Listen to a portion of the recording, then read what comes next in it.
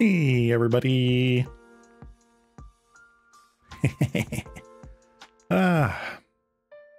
We are back with another wonderful Magic Monday. We got some lovely Pauper battles ahead of us today. We are running back White Weenie from last week. Had a lot of fun with that. And an amount of success.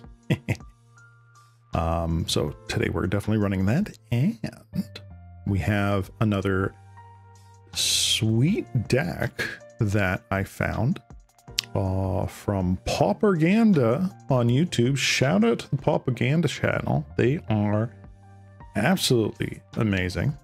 Just so much fun content. Pauperganda was recently playing this interesting mill list.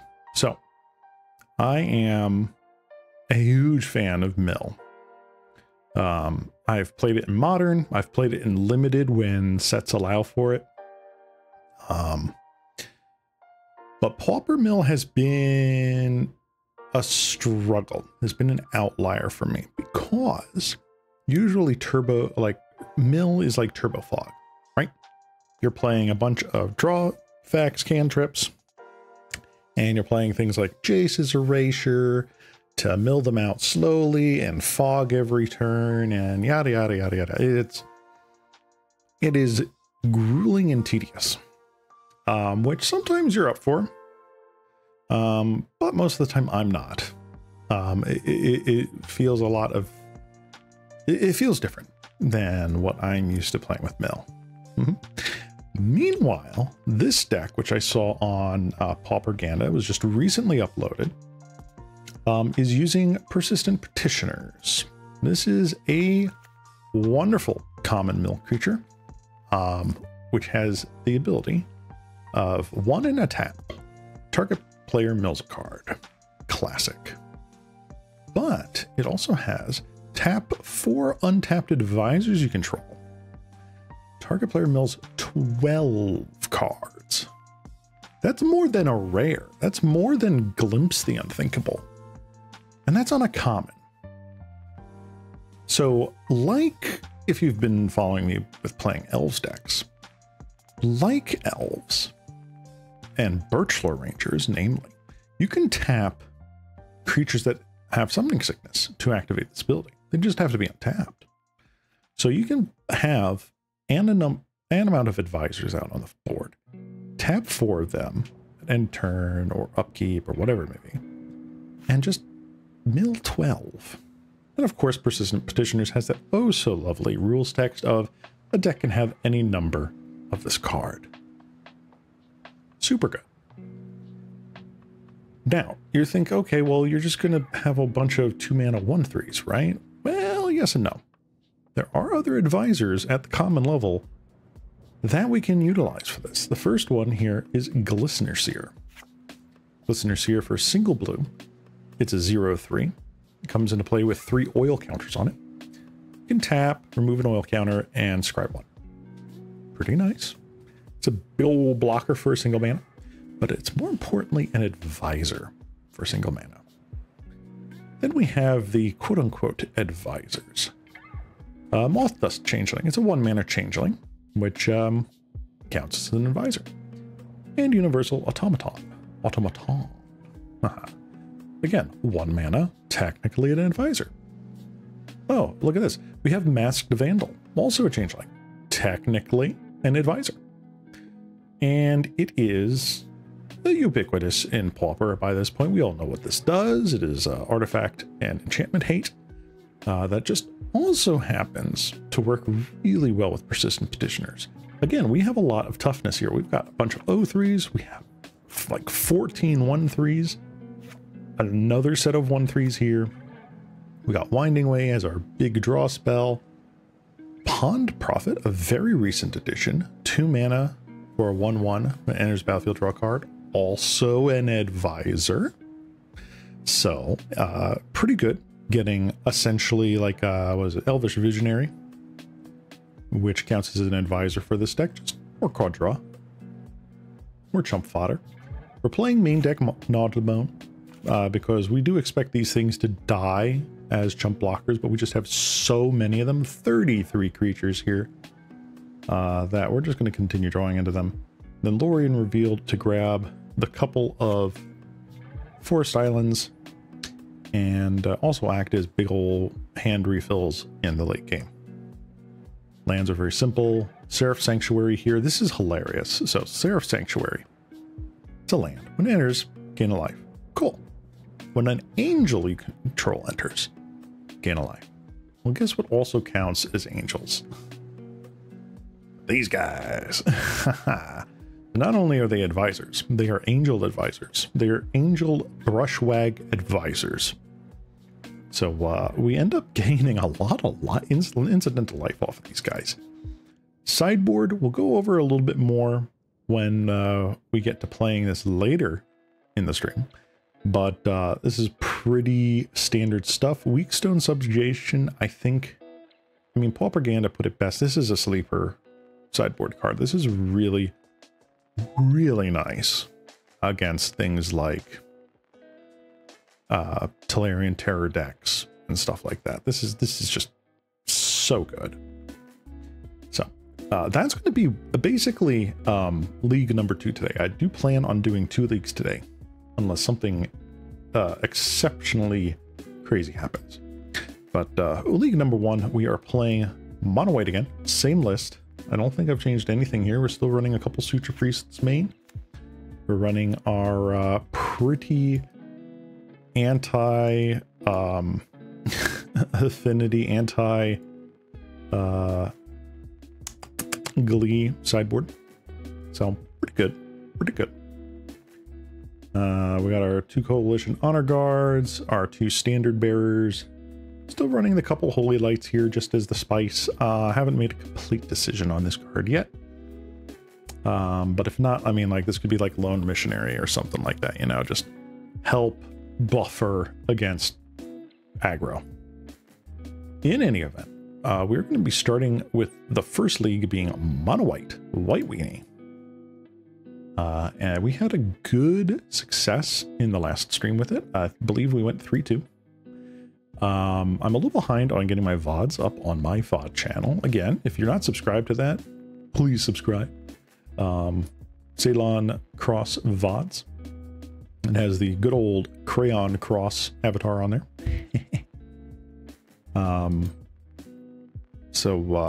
Yeah, definitely check out my VODs channel for all past Magic streams.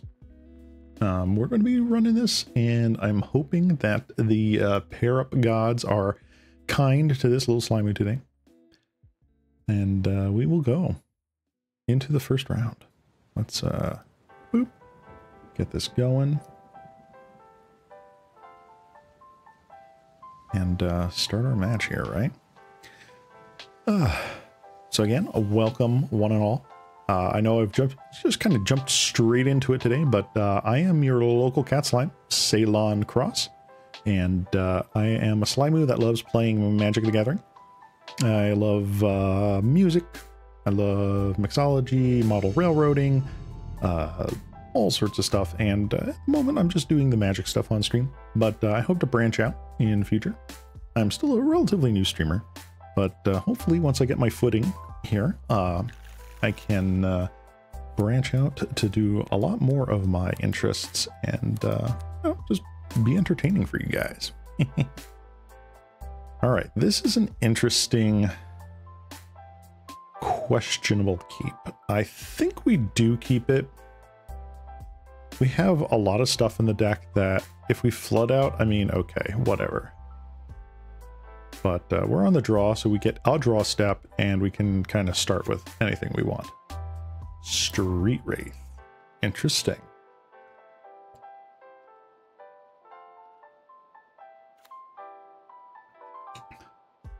Street Wraith, Vault of Whispers.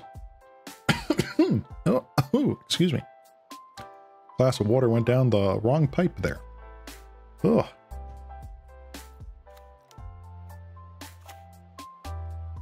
Street Wraith, Vault of Whispers. I am unsure what this deck could be. Ooh, okay, so we're on Cycle Storm here, guys. That is kind of scary.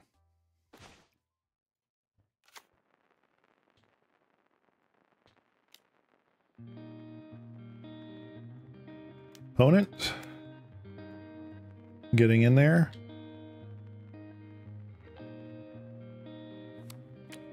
Probably cycle. Just going to yield to this. I don't have any meaningful interaction right now. Until potentially we grab a 3-bin charm. Wow, all 3 Drannith Stingers in the yard. Okay. I have not played against Cycle Storm, I don't think, in any of my streams, so this is a new experience for me.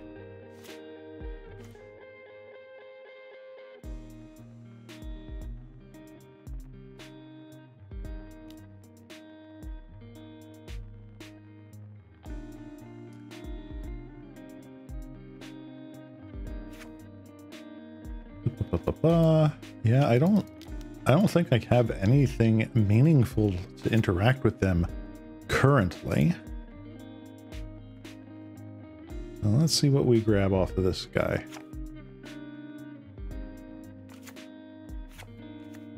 Let's grab Suture Priest. That's kind of funny. All right, this coming turn we get to Idyllic Grange on one of our creatures. Look at that. Recycle another card to gain 1 life. Yep. There's the 4th Drannith Stinger. Wow. All 4 in the yard already. Good grief.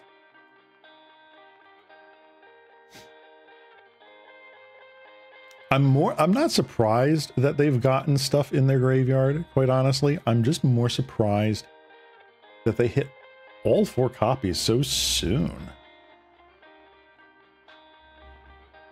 All right, what did they get? Was it Howl from Beyond or something like that? Or Songs of the Damned, I think it's called. Yeah, Songs from the Damned. Deadly Dispute. Okay, they got rid of a Vault. There's Ball Ritual. They've got a lot of mana. A ton of mana. More cycling. It's interesting that...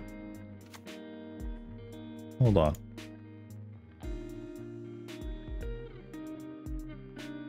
Sorry for the flashing there, folks. Just looking at my activated yields. So cycling as a trigger in general. If I like pass cycling on Drannith Healer, anytime they cycle, period, it passes. So I'll know that for game 2, but I'm going to be relying more on my 3-bin charms. That I got to be careful with that.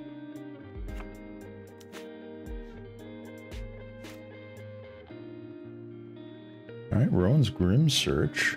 Very interesting. Wow. What do we got here? Monstrous Carabid. Yep, that's a classic. Yep. All the 1 mana cycling duders.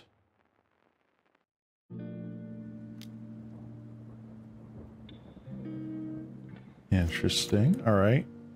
Deadly Dispute.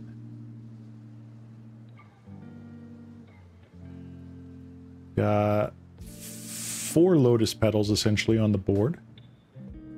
What are we going to do here? We've got 5 mana. Songs of the Damned. There you go. That's what we're looking for. This is a common, in fact. Originally printed at common. Reaping the Graves. There we go.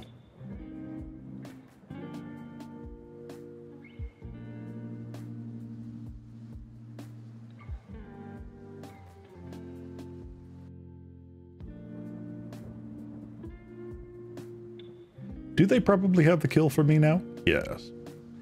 But I'm going to let them waste their clock a little bit. And I kind of just want to see it go off. I've not really experienced Cycle Storm. It's been on my radar as something to like do. This is very interesting to see.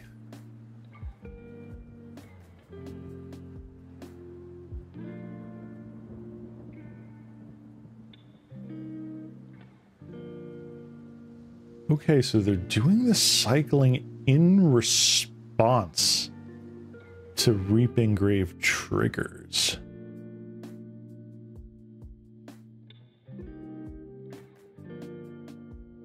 Fascinating.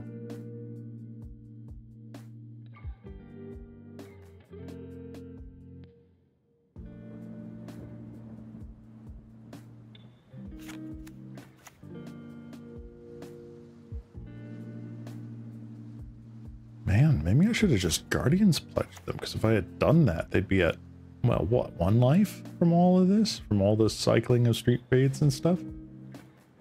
I don't know how tight their life total gets when they're comboing off like this.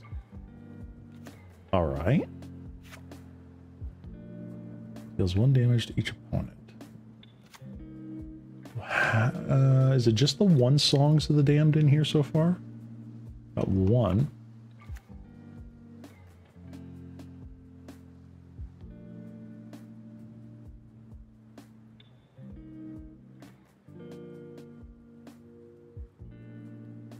Okay.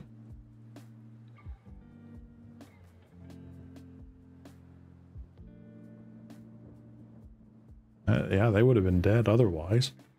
Okay. Dark Writ.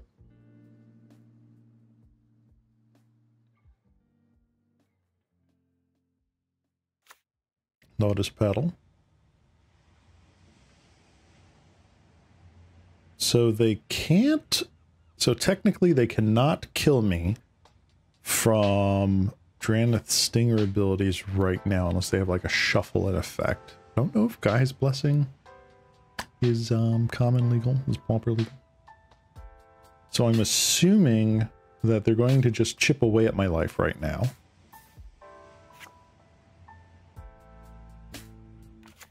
And...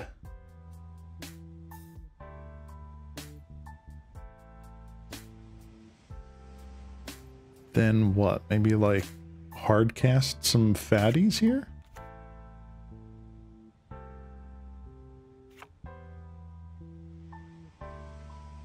Only got 9 cards left. I imagine they're trying to hit another Reaping the Graves so that they get back one. Yeah, if they get back another Drannith Stinger or 2, then they can clock me for like 3 or 4 per cycle. But are they just getting really unlucky and is like the other Reaping the Graves all on the bottom of their deck?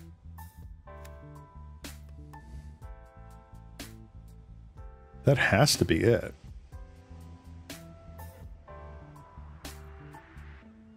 Right?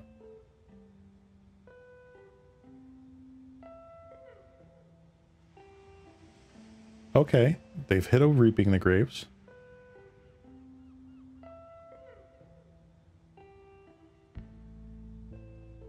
Feel bad for them having to literally hit every single card in their graveyard. But this is what you signed up for, opponent. And trust me, if I was playing that deck, I'd probably want to go through the motions too. It's kind of fun.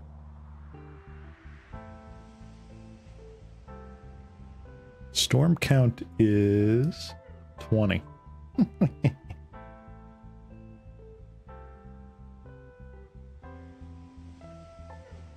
Alright, all the Drannith Stingers came up. All the Drannith Healers are coming up.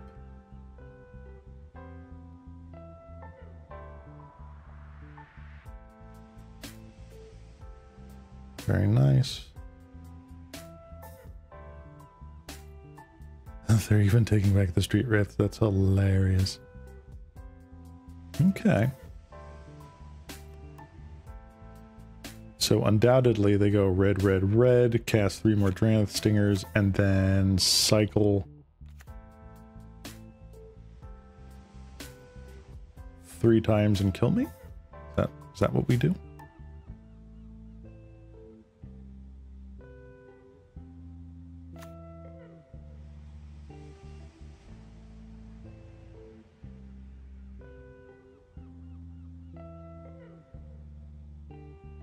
Looks like that's what we're doing, folks. All right, so I called it. I guess that is it then. Forgot that they could just get back all the ones they've already discarded for that. It's a turn 4 win. Wow. Incredible. Good job, opponent. All right. What can we do here? Well, Drannith Stinger is deal 1 damage. So the other prismatic strands looks pretty good.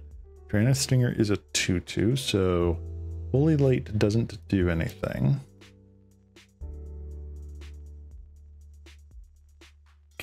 Let's see, this is to each opponent, not to a target.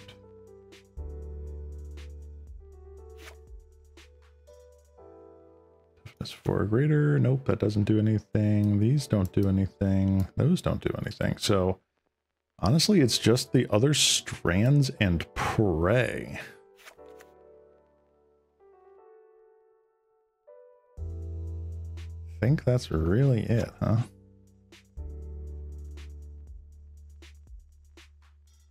One is choosing targets as part of casting a spell or activating an ability.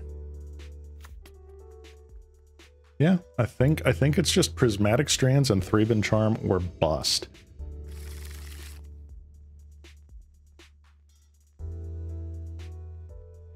That's not bad. That is not bad. It's not great. Let's be honest here. This is not great.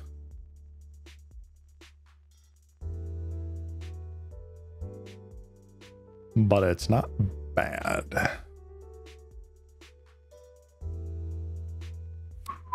I'd rather have something other than Course Skyfisher to do on my first couple of turns here. Quite honestly. But I'll keep this. This has literally what I need right now. Ah, hi there, Toucan. Hello, welcome back to the stream. Good to see you, good to see you. Have you gathered the magic yet? I am in the process of gathering.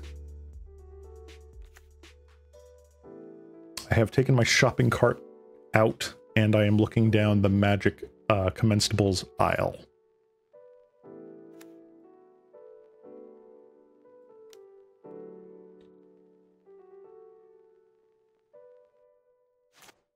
All right.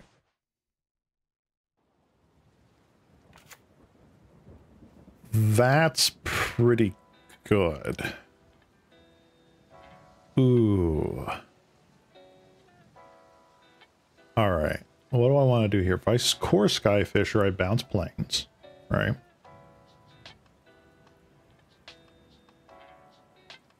But I feel like I... Raven Inspector?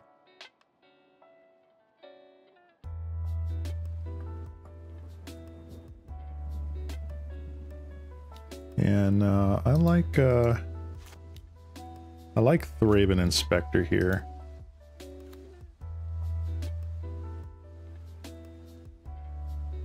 Why? Because next turn, one, I get to keep planes up. I don't know if they can go off on a turn 3, but it allows me to just keep that. I already got access to quite a few of the stingers. Half of them at the very least.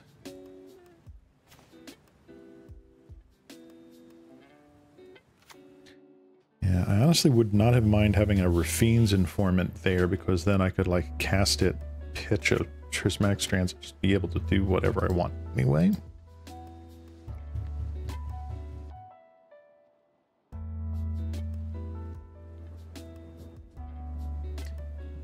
I'm just going to pass. I'm going to pass.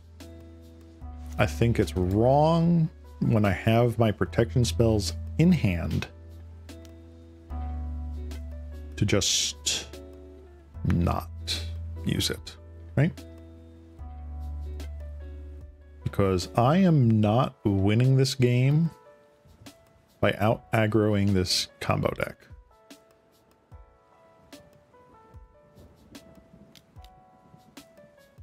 Let's see here. Eagles of the North. Plane cycling you.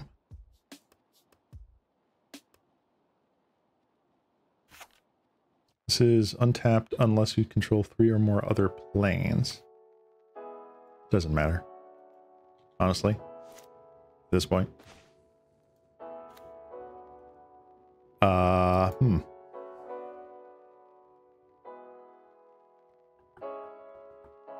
Yep, I am still going to be waiting here. I wish that was a... Oh, who's it? Or an informant, but it's not.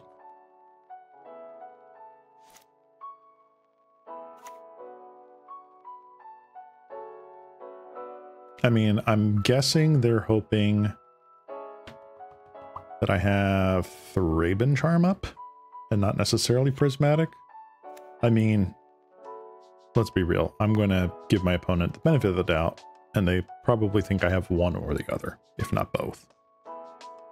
So let's see what happens. Essentially being able to double cast Prismatic Strands this turn is cool. Ability to Dispute, very nice. They also, oh, they might be going for it.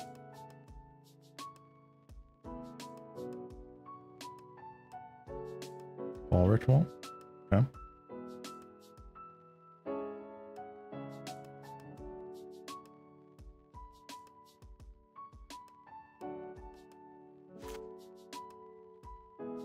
Okay. Reaping the Graves, is that... That is an instant, isn't it? Yes, it is. Okay. Lotus Petal. It's insane that, like, this is probably nothing on Moto.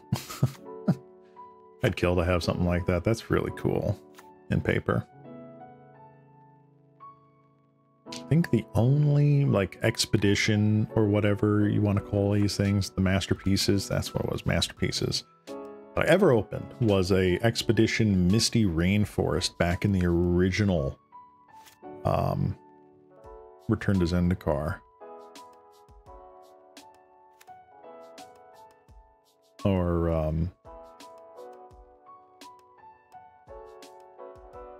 whatever it was. Battle for Zendikar, was it? Maybe? Okay. In any event, it was, oh boy, pretty cool.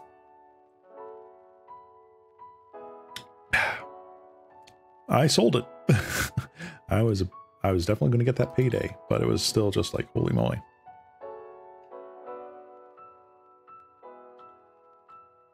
Ball Ritual. Okay.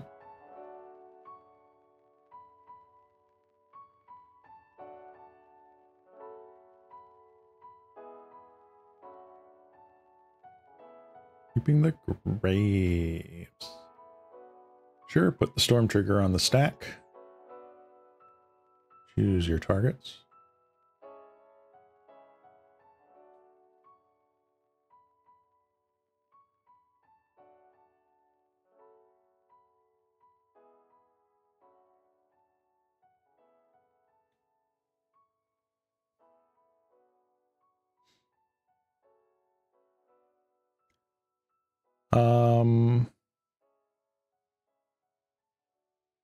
Let's see. So they've dug 26 more cards in their deck than I have right now.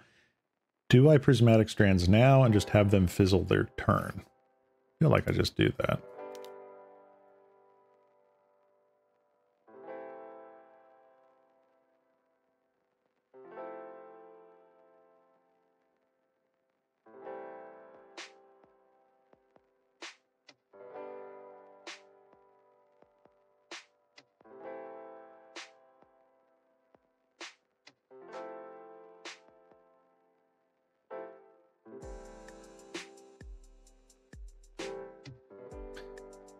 What would be the one card I lose to in this situation?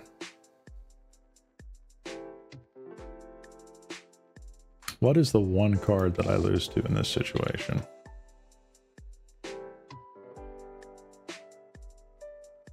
Flaring Pain?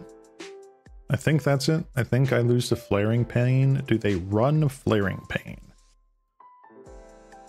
I mean, I would. And that's if I just get absolutely stonewalled by prismatic strands, I'd run a flaring pane.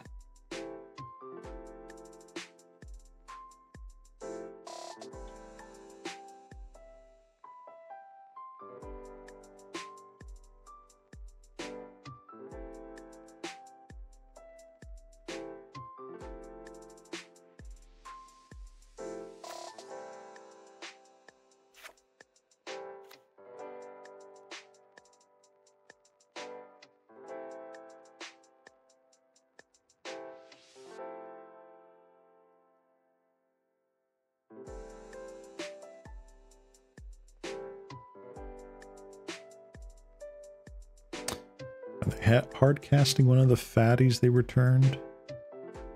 Like Horror of the Broken? Oh, they are doing that.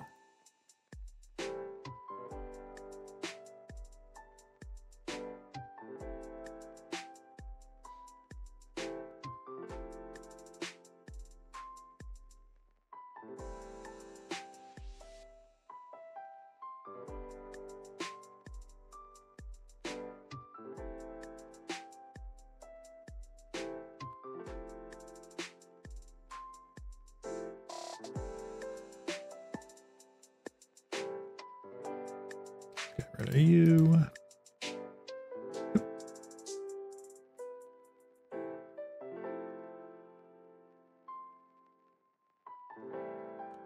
Wow, okay. Are you going to do that? All ritual? Are you still gonna go on? You must be digging for that flaring pane then. That's the only thing I can think of. Oh, they're casting horror. Okay.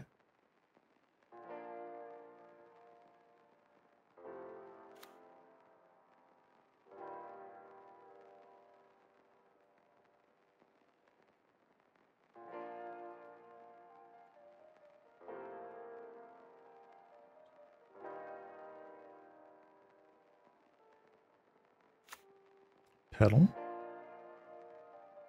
We have more dark rituals. 1, 2,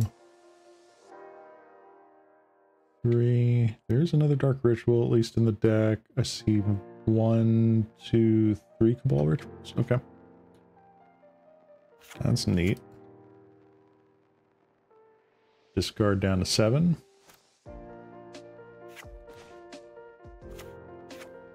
Or discard. Okay. Cool. Good to know. Good to know.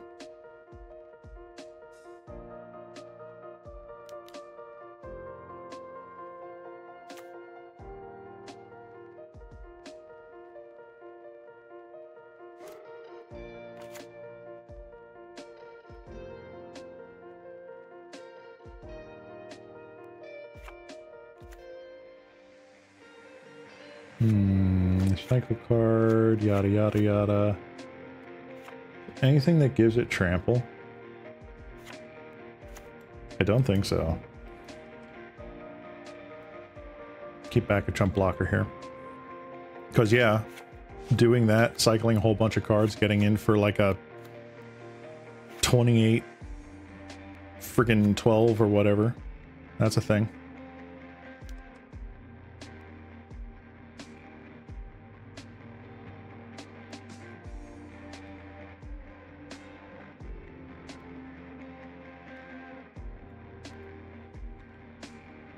Yep, chump block.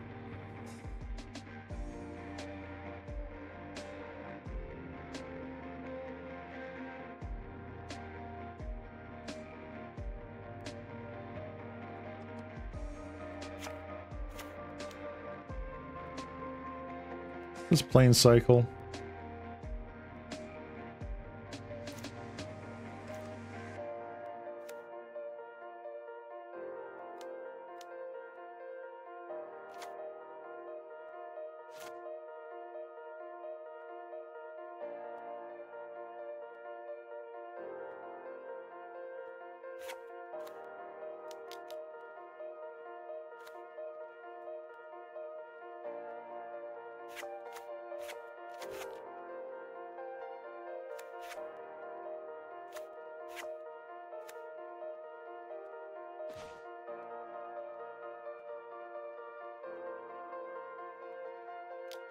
I don't think they have anything here.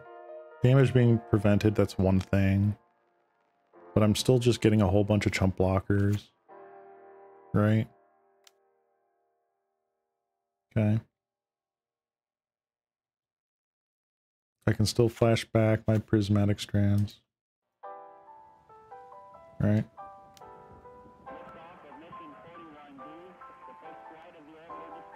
Unless they like run fling. I don't think this deck runs fling though. Be hilarious if I'm proven wrong.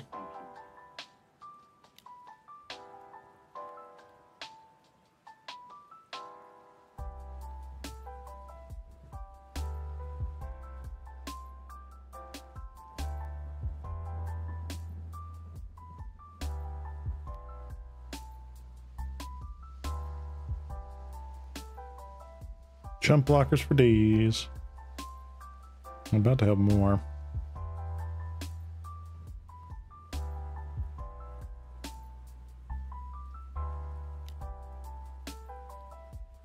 Okay.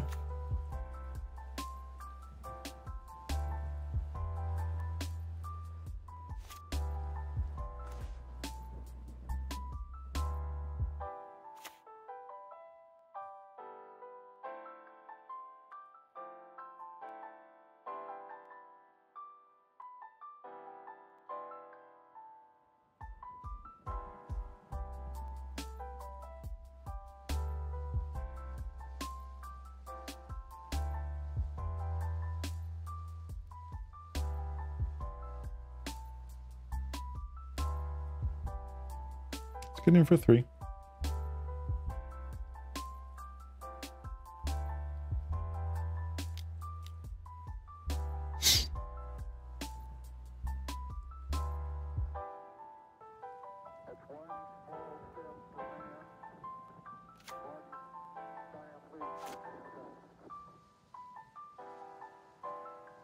Alrighty, opponent. Let's see what you got.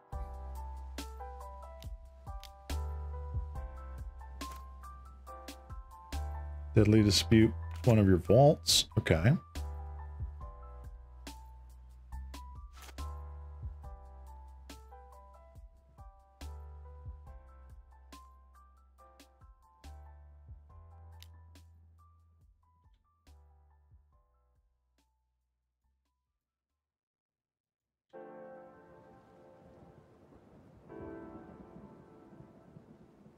Eventually I'm going to hit more land drops and I'm going to be able to get out my battle screeches here.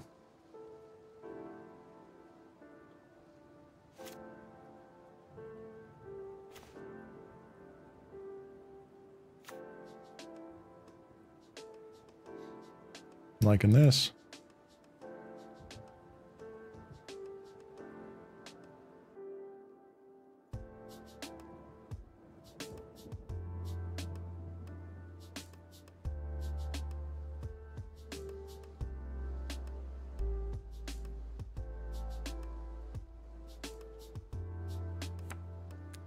I'm just going to play conservatively.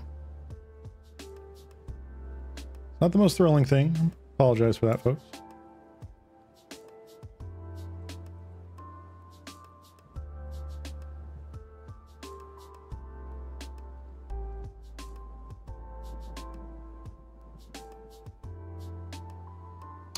Let's see if they do it.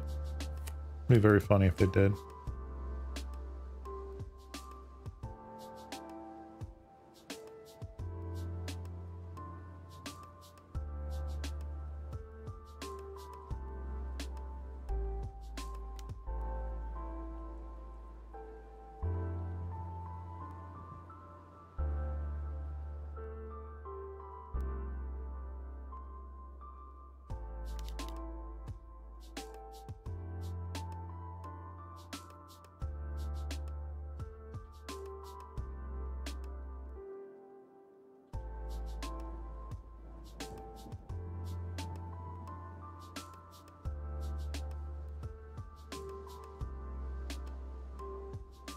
Maybe I should have waited a bit on that. I probably should have waited a bit more, let them dump more of their hand.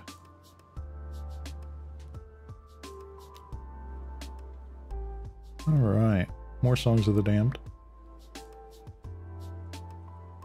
Another Horror of the Broken Lands. Another one.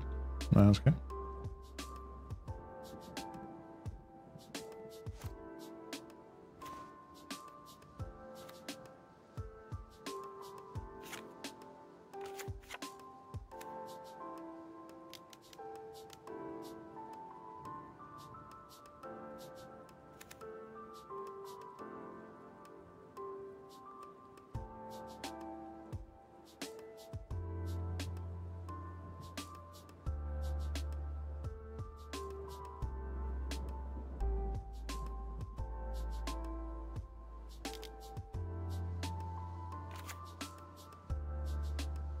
Just do that for now. No tax.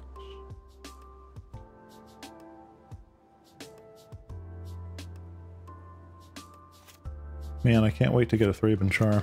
That would be so good right about now. Attack for all three.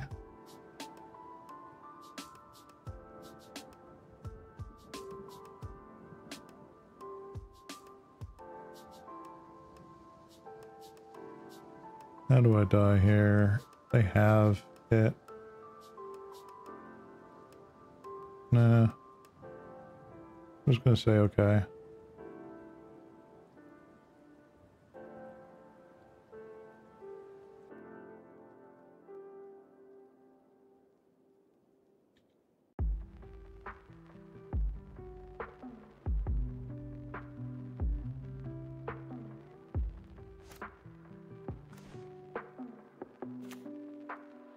So 1, 2, 3, 4. I still have 3 up for another prismatic.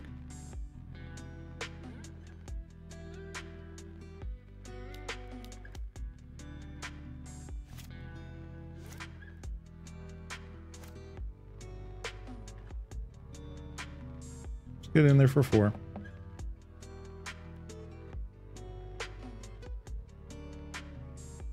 It's really not much. But every little bit counts.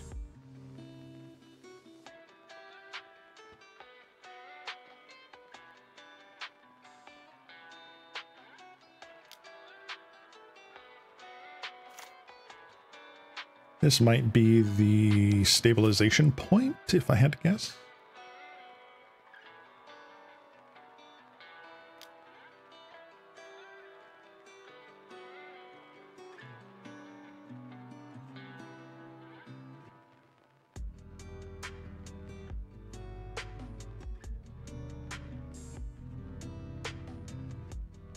Anything else, opponent? No. Go.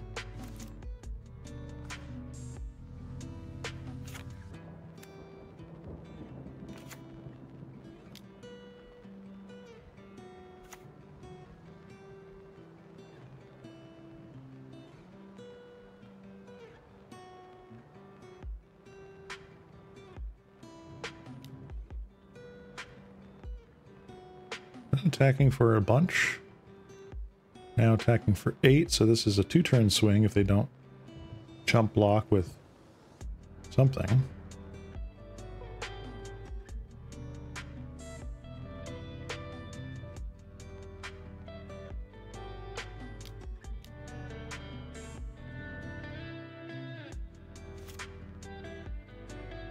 Sure.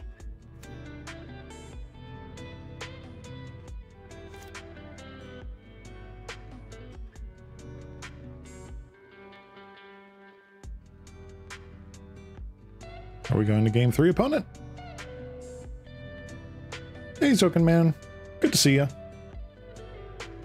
I am playing a White Weenie versus Cycle Storm, and they have decided not to be on the Storm side, as it were.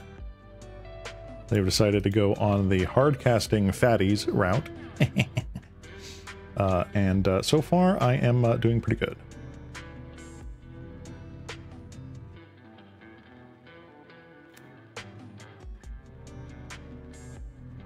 Cool.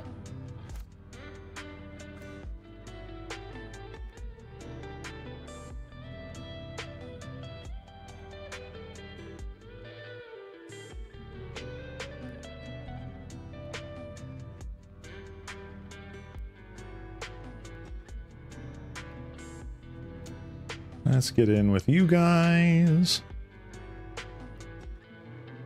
You're going to have to block something.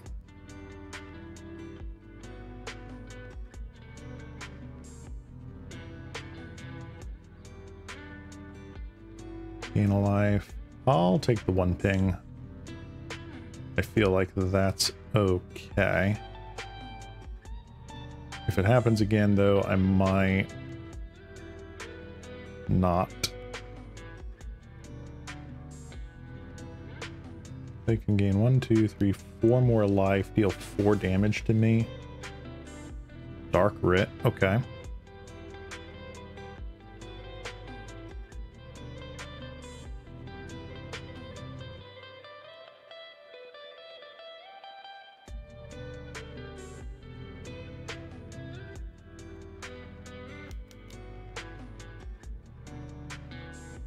I'm just going to do this now.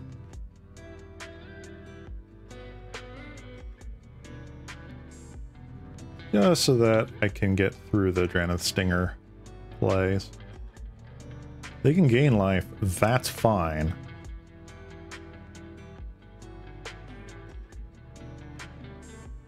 Street Wraith. Have they gone through all the Street Wraiths yet? No, just 2 of them. Okay.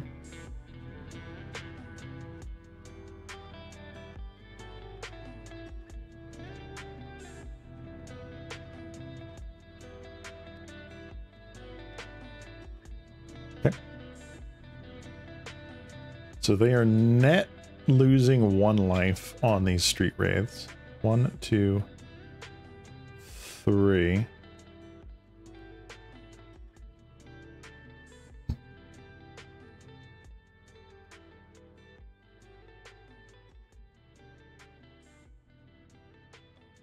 Okay. Reaping the Graves. Sure. I'm very curious.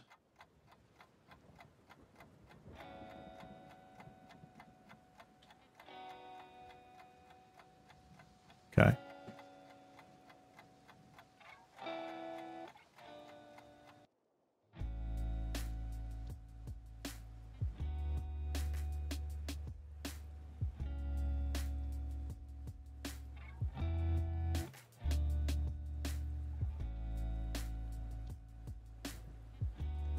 Opponent, again, slowly gaining life. They are losing cards in library to draw, though, with their cycling. Okay. Again, sideboard.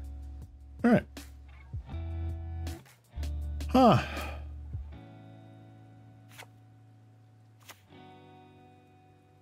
You might come in. Probably take you guys out. Let's just do that. So, I hope you are enjoying your days, Oaken Men. I saw the little preview, which I'm not going to spoil for our viewers, that you gave in the VTSO Discord, and I am super looking forward to each of those getting released soon. I'm not going to say what, but I am super interested when seeing what the public reaction is going to be to some of these bids. I unfortunately was not able to participate. Just life and time was not in the cards. Ooh, I'm going to mulligan again. Wow. All right, keeping this.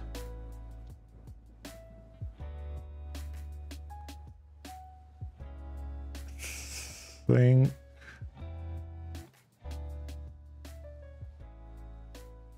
I think you're going away. I think.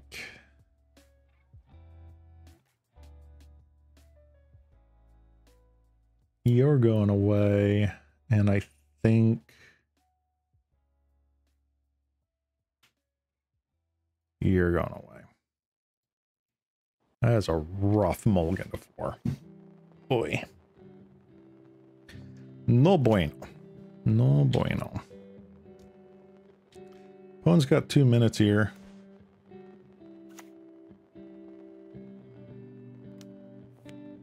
Lane cycling. Let's go.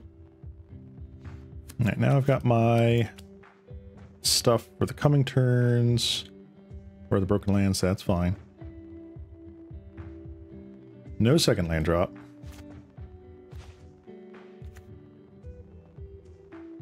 That's freaking hilarious.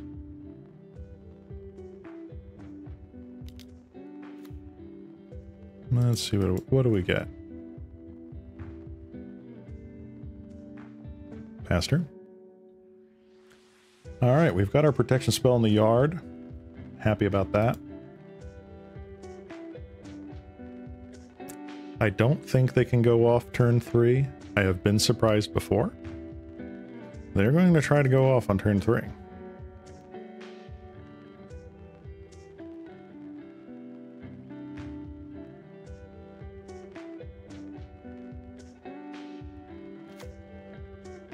Oh, they're just going to try to get a big old fatty down. Very interesting.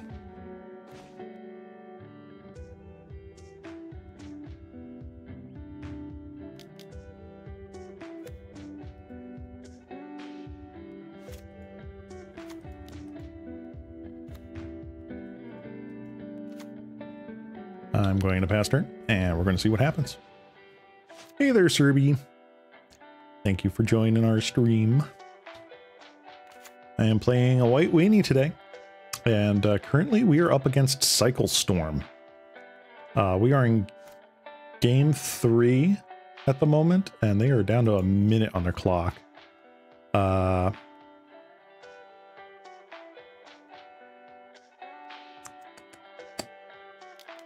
Let's crack this clue. We had a mulligan of 4 on this game 3. Because we just didn't have a hand that did anything. We lucked into Rafine's Informant ditching a Prismatic Strands. But I am happy with that, essentially.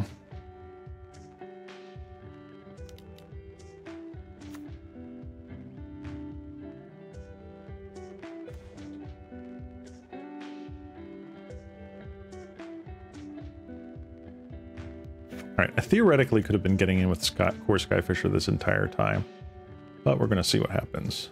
I want to have chump blockers, y'all. Alright, Novice, you're out of here.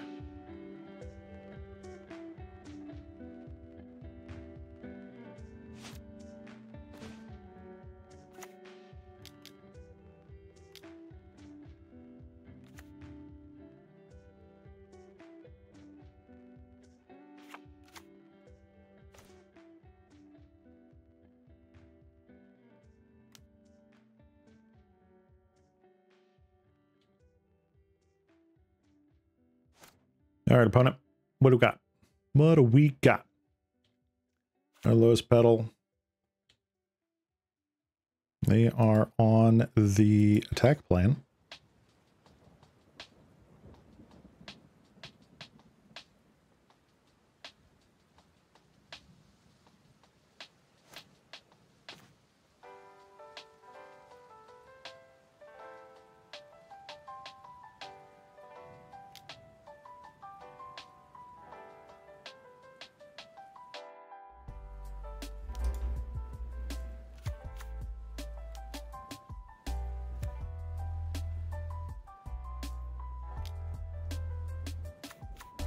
Let's go to Valley Town here.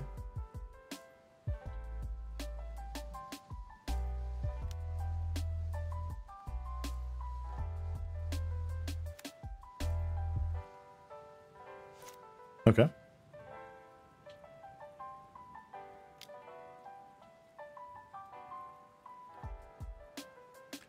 Feel bad for our opponent because he's going to clock out, but that's what you get for playing a very you know, involved combo.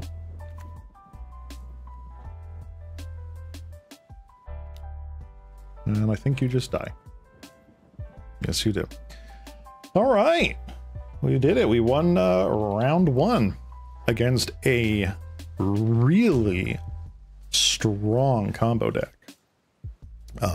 Good games opponent. That was really fun to see that thing cook. So right now, boop, this is what we're running. We are running the same mono white list that we had from last week. We're running a couple of Suture Priests here in the main, again for brute scale combo and all that good stuff.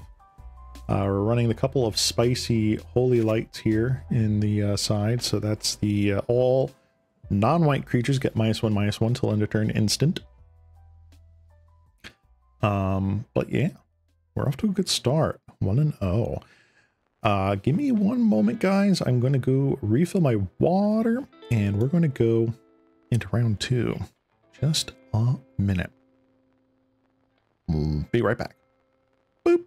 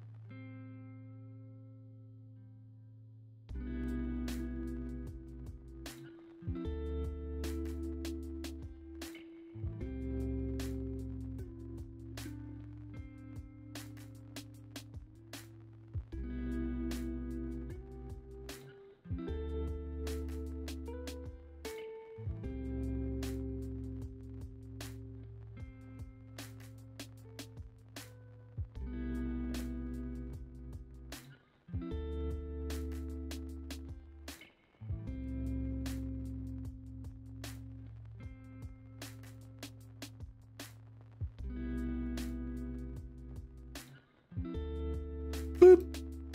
Hey, I am back. All right. Got my tall glass of tea, actually, some iced tea.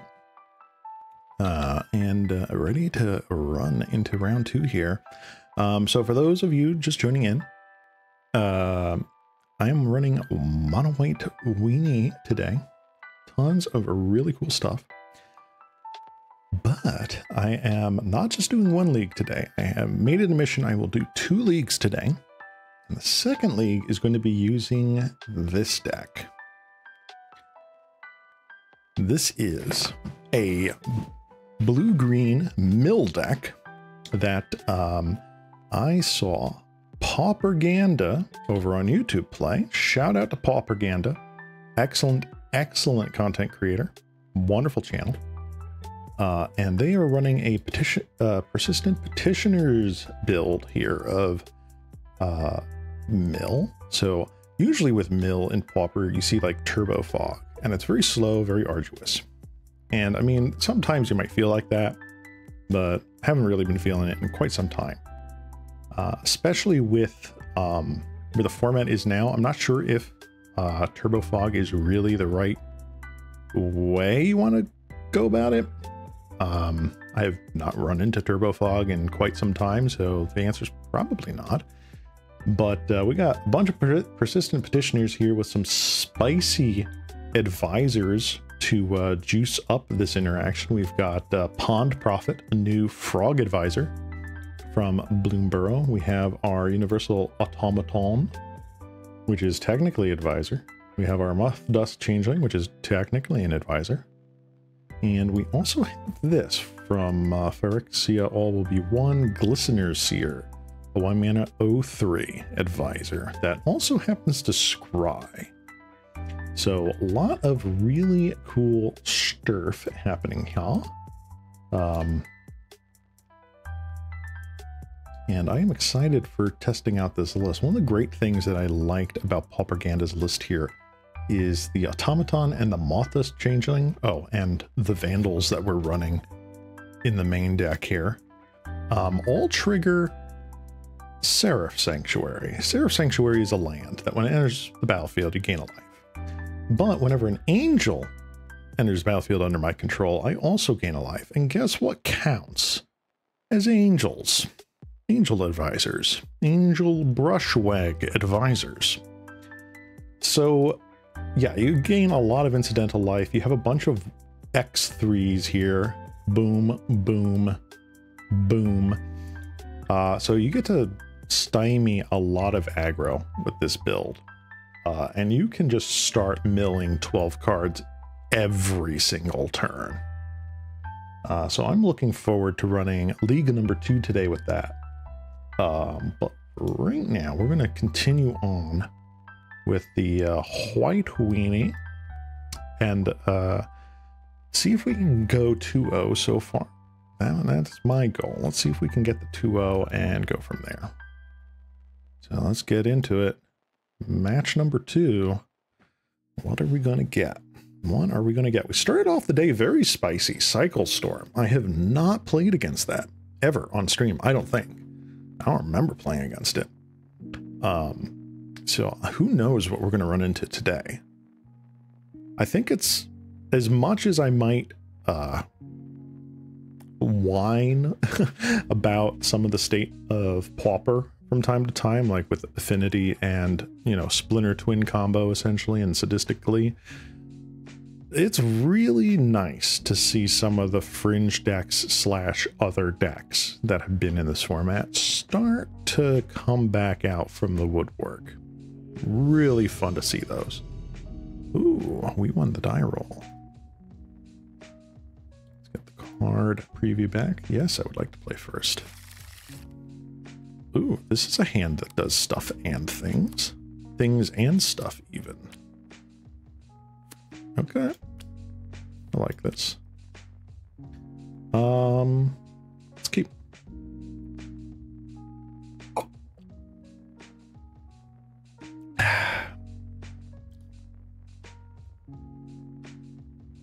What do I want to start with? Let's start with Novice Inspector and go from there. Yeah, I'm super stoked. Ooh, looks like we are on the Grixis Affinity train very early. Not entirely sure where we're gonna go from here, but we'll find out.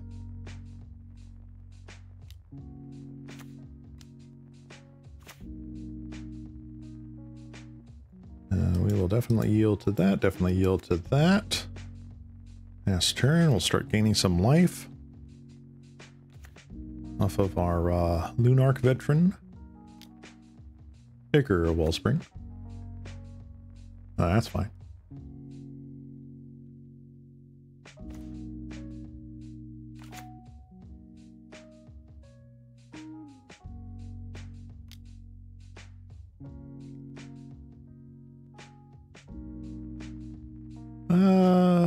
What do I want to do? Do I want a Bugler or do I want the Skyfisher? I'm going to Skyfisher.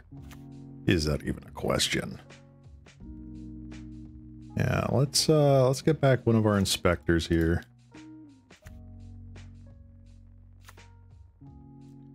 Last turn. Now we've got a bunch of card draw that we can do on following turns. Informant, yeah. I think Informant's going to be the next one that I play here. But just having the battery of draw spells here is pretty nice. I wish Moto would make up its mind on which clue tokens it would pick from time to time. There's a Galv Blast. Okay. No core Skyfisher shenanigans. Alright,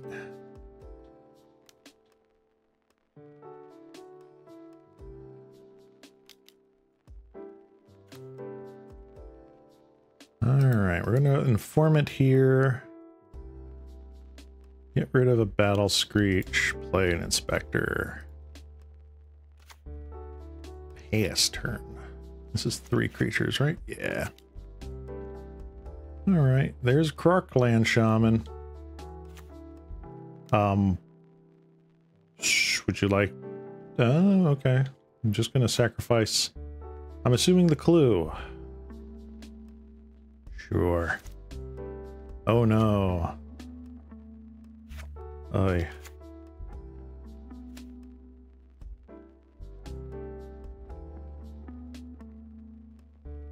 Nope, Affinity does what Affinity do.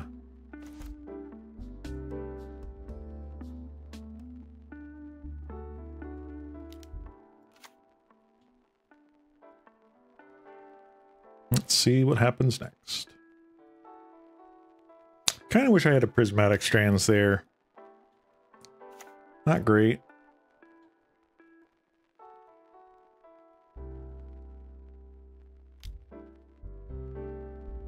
Neil Spellbomb.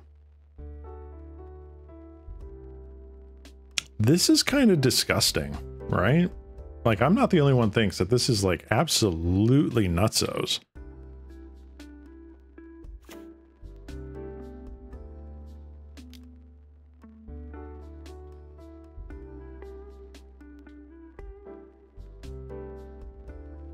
Come on, play the Blood Fountain. There's the Blood Fountain. This deck is just absolutely stupid. Look at that.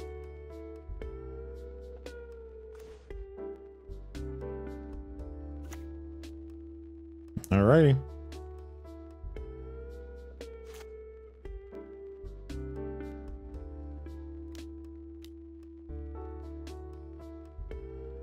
Reckoner's Bargain. Yep. You're gonna Blood Fountain now. Kenku Artificer. And now we've got an indestructible land. Unreal. I mean, it sucks that I'm losing, but like, this has to be one of the most insane draws against what we were doing there. And what we were doing was a pretty nice start, right?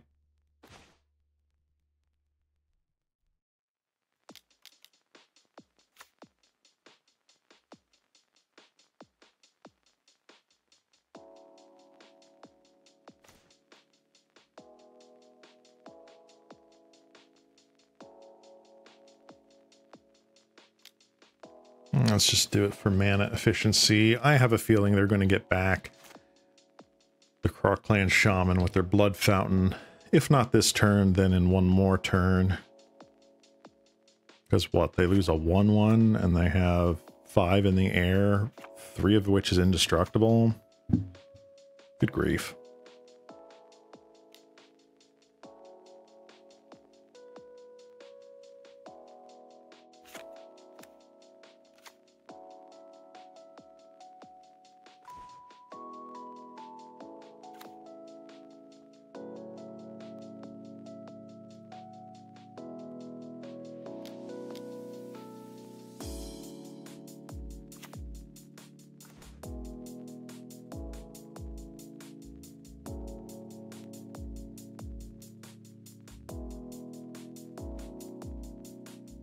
Yep, let's get in there with the Bugler.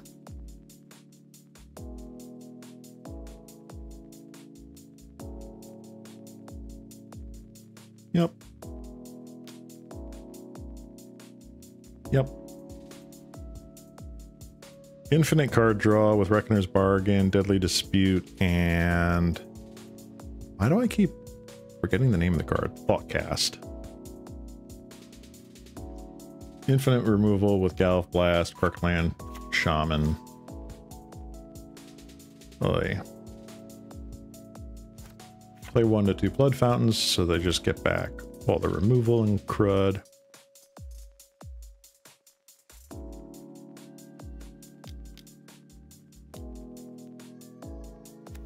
Kenku's back. Another indestructible flyer.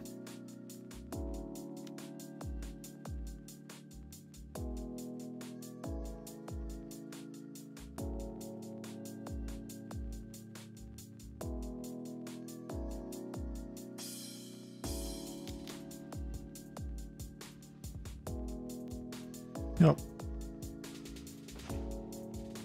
Yeah, we can see the game. All right, let's go to some of the easiest sideboarding we've ever had. We got our Dust to Dusts. We got our Revoke Existences. Those absolutely come in.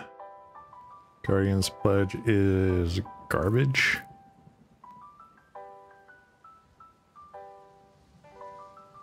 Wing It is garbage. Suture Priest doesn't do anything.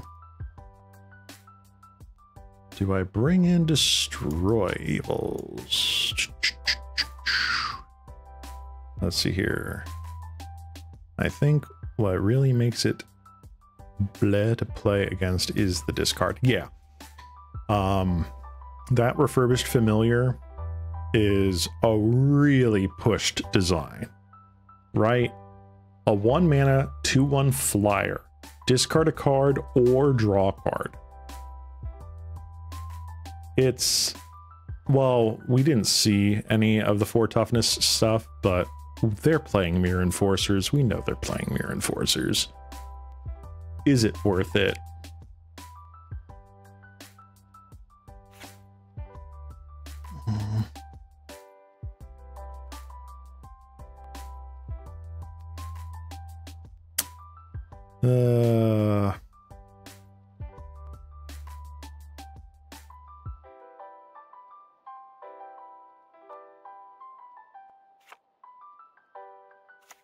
And I wish there, I kind of wish there were ways to infinitely chump block those indestructible flyers. Not really, is there, huh? Let me, where's Kenku? Kenku with 3+1/+1s on up to 1 target non-creature artifact.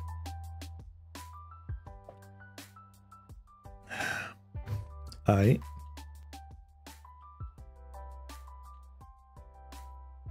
You know what? I'm gonna stick with this for now. Affinity is broken. Who would have guessed? All right.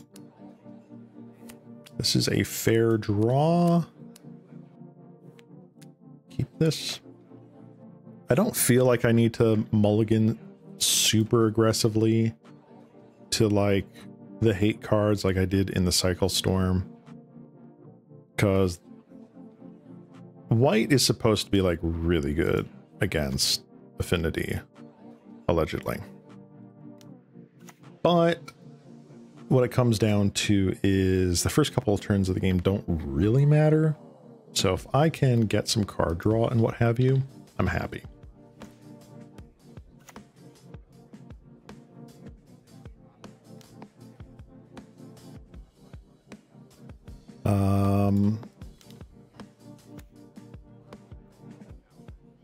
Let's get Thraben back. I don't want to necessarily be behind on lands.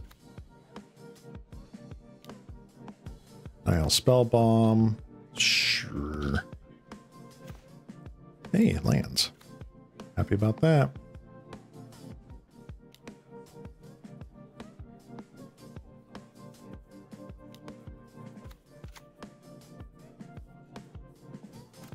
I'm gonna crack a clue here.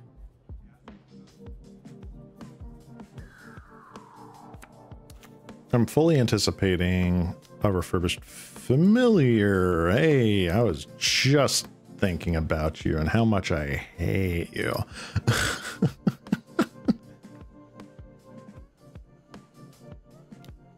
Another familiar? Mirror Enforcer. Sure.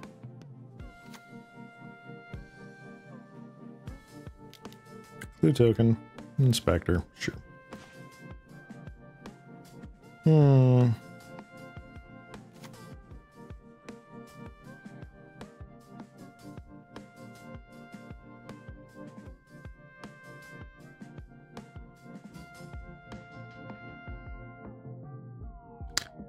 Let's get you in.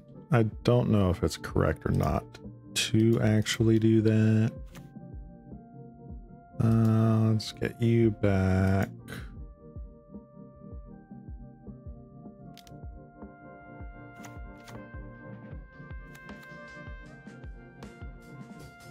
Haha, you thought I was returning the same inspector. I've actually been returning 2 separate inspectors the entire time.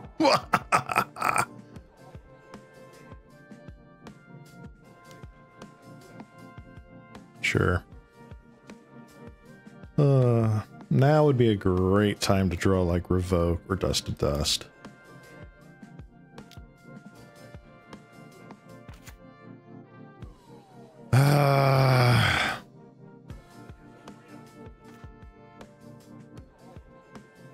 That's funny.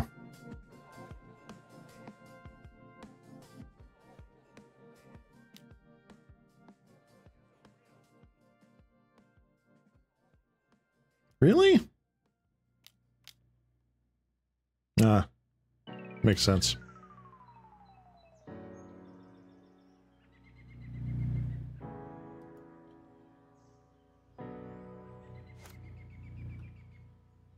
I mean, right now you sack that for 2. Bum, bum, bum, bum. Okay, whatever.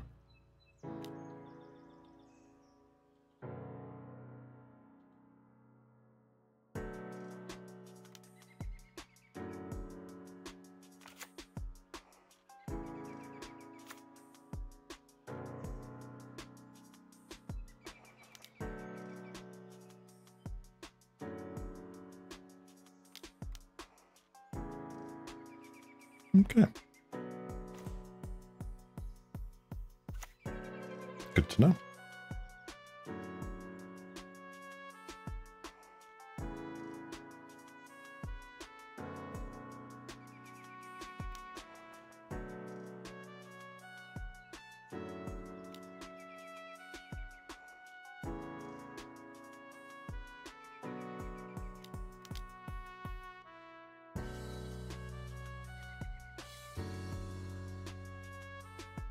Let's see.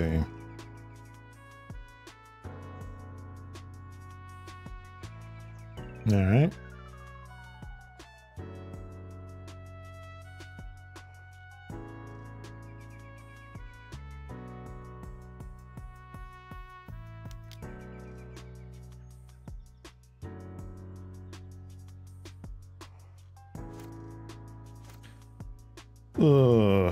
Do I save a Thraben Inspector?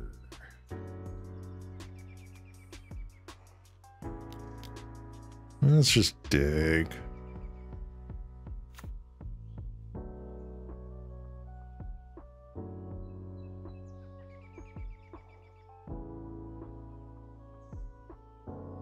Opponent. Oh, how do you stack that? I wonder if Moto makes the clue art depending on the inspection. Creates the clues. Maybe?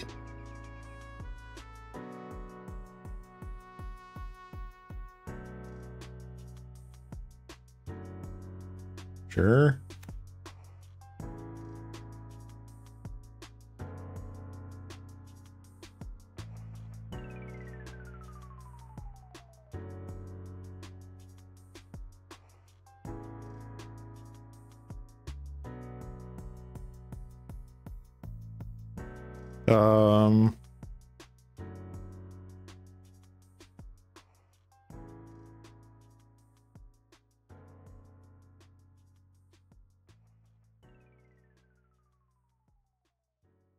So like what? Either way, it gets rid of my prismatic strands? Like, sure.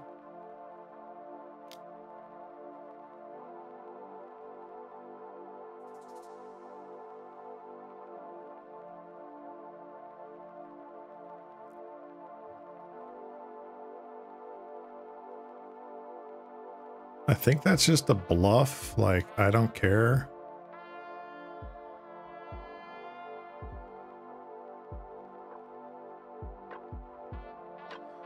Did I play a land this turn? Yeah, that was probably wrong, but still, it's just like, whatever. I did play a land this turn.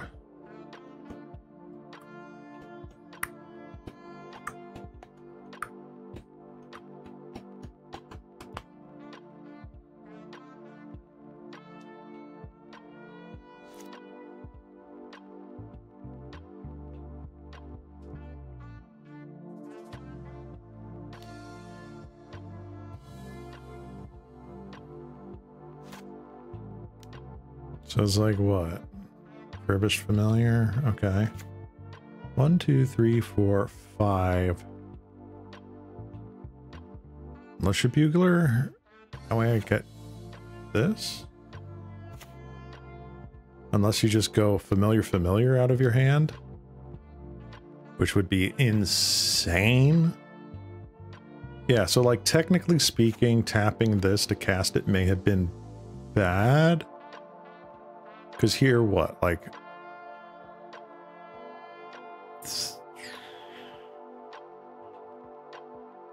Okay.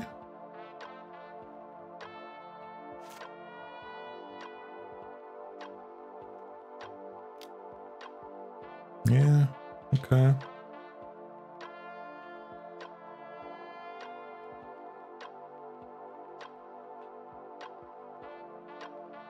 All right. Another Galv Blast pointed at me.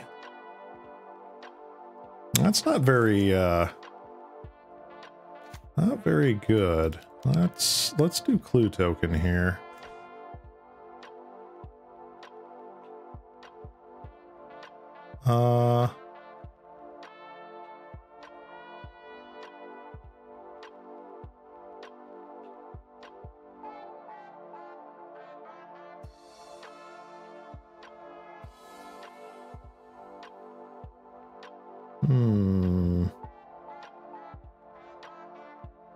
Sure.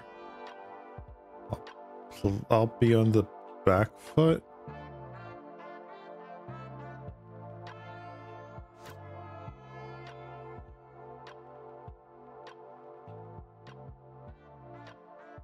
Yeah, I kill the mirror on their turn.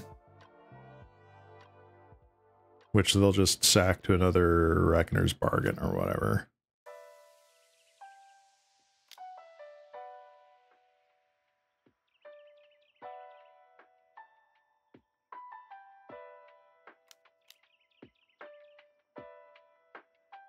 I realized the punt that I made there was that I played out of Plains. Wow, they just had it. Cool. Wow. Affinity, ladies and gentlemen. So I did punt there. I should have Plains cycled the bird in order to grab another one of the pump lands. Put it on the already pumped Core Skyfisher. That way I could just chump the Mirror Enforcer with no repercussions whatsoever. But it didn't matter because I was just dead. I think the big misplay on that last game was falling for the bait of the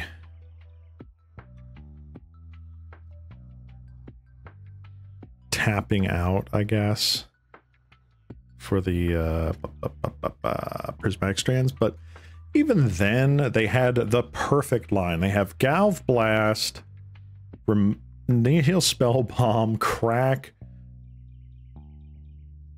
to get rid of the prismatic strands in my graveyard so that they could then just protect the following burn spell that kills me instantly. Like, Holy moly, this deck is crazy.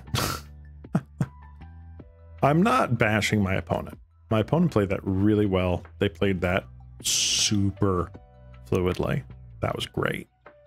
But the deck is just so strong. I wouldn't, if like I even thought that something needed to be banned from that deck right now, which I'm not entirely sure if it does. Like, I'm more worried about the sadistically brood scale deck than I am Affinity right now. If something, anything had to be banned,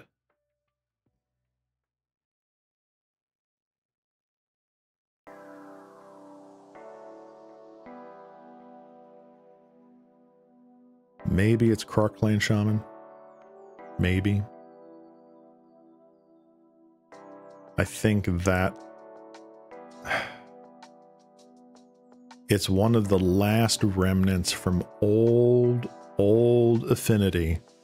Disciple of Vault's gone. Atog's gone. Just that might be the last straw. It's so strong. I don't think any of the affinities really, because what helps stymie a Mirror Enforcer? What helps stymie a Refurbished Familiar is dudes, right?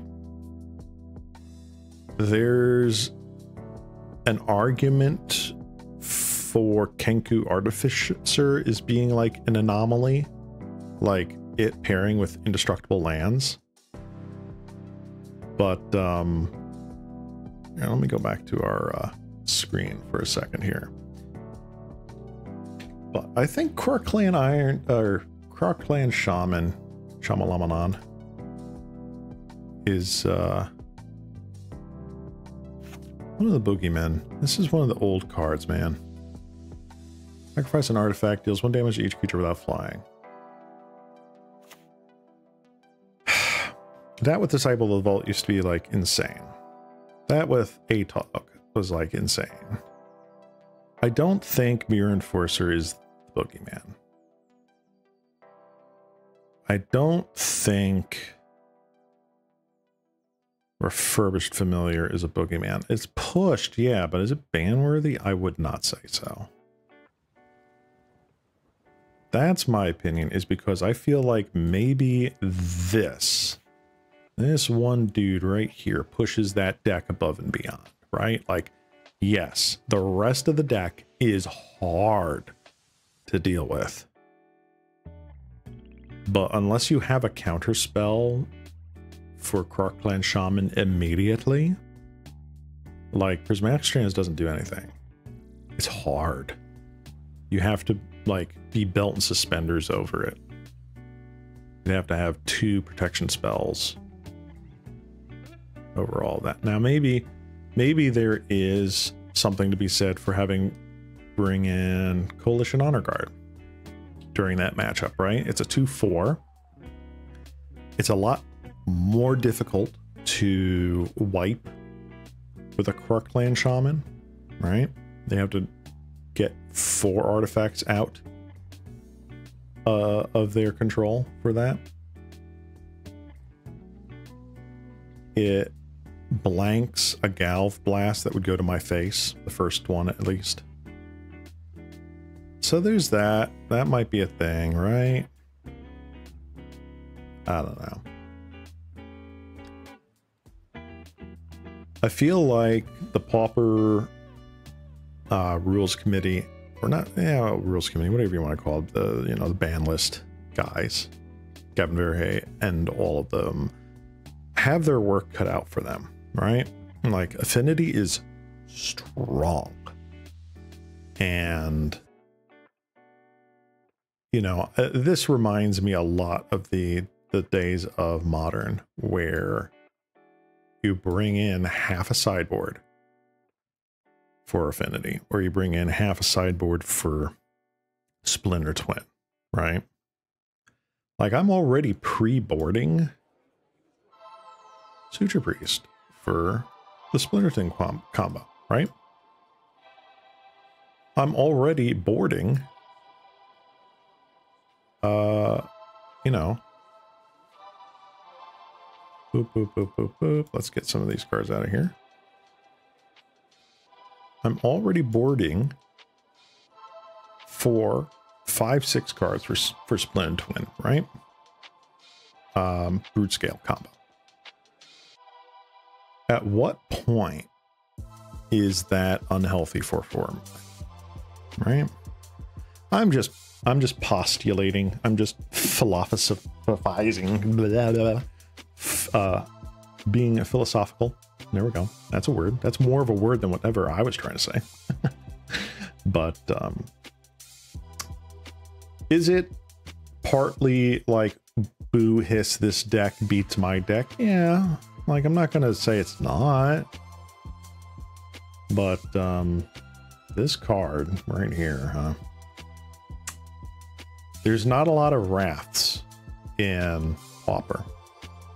So you have to be very judicious and very careful when you ban a card that can work as a sweeper. It's like saying, oh, then they just run Drown in Sorrow, right? Maybe Drown in Sorrow is better, right? Like, what happens if they downshift something like Bile Blight to common, right? Do I even have that on here? Probably not. Bile Blight. What happens if they ever downshift this to common? Huh? Like, is that suddenly too good because it's a sweeper?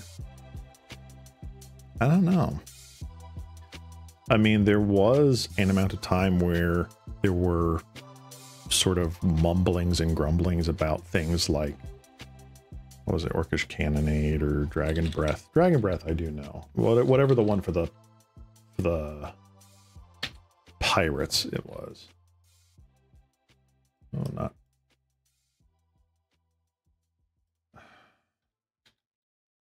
Dragon? I swear my mind is completely gone. Where are you?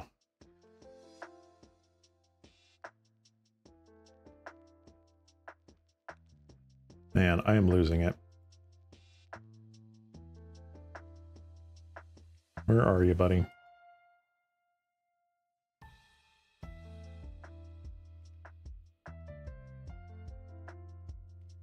Breath weapon. There we go. I can totally, like, today. But yeah, like, doing sweepers at common, whether it's Fiery Cannonade, that's what it was, not Goblin Cannonade, Fiery Cannonade. These cards are really, like, pushing it for commons, right? In fact, both their instants are, like, insane. If they did this as a Pyroclasm effect with, like, no conditionality, even at instant speed, it'd have to be 4 mana, at least, right? For Kark Clan Shaman being a single mana to do that, like, you cannot, you basically cannot respond to this, right? You can't. It's either you deal with it on the way down, or you don't deal with it at all and the board gets wiped. I don't know. It makes one think. Again, this is why I'm not on any rules committees or ban list committees. It'd be really interesting. I don't know what the solution for that is, right? Because they printed 10 free artifact drops in Modern Horizons 2 that use a land slot to just be like, up your artifact count. It's free real estate, literally. I don't think, like, in Modern, so they banned, like, what, the artifact lands? The tapped indestructible bridges are too slow for Modern. But in Pauper, it's fine. It's okay enough. So like, I don't think, yeah. Remember when they banned the OG modern monocolored artifact lands? Yep. Yep. I mean, modern Affinity got nuked from orbit after a long time, right? So like Ravager was allowed, but the original artifact lands, except for Darksteel Citadel, that was fine, that could stay. They banned Mox Opal. Like, it's kind of crazy, right? But in Pauper, we're not banning the enabler, which is the artifact lands. Let's be honest here. Let's not mince words. It's the artifact lands. Those are the enablers. They're not banning the enablers. They're banning the cards that the enablers worked with. They banned ATOG. They banned all that glitters, right? They pre-banned Cranial Ram. Cranial Plating still banned. Like, yeah. But Disciple of the Vault's gone. Imagine if Disciple of the Vault was with this guy again, right? You could never take it out. Ever. Ever. I'd argue even with the artifact lands being currently in Pauper that you could ban Crocland Shaman but never be able to unban Disciple of the Vault, because there's so many sacrifice like creature or artifact ability right now. Like, they got really... Does anyone else notice that Wizards, when they're like, ooh, this one design's like really hot, people like it, we're going to print 6 identical like side grades? Deadly Dispute into Reckoner's Bargain into Eviscerator's Insight. Like, has anyone else noticed that? But you're not going to get rid of the enabler. It's the artifact lands. And I refuse to advocate for the artifact lands to be banned.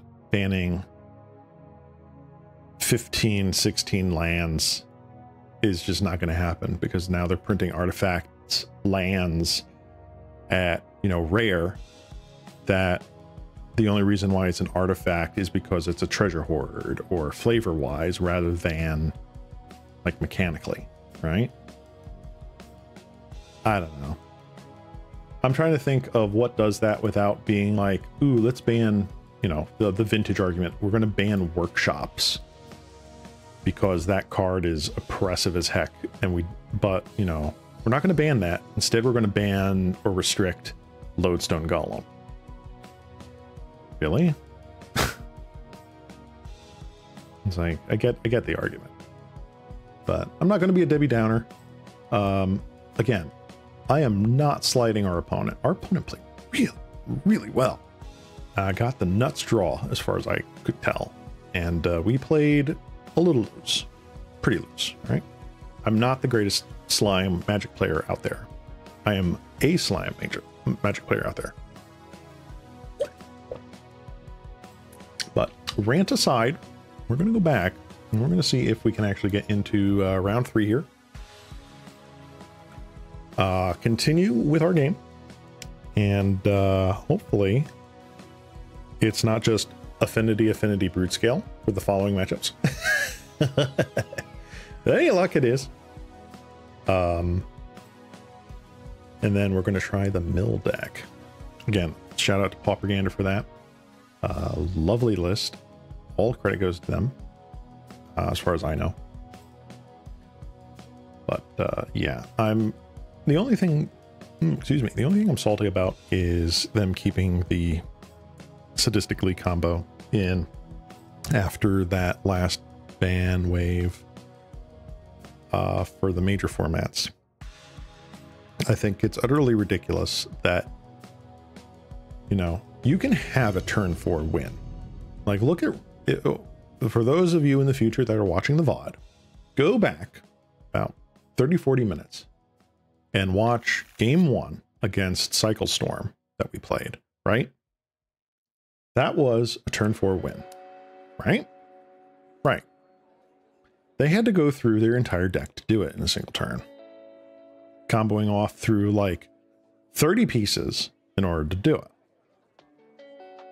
Splinterton is 2 cards,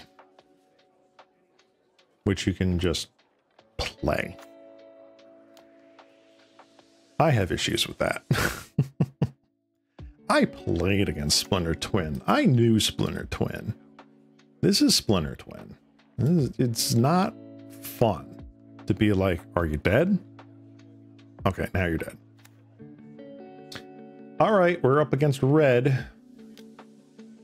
Chain lightning. All right.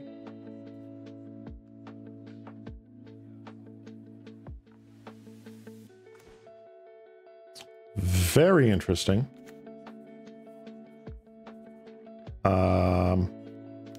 Just gonna bring back my card. I'm gonna pass turn. Turn 4 win with a god hand is okay. Turn 2 win with a combo is eh. Exactly. Right?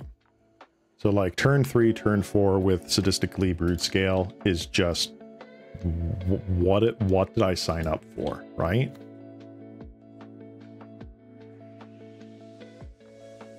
Yeah, we'll take 2 here. We're gonna have the defenses up momentarily. Wow.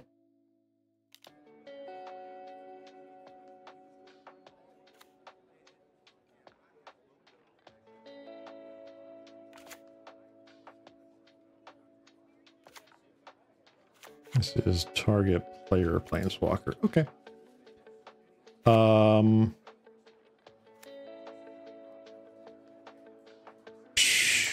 Get in there.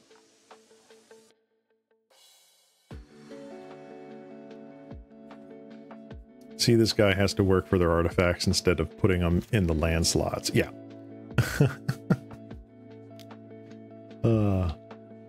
If there's one thing Magic players are really good with, it is complaining about cards that they lost to and asking for them to be banned. Been playing this game for way too long, and I can recognize when it's just, oi. It's the aside glance to the camera. Oi.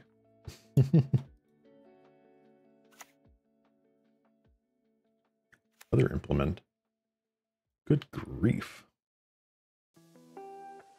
Yes, please attack into my walls of 1/2s. No? Okay.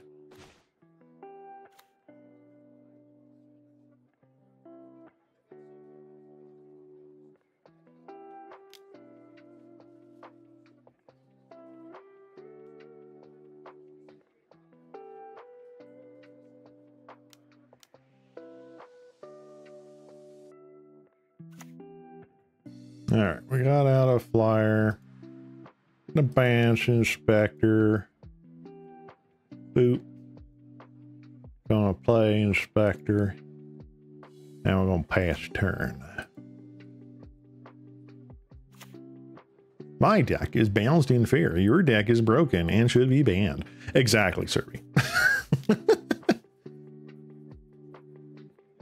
Trust me, this is not the most broken format that I've played through. I get it. I super get the salt. This is nothing. The deck's really freaking good for being an all commons deck. I would love to see that. Give me a pairing. I want to see that on stream of current Pauper affinity against a standard deck. Right? Let me see that. I would love to see that.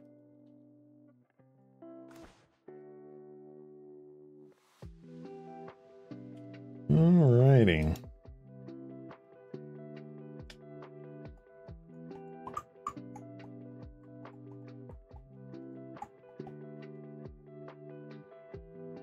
Huh.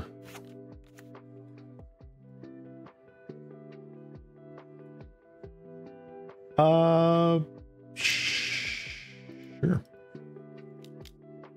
Do that.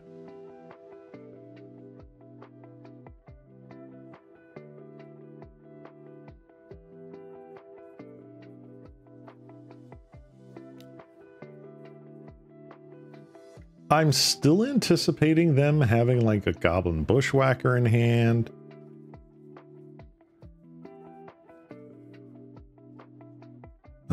Let's plane cycle you away.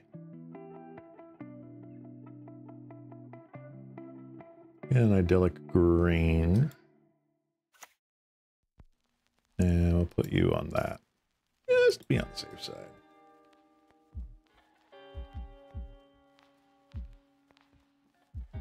There are some decks that play main deck and the festivities, so I forget if I need to send the festivities non-flyers. I don't know. But yeah. Anyway, back to the kvetching. Oh, hey, look at that. Blood token? Yeah, blood token. Okay. Yeah, I played through,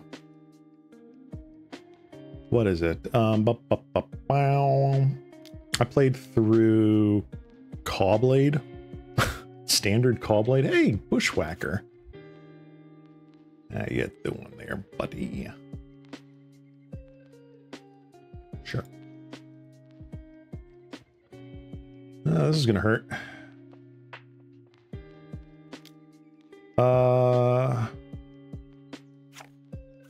1, 2, 3, 4, 5, 6 takes me to 9.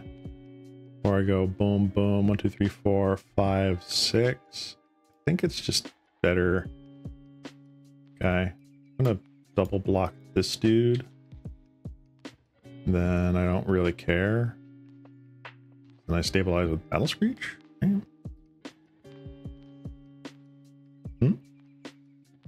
Toucan, you were slime. Yes, I am slime. Haha. Yeah, I'm a cat slime. But yeah, it's oh yeah, that's right. I do gain life off of this. Oh, that's a good card. I should run it. But yeah, like I've played in the Callgo standard environment when they were like, let's ban Stoneforge Mystic like 3 months before it rotates out. Really? I've played in, you know, prime time Wolf Run standard. I've played during Siege Rhino Hell. Whatever you want to call it, man.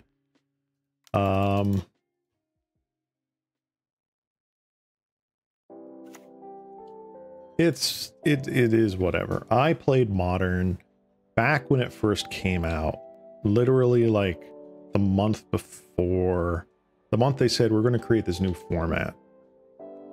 I was in a game store when I heard the announcement and like, you know what, I'm going to buy a pack of Future Sight. My game store had a selection of older Magic cards, Magic packs. Yeah, Zendikar, you are correct, Serby. Zendikar, original Zendikar, was the first time since Mirrodin block that they banned something. And actually it was Scars of Mirrodin, more specifically. Okay, Goblin Grenade. Sure, buddy. Okay.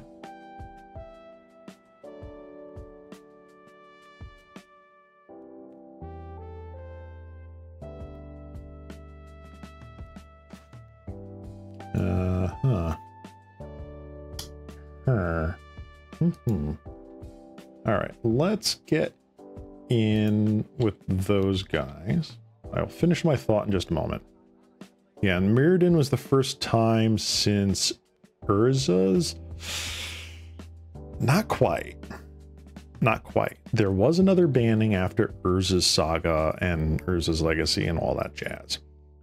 It was during Nemesis. Nemesis was a banning. They banned, and I kid you not, Lin Civi. Lin Civi was too good of a card, so they banned it.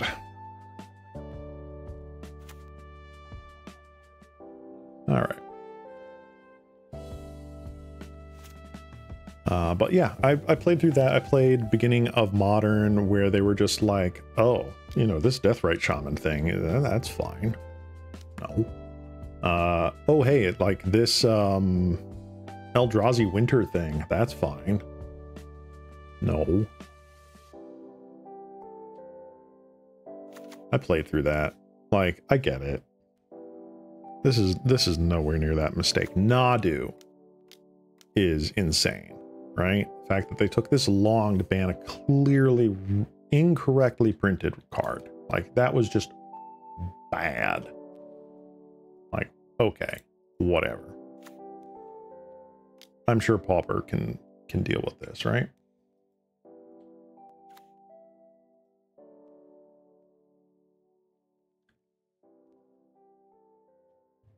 Alrighty.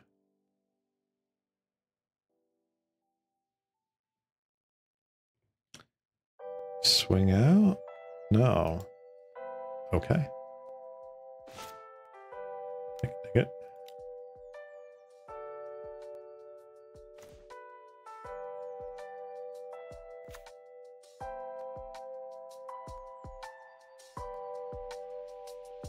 1, 2, 3, 4, 10. Right?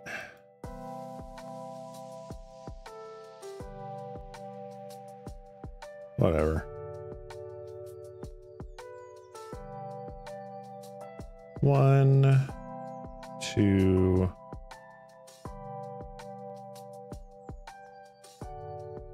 3, 4, 5. I think that's just going to be the play.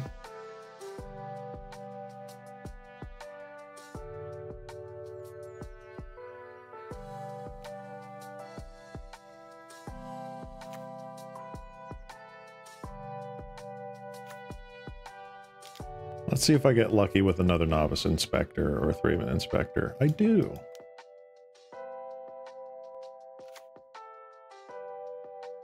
They will never know that I didn't have it. Yeah, you could have cracked the Screech last turn and had lethal. I could have, but I was afraid of Bushwhacker, which I still am.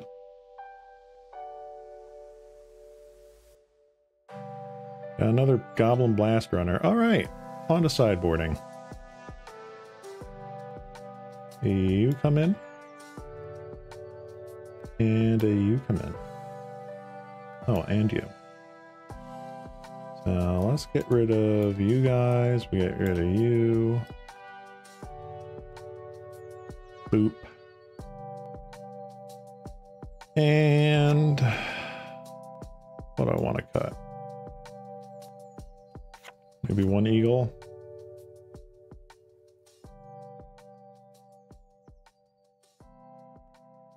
Maybe one charm. Yeah, maybe one 3-man charm. I don't really see needing it.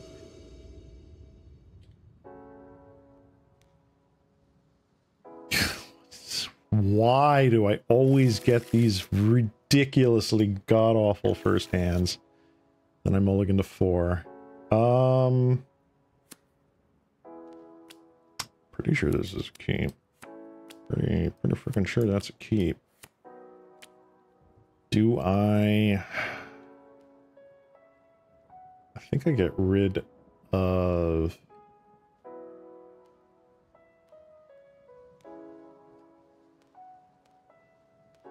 Bugler?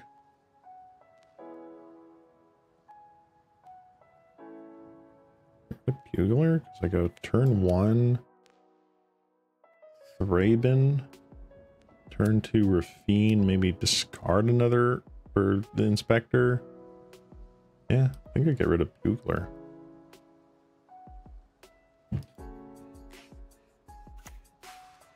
All right, opponent. Let's see you do the thing.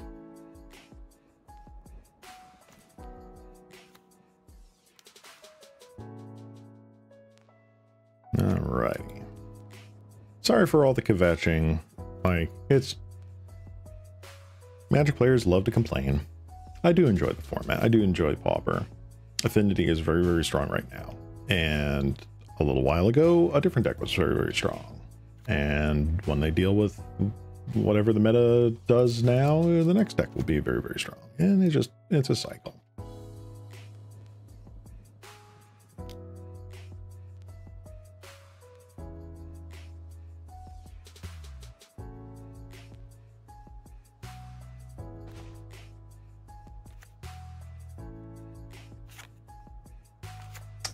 I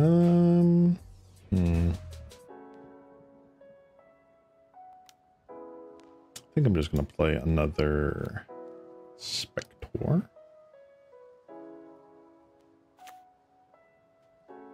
See what happens on this coming turn. Keep up equals to the north so I can get another plains.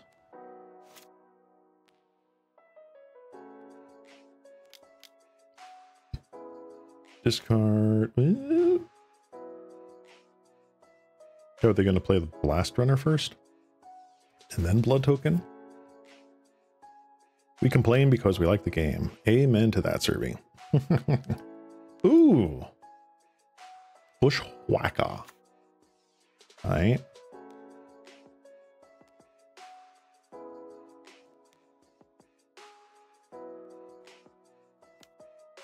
Sure thing, buddy. Beep. Beep. I'll take 3.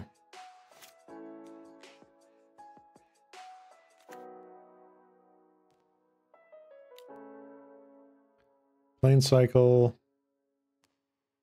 Get a basic. Untap, upkeep, draw. Ooh, you're pretty nice.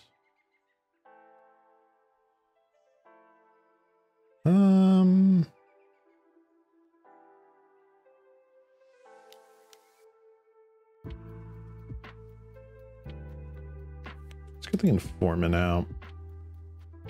I know I'm just taking 2 this coming turn, essentially.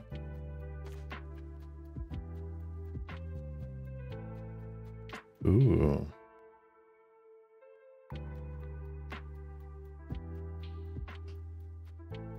I think I get rid of Suture Priest. And then next turn I play Militia Bugler and it just completely walls them. Like, they can attack into it and burn End the Festivities. Or like a burn spell on it, more specifically. But still have to deal with the Informant. Epicure. That's good. Bolt on the Informant. Okay, that saves it from my Bugler. Also from my face. Take it.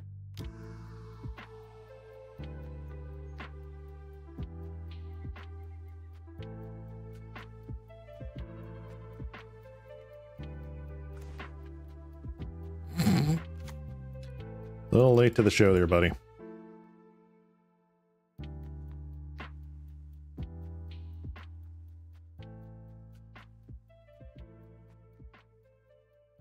Mountain.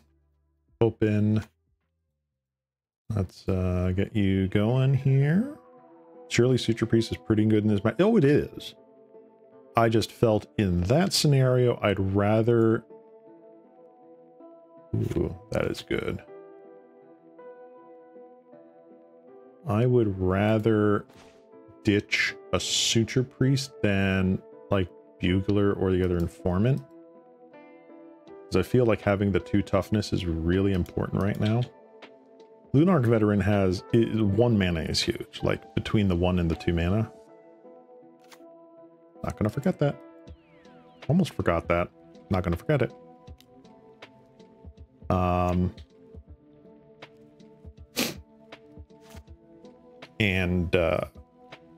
Yeah, we'll see. Like, there's an argument to be had about having the Suture Priest down, right? Blast Runner. Yeah. Oof. This is gonna be rough. Don't think they attack in. Yep, okay.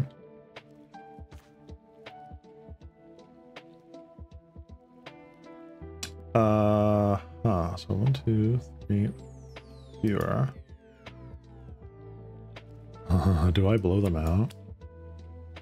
For the love of God, let me blow you out. Let me freaking do it. Everybody gang up on the bugler, please. No, okay. Let's do this.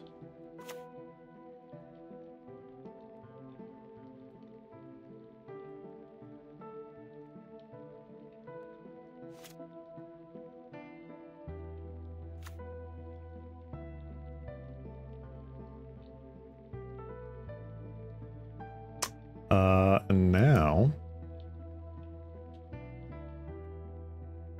I'm pretty good. So if they go Kadoltha Rebirth into Goblin Bushwhacker, they die. Kinda. Alright, that's fine.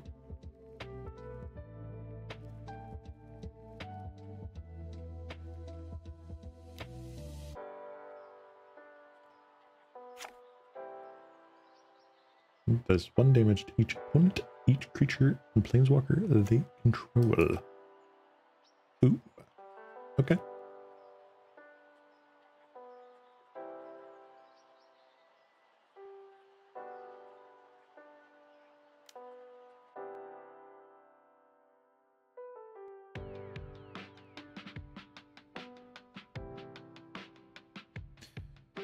Do I use this now?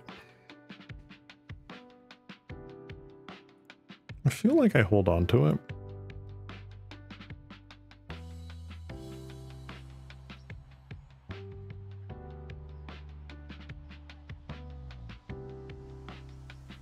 So like, what does this do? This reduces it to 2 damage. I go to 8.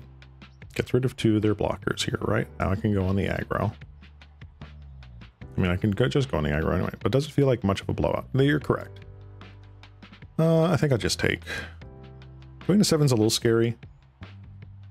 Because they could rip like, you know, bolt, or like fire blast, bolt. Be really, really scary.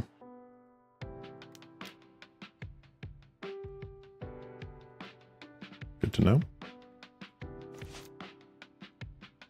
Oh, look at that. Look at that. All right. 1, 2, 3, 4.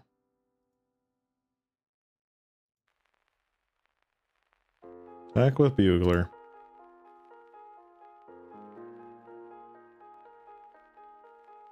Opponent can totally take this, and it's just free damage. Yep. So there is argument to be had of playing like Spectre Thraben and holding up Holy Light. And then there's Coalition. I don't think they can beat this, right? They just can't.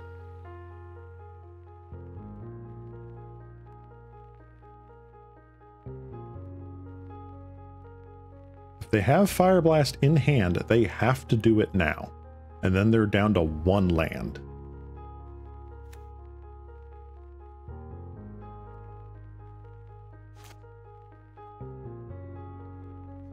All right, opponent.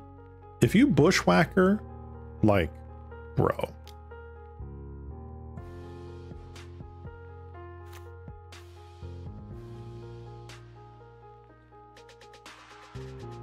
Oh, they did not have it.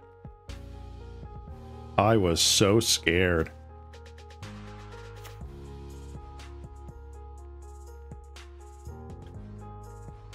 Let's see.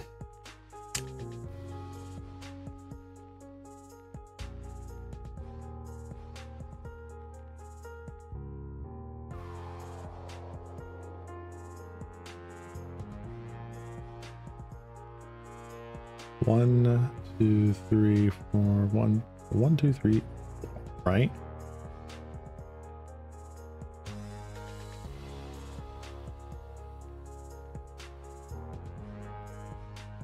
Yeah. I think that's just the play. Just the one.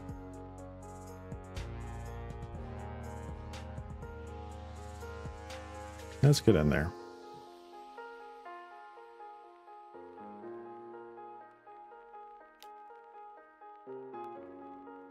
get our value, and pass the turn. All right, I'm at the edge of my seat here.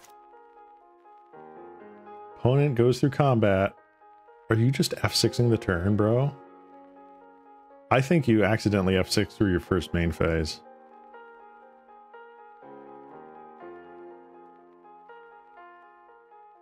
Ooh.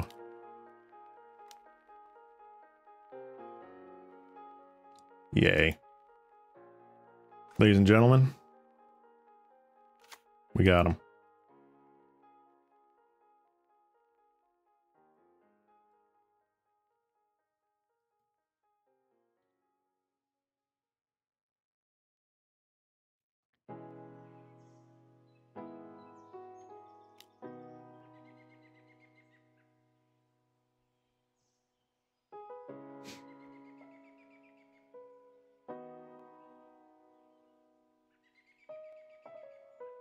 Ooh, okay. Okay.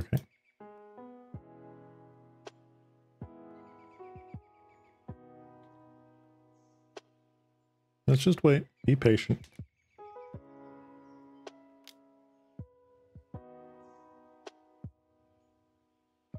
Chain lightning. Okay.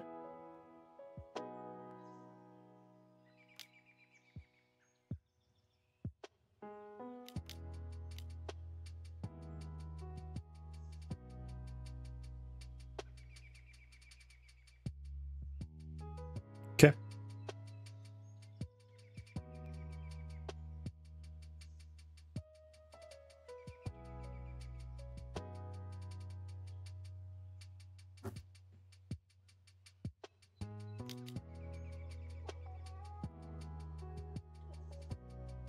Never didn't not have it.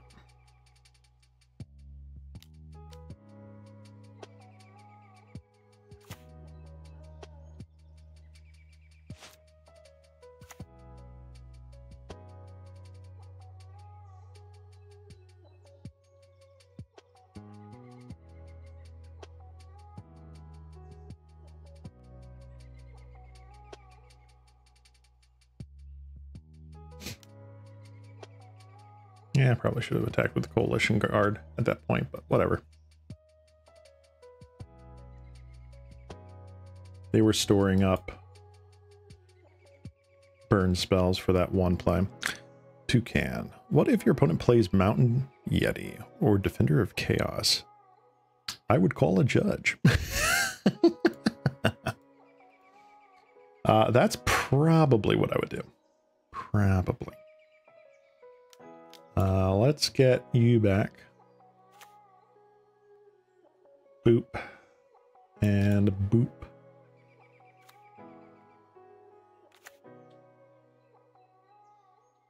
I'm not as scared anymore about Bushwhacker. Yeah. Thank you, opponent. You were good. Oh, so much life gain coming up. All right. Oop. Okay. Hello.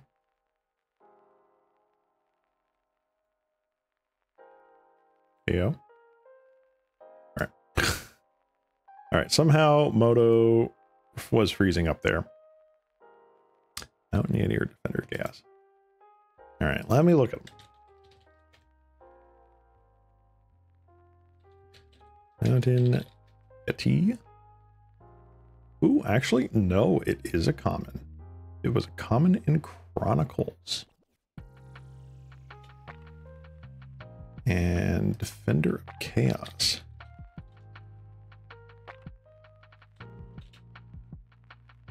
Protection from white.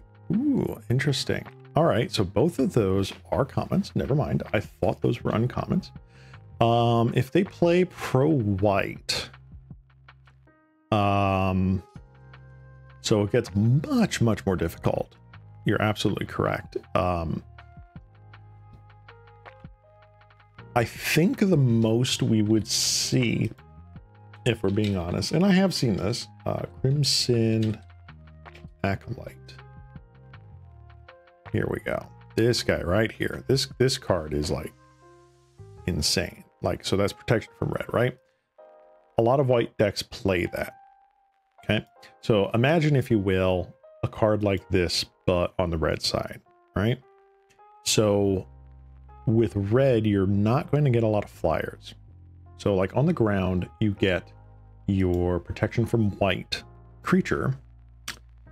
And I just try to go above them with my Battle Screeches, Eagles of the North, and the Core Skyfisher. That's where I have to lean. Now, they are racing me. Let's say in this hypothetical situation that they are racing me with their pro-white creatures. So it really does come down to,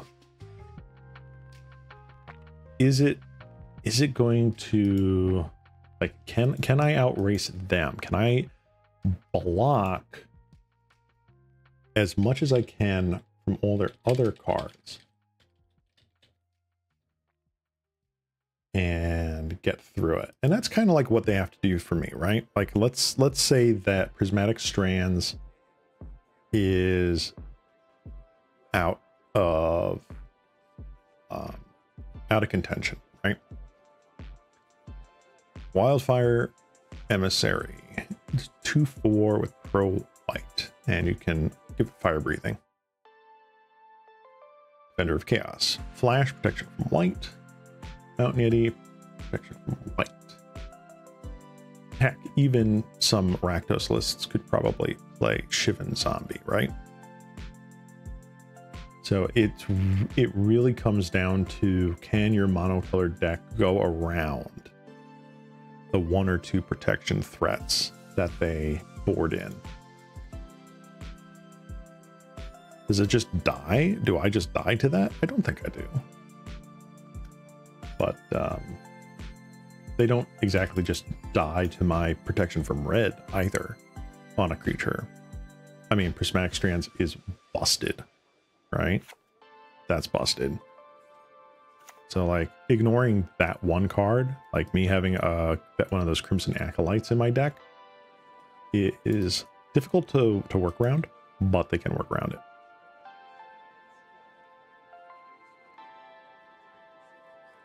So I apologize for being a bit dismissive there. I thought those were uncommons. Well, yeah, a good question though, Toucan. Very good question. All right, so since my constructed queue bugged out, let's pull up the window again.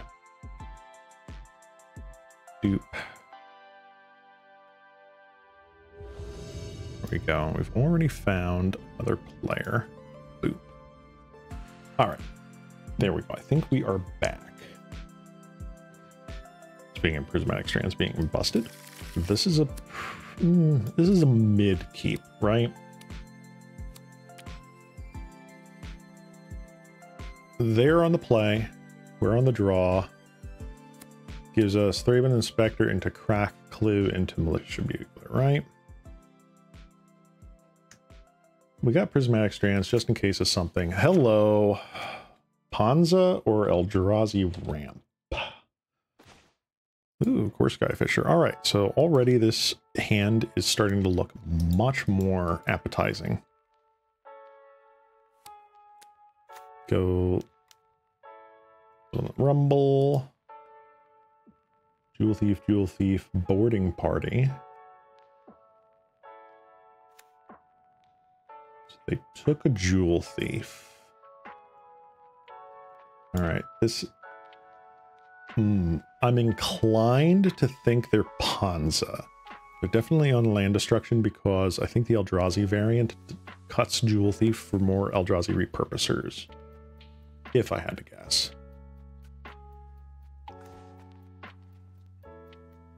Ooh, honestly, not that bad. Let's get in our 1-chip damage.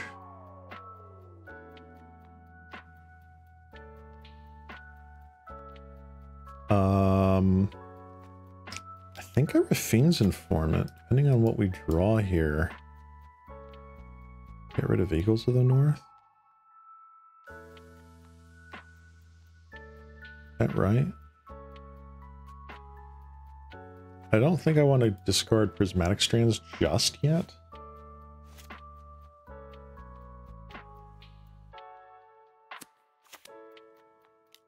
All right, 1, 2, 3. There's the jewel thief. Enter, get a treasure. That's fine.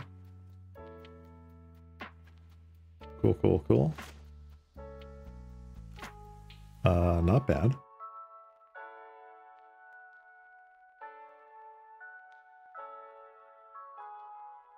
One, two, three, 4, 5.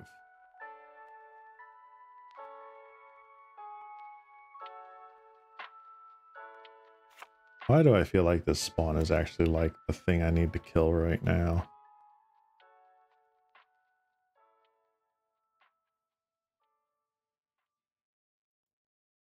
Well, let's attack in.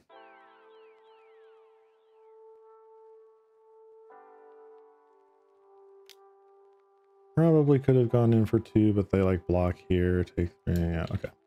That's fine. I'll trade with that. I feel like... hold on.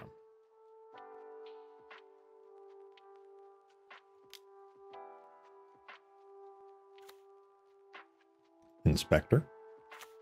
Doctor. So, Avenging Hunter is a what?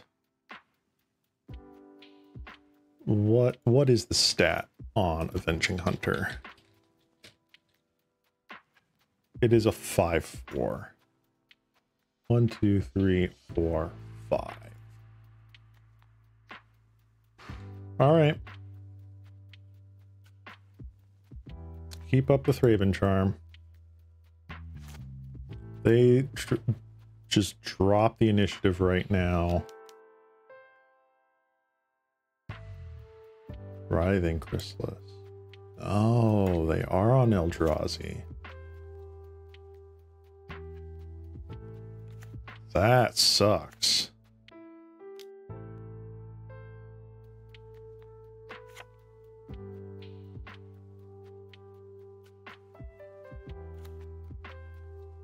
Oh, yeah.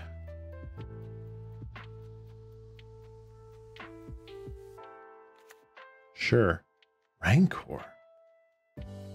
Very interesting.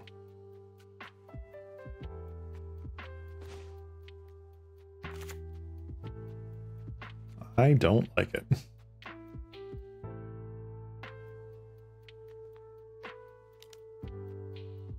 That's Skyfisher.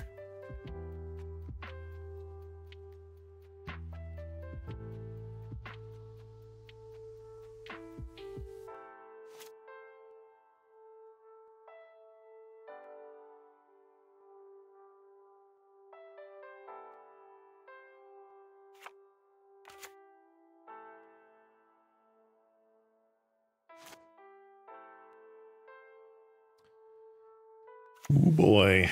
All right. Opponent.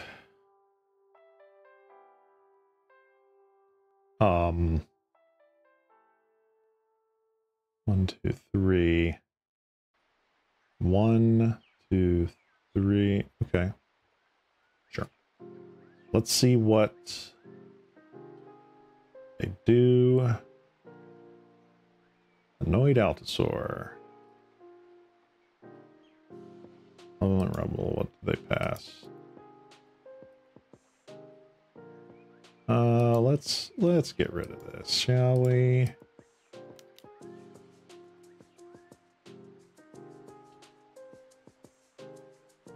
Sucks that Rancor goes back to their hand. Good lord. All right. Do they take a Chrysalis? Or do they take an Avenging Hunter or Ent? White Altasaur is a beating right now. Oh boy.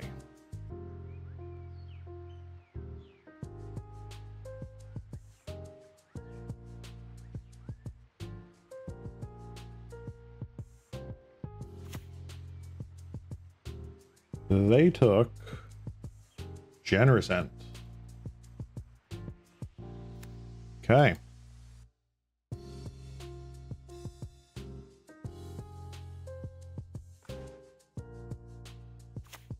Good grief.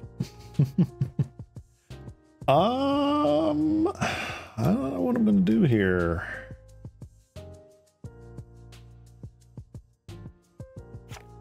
Intercept, man. Holy. Let's go Skyfisher. Guess I can get back a novice. I'm gonna novice again here. I'm not sure if that's the right line. Honestly, I don't know. Definitely on the back foot. This one is hard.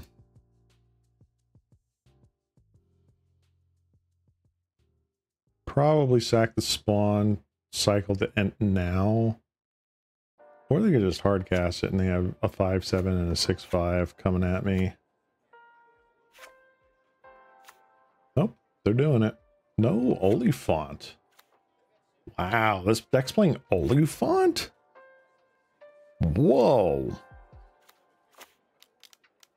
Aight. Here's Genescent.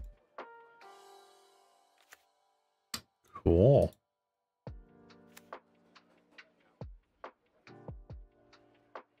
Reach Trample Cascade. Okie dokie, Smokey.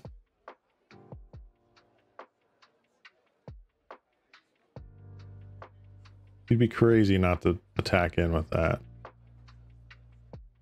You can't do anything for 1 mana, bruh. You didn't attack in with that. Oh my gosh. Okay.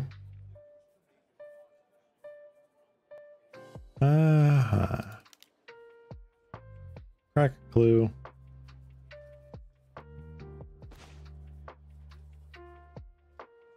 Good to know.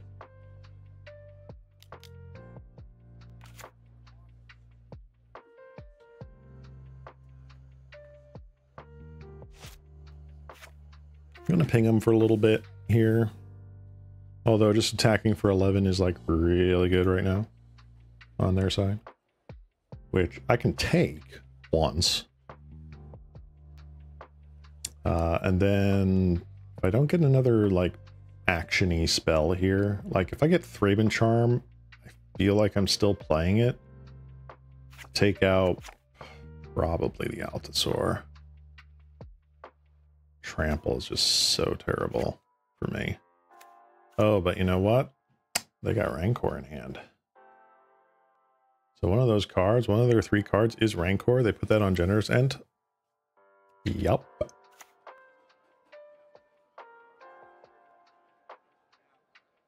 I am a sad panda.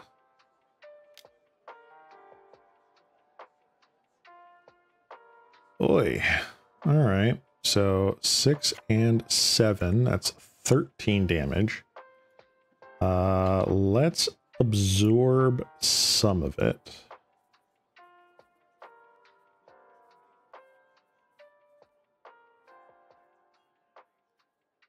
I'd rather go to 11. Arbor Elf. Sure.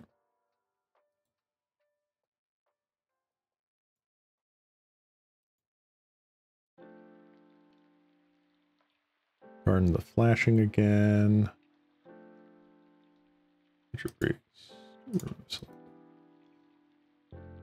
All right. Land is nice.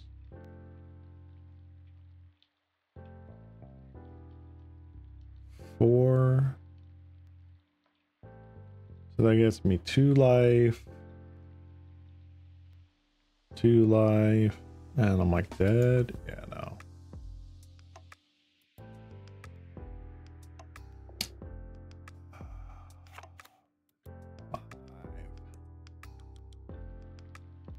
Oi.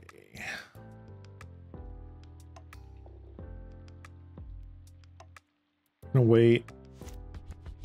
Keep up Prismatic Strands.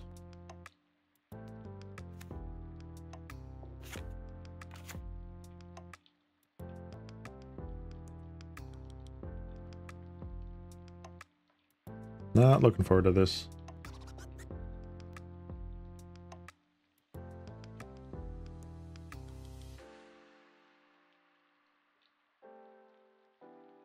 And that's smart. It's smart just attacking with the 1. Makes it feel a lot worse to pop prismatic strands.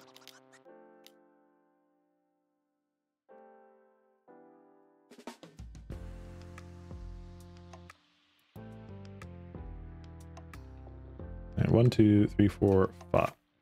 Yep. This guy could strands, kill their Altasaur on the block.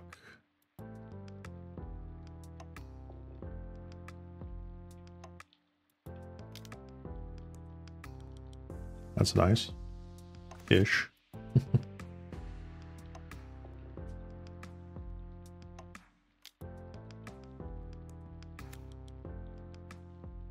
Always yes. Always yield.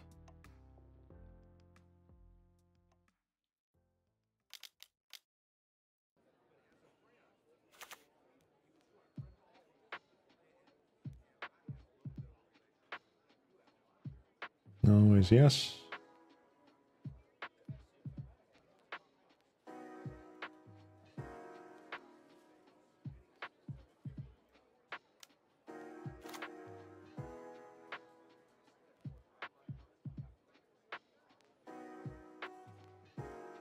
There we go.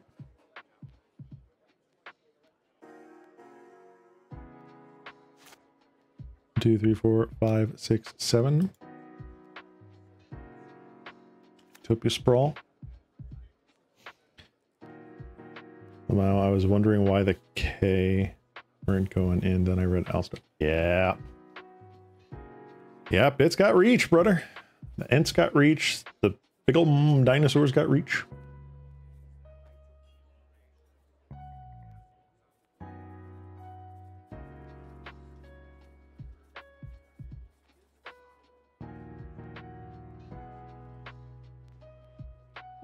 Sure, get in there. Wisely, they chose not to.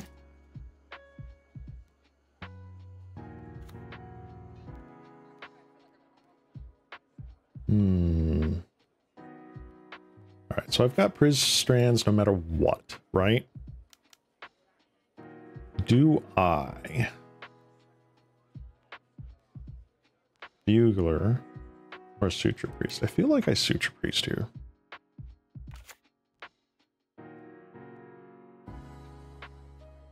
Okay.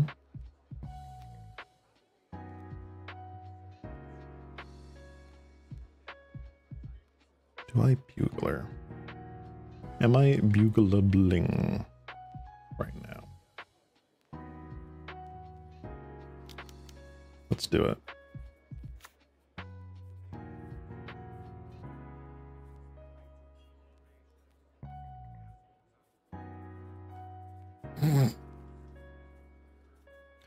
Taking Core Skyfisher. Yes. Oh, is it individual? Whatever.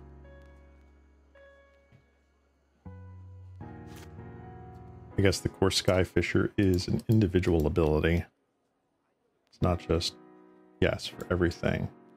How's he repurpose it? So they are playing Jeweled Thief alongside the repurposer. That's crazy. Looks like a trench war. Yeah, trench warfare. It is insane here. I got to be mindful on clock because I've been humming and hawing. I've lost 4 minutes here. Always yield yes. Up. Yes. Again, I don't know what's going on here. Whatever. Boop. Sure. Yes. Do your thing. Yes.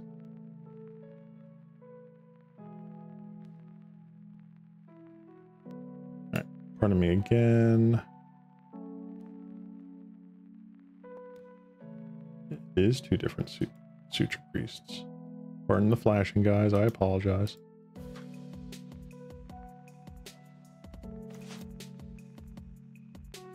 Nice.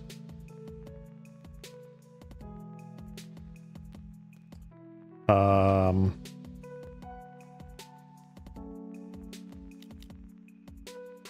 right, let's get some Suture Priest triggers going here.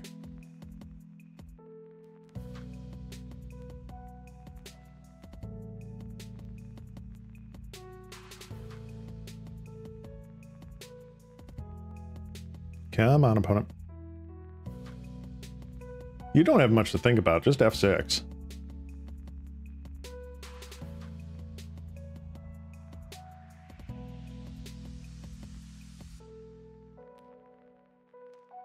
It's like, okay, you could like food token, you can whatever.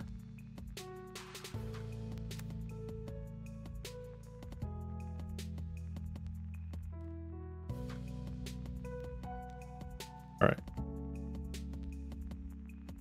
That, so always yes, always yes, always yield. Okay. What do I want to hit here? Bugler?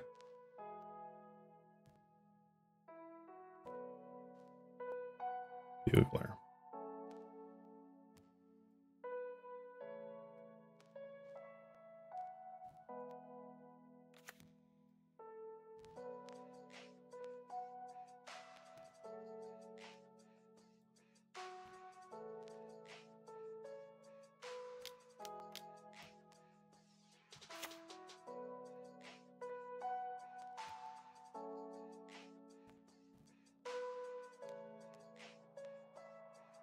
Oh, we whiffed.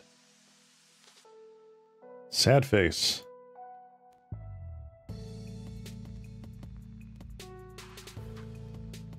One, two, three, 4, 5, 6, 7, 8, 9.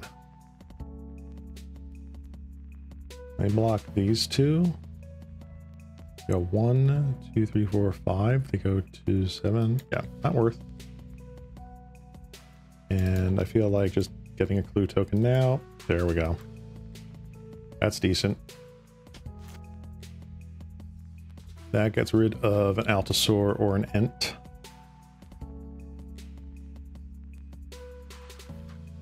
Onboarding party. I'm curious what the makeup of their ramp deck is right now.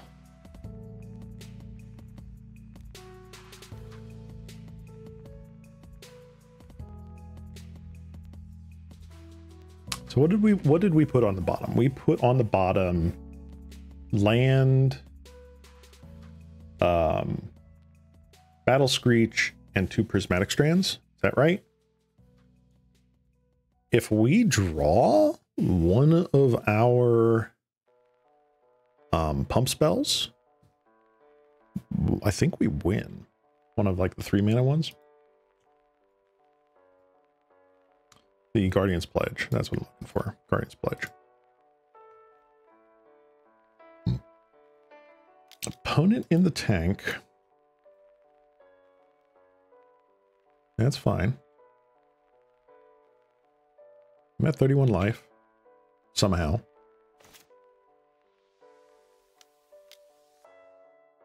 Fiend's Informant.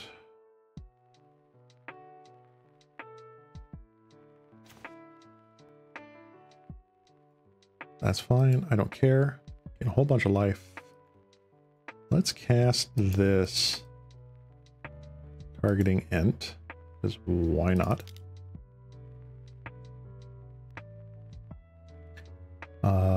And let's get in attack with all creatures.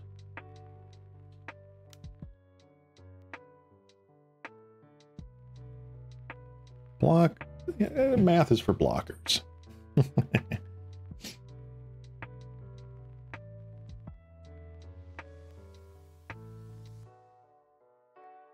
I don't think you're doing 34 to me.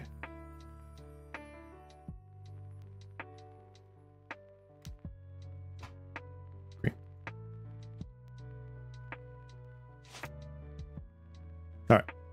So we kept our dudes around.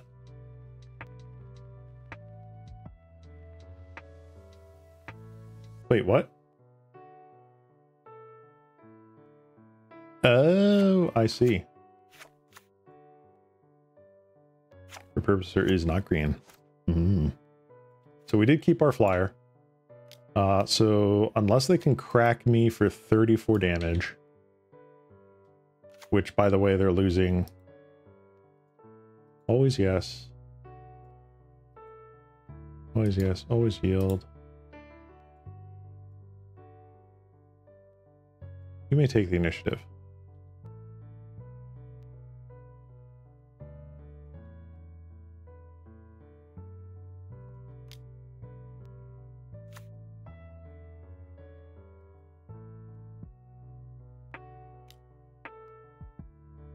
No blocks.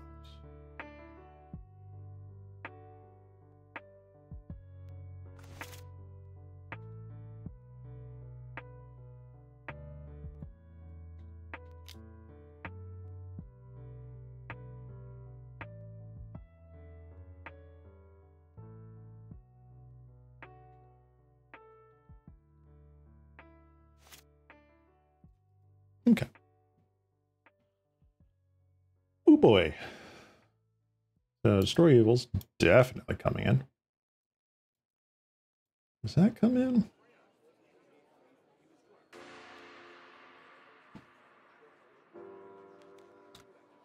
Oh boy. Alright, Wing It definitely comes out. These come in. No, like no shot those don't come in. Strands absolutely comes in. Probably these guys also come out. Rancor is funny.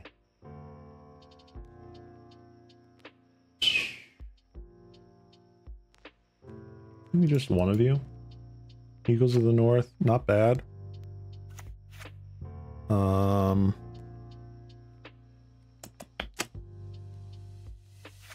I mean, that's funny to get, like, they probably play one of Rancor.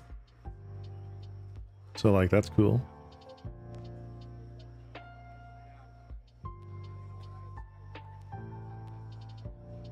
I think I got very, very lucky with getting rid of that Writhing Chrysalis when I did. I think that was super lucky.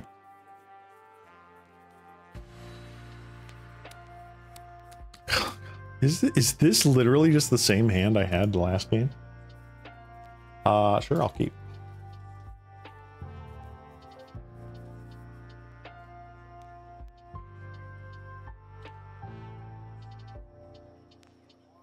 Come on, Plains Inspector, go. Come on, Plains Inspector, go. I don't want to time out. I took a lot of time dirtling that match, so I'm 4 minutes down on clock, but it's still like, it was a lot to think about. There was quite a bit to think about.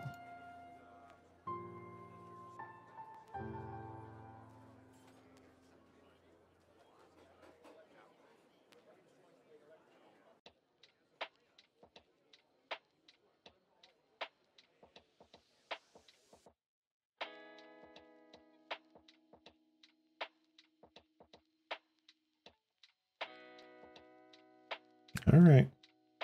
Why bearer? Oh, why the flag bearer? Coalition flag dude. One, it's a 2/4. It can block their 3/3s pretty decently. With a deck that's full of like at max 3 toughness here and pretty much all like 1/1s, it's nice having that toughness as a defense. And 2, I did see them running Rancor.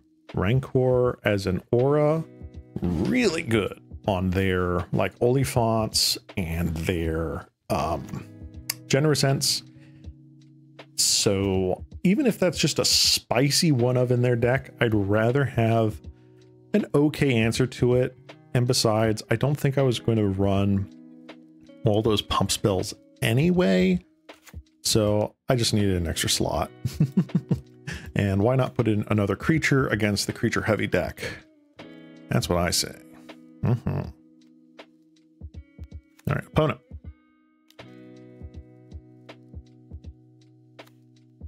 Playing one drop.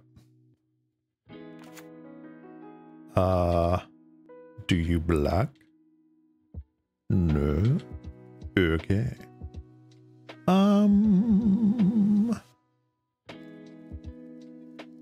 Do I get greedy here? Do I get greedy and cast Thraben Charm, killing their elf right now? Or do I, like, Novice Inspector, get that?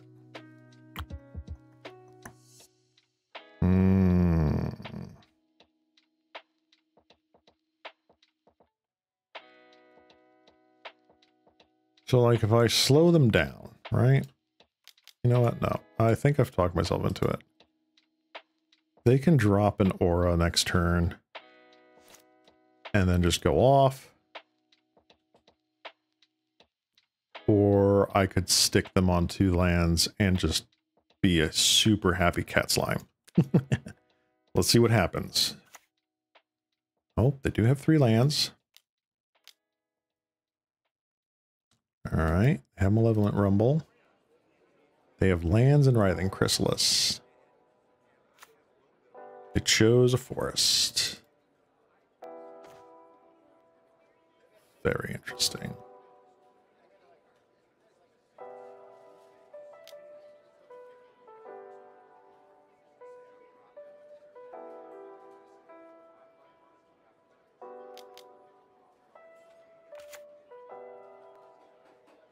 Let's bounce our Thraben. Let's replay our Thraben. Pass turn. All right, opponent has 6 mana. Repurposer, yup. 1. There's a Rancor. 5/3, pretty good.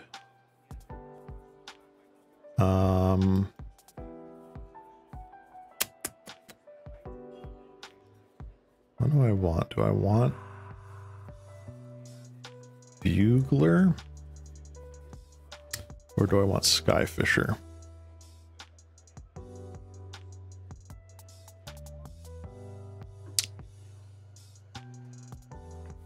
Do I want a Skyfisher?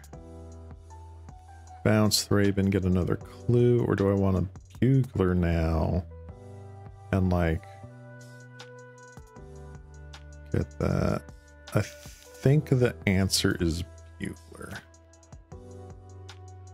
Boop. Suture Priest. Absolutely. Let's get you on Bugler. It's good.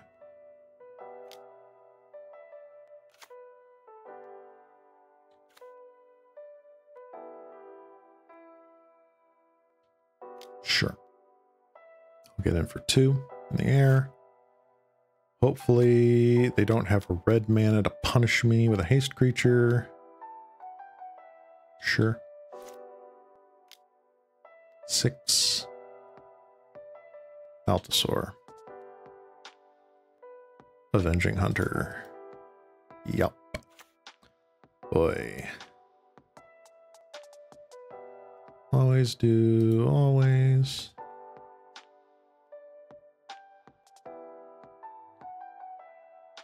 All right. That sucks.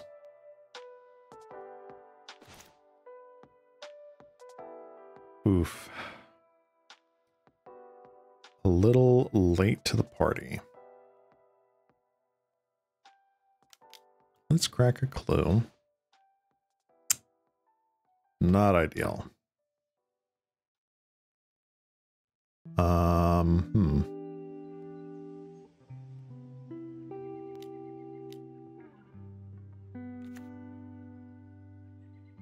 Definitely bringing back Idyllic Grain.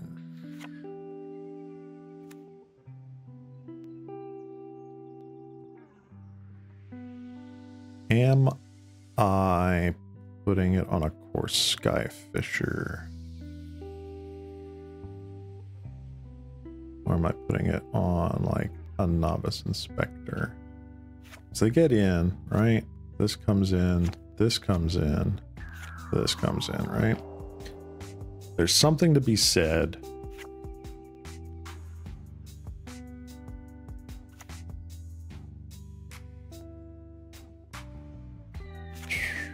Can't get the initiative. You come in. Bolt bird. I don't want to bolt my bird.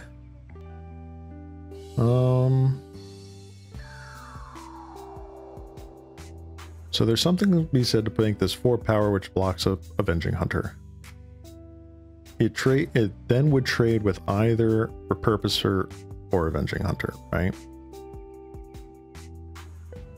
If I put this on a Core Skyfisher, either way, I'm losing 2 creatures, right? So I guess I'm just going to spread it out. Pass turn.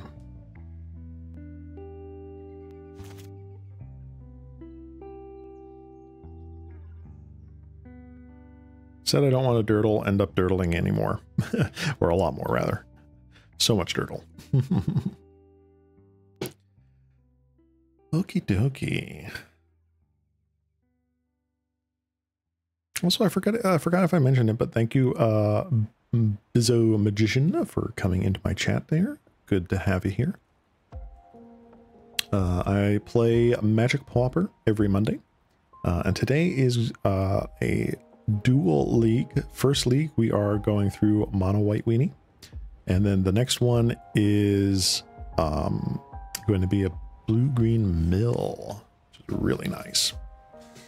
Serby, what happens if your time reaches 0? If my timer reaches 0, I auto lose. It's just, I'm done.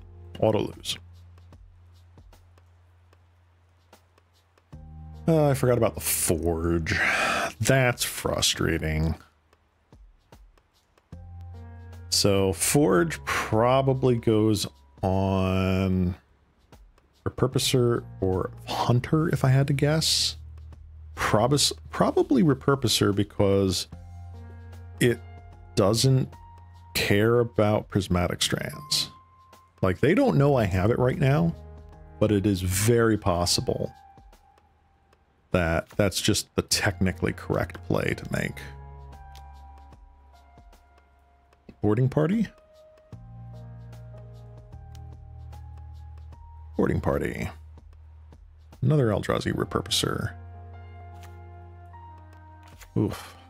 Wish I had the Suture Priest out. Get in for a bunch. Good grief. Okay. Aye.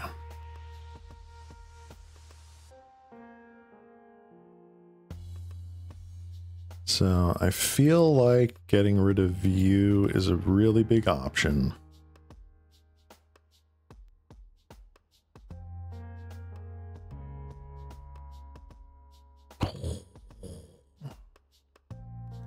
Do I get rid of you? You are chump blockable. I don't care. You are tough. 1, 2, 3.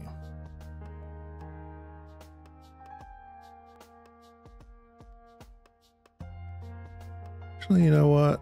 I'm not going to do that, because I can just Suture Priest and Core Skyfisher this coming turn, right? I can block that. I have a better block on you. Yeah, I'll do that. Or do I just die? Did I just miscalculate what I have here? I think I go to like 2. 11, 7, 18, right? Okay. All right, so I don't just die, which is good to know. Malevolent Rumble. Another Repurposer. Good lord. Cool.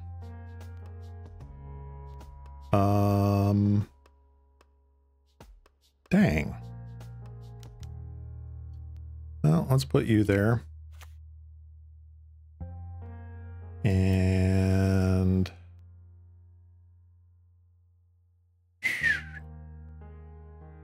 what do I need here, right? I need enough to kill one of you guys, right?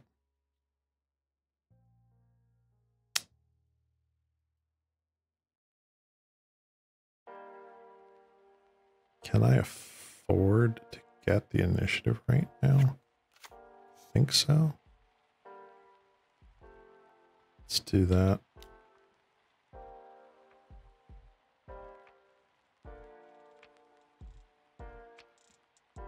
Always a trigger, always a trigger, always a trigger. Yes, yes, yes, yes, yes, yes. So many triggers, bruh. No? Okay. Pass turn. This I have to block. This I have to deal with. Rumble, so you can't choose that. Jewel Thief or Repurposer. So I actually do have to block boom, boom, and boom. Always yes, always yield.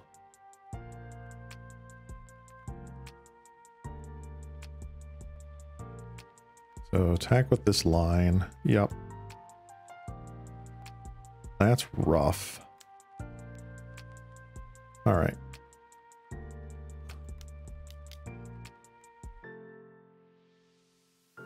Can I pick colorless? No. Let's do green. Blocks. So I have to do you. Don't want to do you. Do you. 1, 2, 3, 4, 5, 6. 2, 3, 4. Well, I'm gonna have to do that. Yep.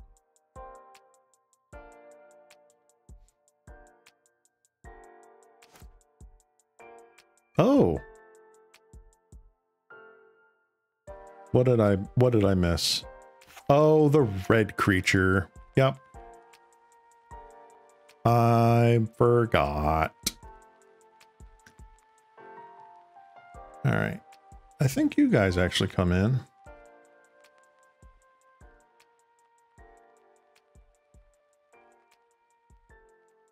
Man.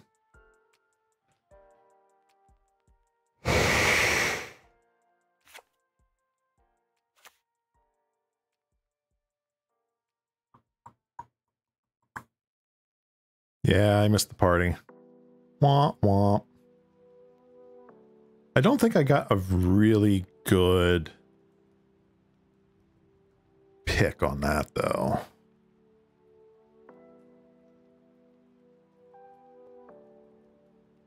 I'm gonna get rid of the honor guard here. I'd rather be aggressive. Speaking of, like, most mid hands ever, this is better. Not great, better.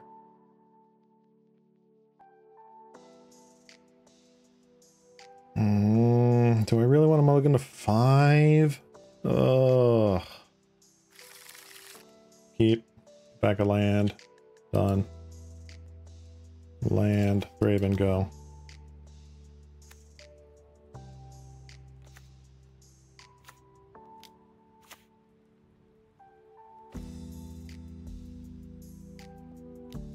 Yeah, I didn't see any destroy evils.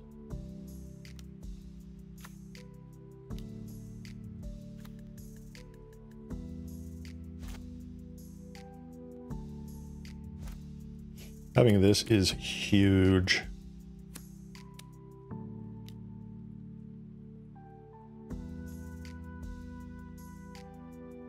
So yield through this turn. Holy font, that's fine. Snow covered mountain.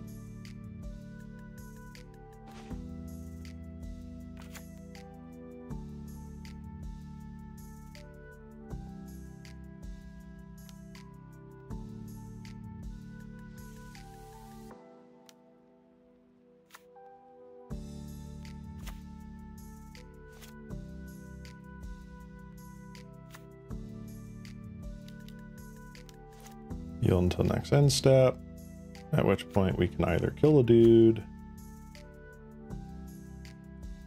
or draw a clue. We're going to draw a clue. Scred, okay.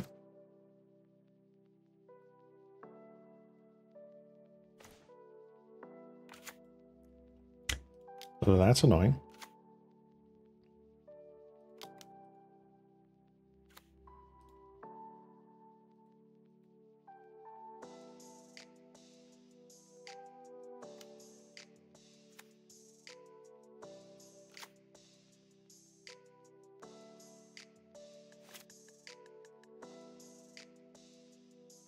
Two run spread.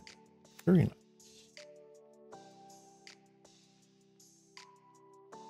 Please attack me. All right. Yep. Gotta go fast. So I apologize if I'm going to be very silent during this last bit of the stream. But I am not wanting to time out. I do want to play an actual game of Magic here. And it is not in my favor.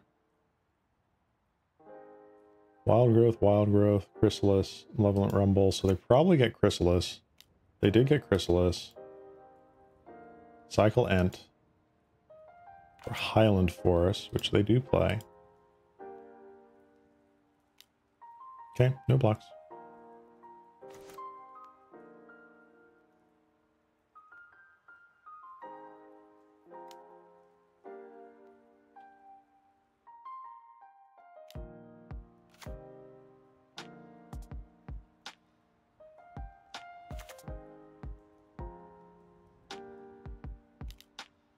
Draw a card. Master.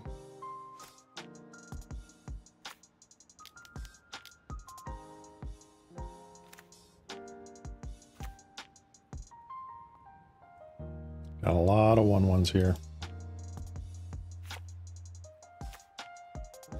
And make a big. And they're probably, if I had to guess, going to cast an Altasaur something.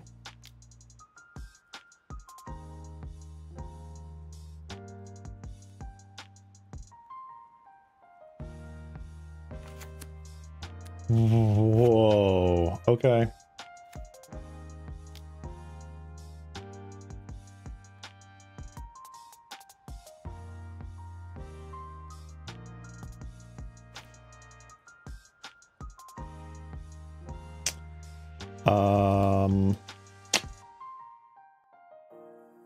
That sucks. That genuinely sucks. All right, let's cast. Just no. I'm gonna wait.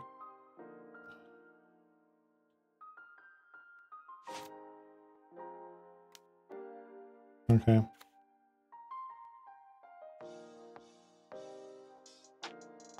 Attack in, please. Cool. Cast. Destroy.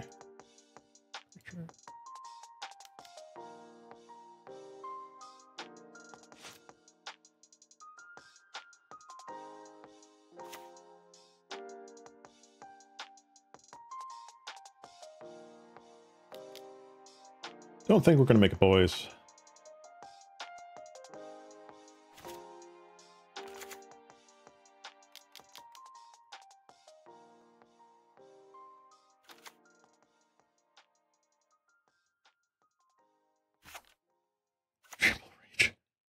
What is even happening?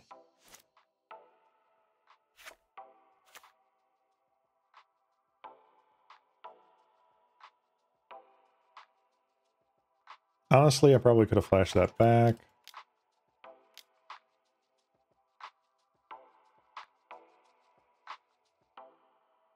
Kill Hydra, enchant, not the 3/3.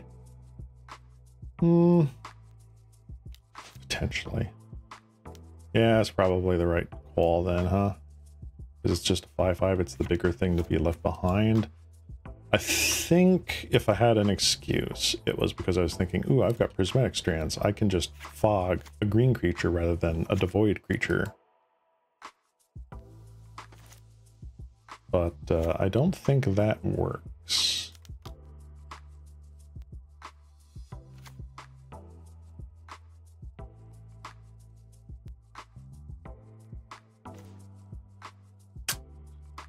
right. Let's get you back here.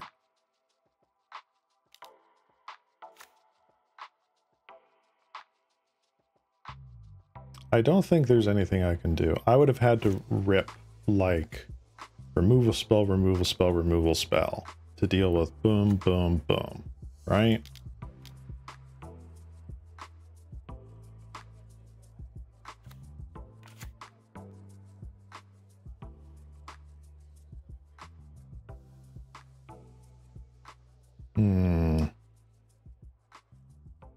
Okay. Oh, I should have cracked the clue. Whatever. Oh, well. I'm going to concede. I don't think there's a way to get around that. Wave and Charm, that would have been great. Strands, strands, strands. Yeah, I was not getting anything else. Oh, well. All right, so we are 2-2, folks. We are 2-2, and my dirtiness cost me that game. So let's see if we can round this out like we did last week with a 3-2.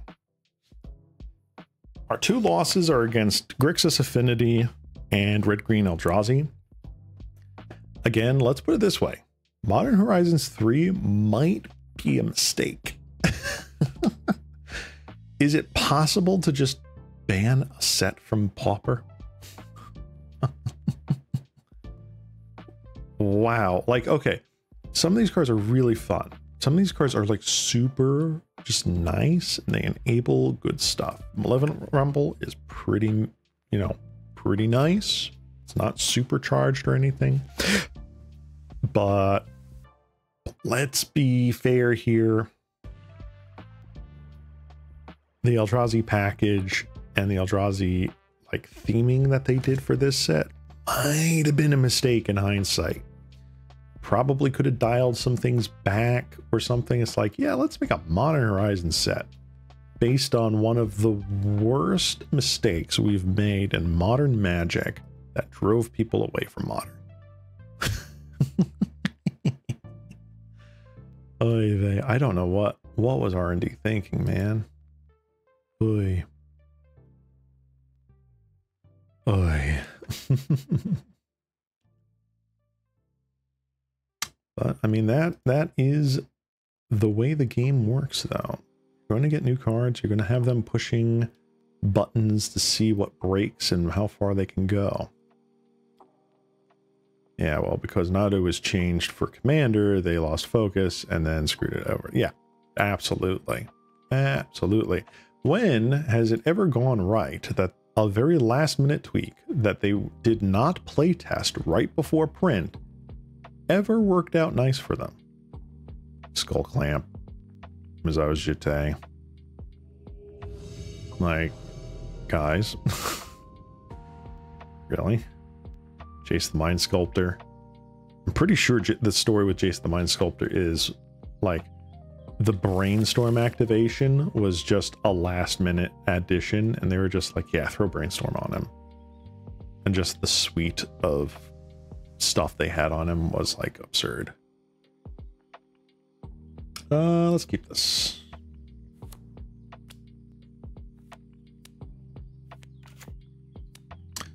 We are against red. All right, I'll take that. I will take that. We are very, very well suited against red.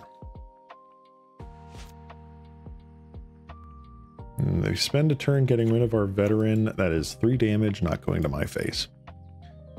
Serby. I legit hate that they make cards for Commander. It used to be that it was screw around with a pile of old cards format. Yeah, but people tend to forget, and this is me playing devil's advocate, all right?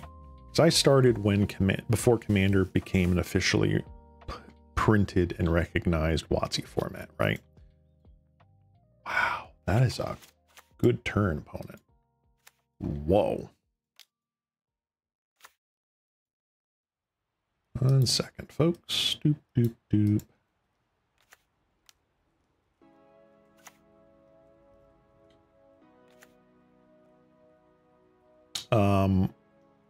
Yeah, you started in 7th edition. Lucky guy. I started in at the, what was it? I think Eventide. Eventide had just come out. So my real first, you know, experience with Magic, although I bought packs of Eventide and I was just like derping around with it, it wasn't until Shards. But so I was introduced to EDH around the time of Alara Reborn, right? Really? That seems like a big ol' waste. But whatever. And Ken Nagel, if I remember, was a designer at that point in time, and Zendikar, the very next set from Alara Block, was designed with at least 1 or 2 like commander or like EDH cards in mind, right? So like Lorthos the Tidemaker, I believe, was very much made for this Elder Dragon Highlander format, and man, I think I'm just gonna get wrecked here. But let's see what happens.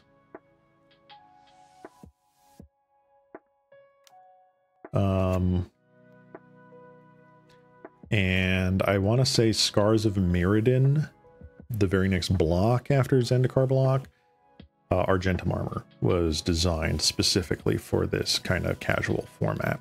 So even early on, the people that were internally playing in Wizards of the Coast liked this format. Ow.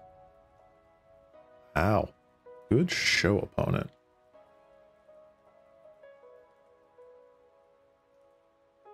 Yep, definitely go in. No blocks.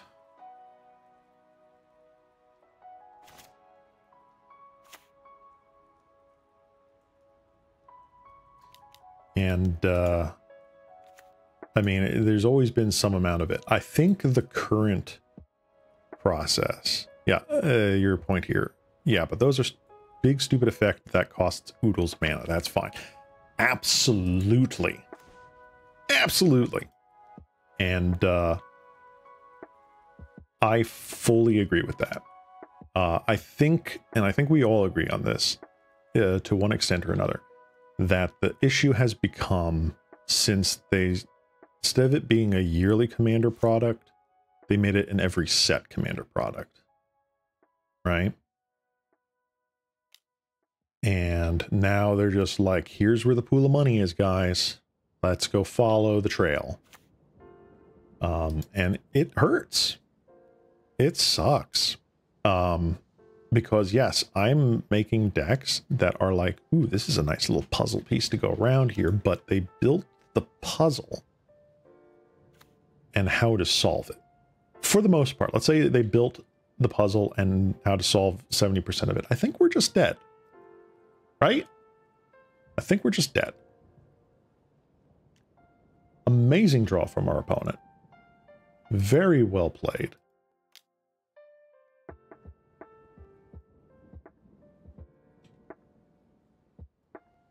One, two, three, 4, 5, 6, 7, 8, 9, 10, 11, 12, 13. Yes, sir.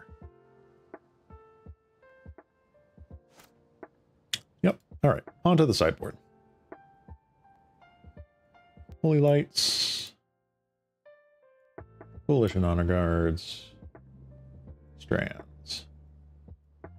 All right, what did we take out the last time? I think it was these and these. And what was it? One 3-bin charm, I think it was. I think we took out one 3-bin charm because it was just kind of mid.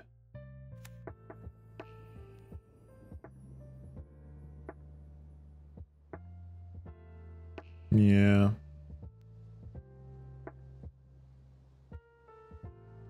Yeah. Okay. Boop. But yeah, I think... did I not have card preview up that entire match? I apologize. You'd think after however many months of me doing this, I would have realized that. I have to refresh it every time because Moto is silly and Streamlabs doesn't like to recognize the windows that pop up. That's pretty good, actually. It's not bad. Battle Screech could be something different. I like this. It's pretty neat. But yeah, I think Commander now being we need to min-max the amount of money we can get out of this sector is a double-edged sword. And as my significant other loves to say, what's wrong with a double-edged sword? It's got two edges. And then they correct me. Wow. Very smart. Then they correct me and be like, actually, that's illegal from like the Geneva Convention or something like that. I'm like, really? Huh. So anyway. Yep. Want to connive. Get rid of Battle Screech.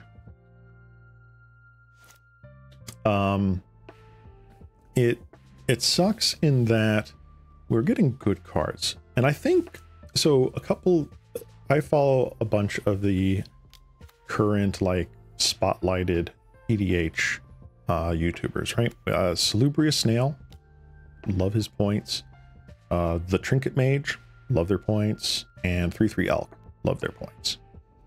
I'm not into CEDH, into the competitive side, but yeah, it's the never-ending power creep. You nailed it, exactly what I was going to say. The never-ending power creep and the never-ending, we've already figured out the puzzle stuff. That's just absurd. Okay.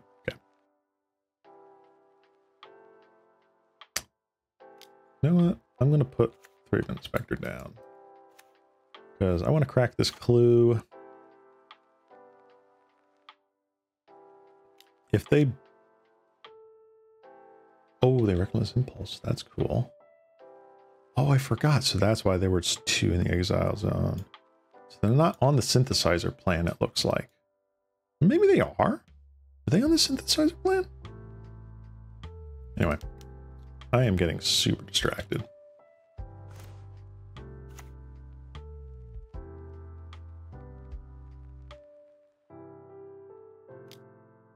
Let's put them on the back foot. No? Okay. So, yeah, the complete lack of rotation, they power creep themselves into oblivion, and so the custom, we need to build creatures that do these really powerful things because we need to keep that hype, that interest level up every single set. Every single set has to have commander product, right? Go back to it being once a year, man. Just go back to it being once a year. We'll find the cards that are in there. Like if you're going to build a set that goes straight into modern, you're going to build a set that goes straight into legacy, right? Or vintage legacy. What are you doing? Seriously.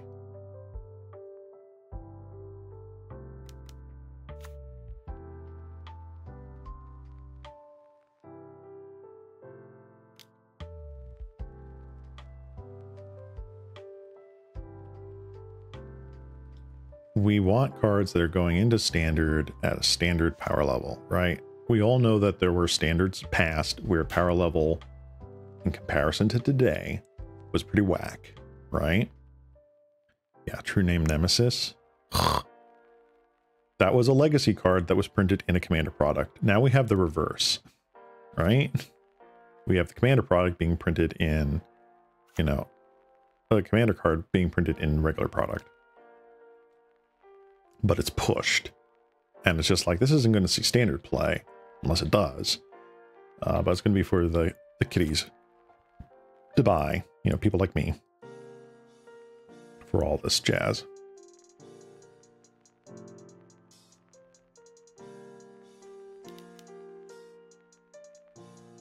Let's get rid of that.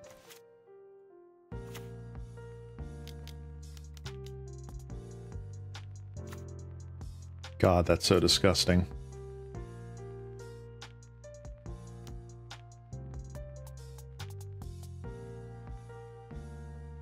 They have 6 cards in hand.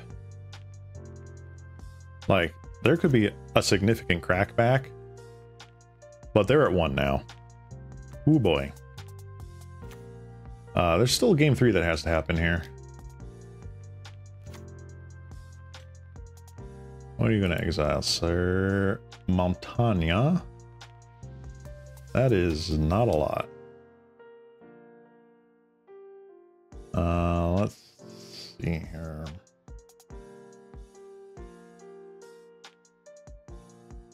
Take out one of you. Put back in the Thurbin charm, I guess.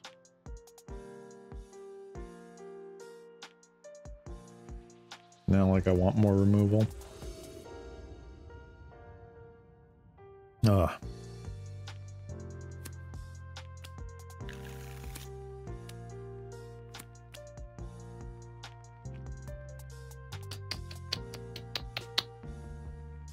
I'll keep. We have Rafine's Informant into Pitch Strands, which is pretty good. Suture Priest, also pretty good.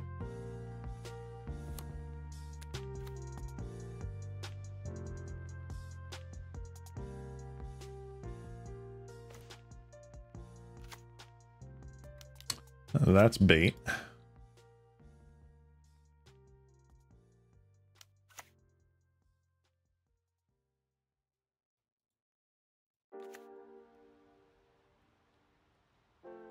No, okay. You must have a very, very reactive hand.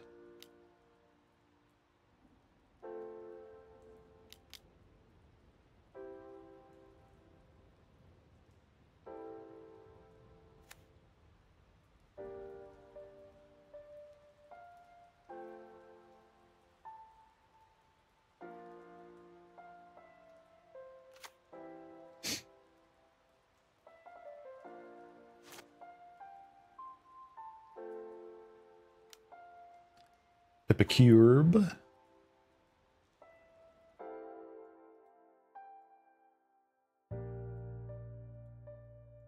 Okay. I don't hate exactly where Commander and EDH are right now, right? There's still a lot of fun to be had.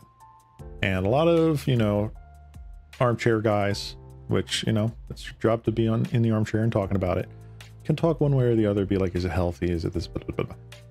Like, I get it. But, let's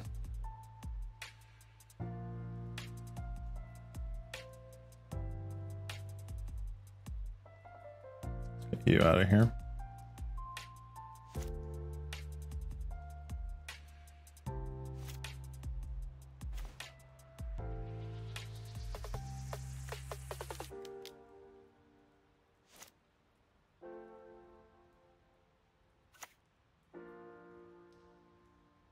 I think I sequenced that wrong. I probably should have done Core Sky Fisher, Return of Plains. Wow, nothing there.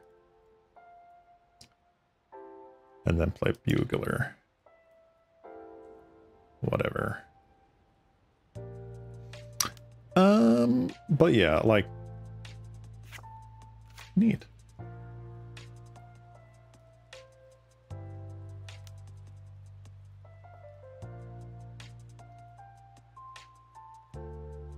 No, I'd rather have the card that just chump blocks or like fully blocks your entire deck forever and ever. Actually, yes. Okay. But yeah, I like it. In fact, like, if I can figure out how to get a screen up here, I would absolutely love to show off some of the Commander stuff that I've been working on too. Oop.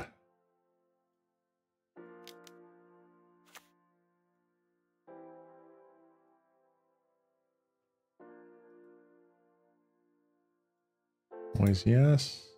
Good. Yes, good. Yep.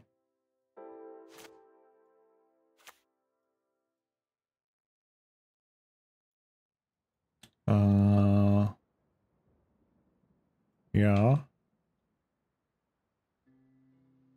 Want a triple block or double block rather? Go right ahead.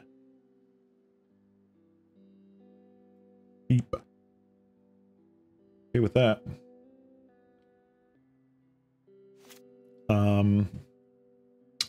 I did some more work with some of my commander decks over the weekend.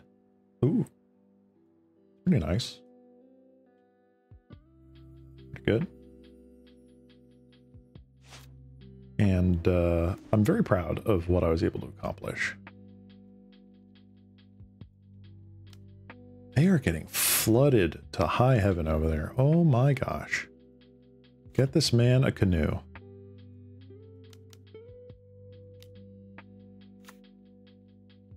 Oh, all right.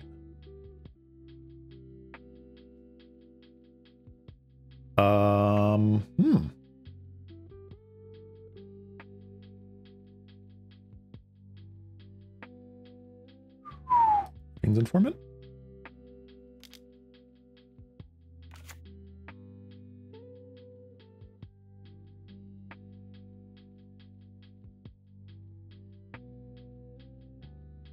Strands.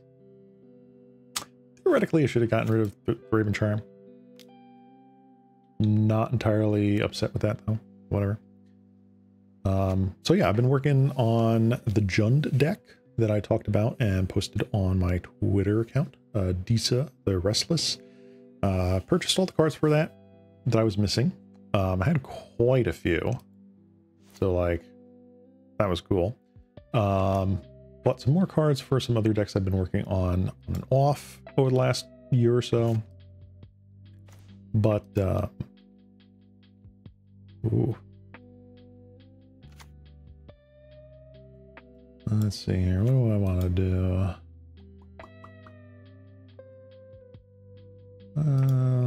Let's get in with you guys.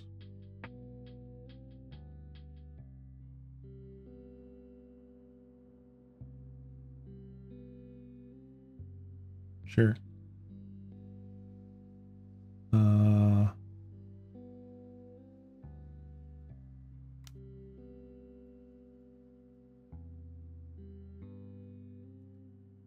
Cool.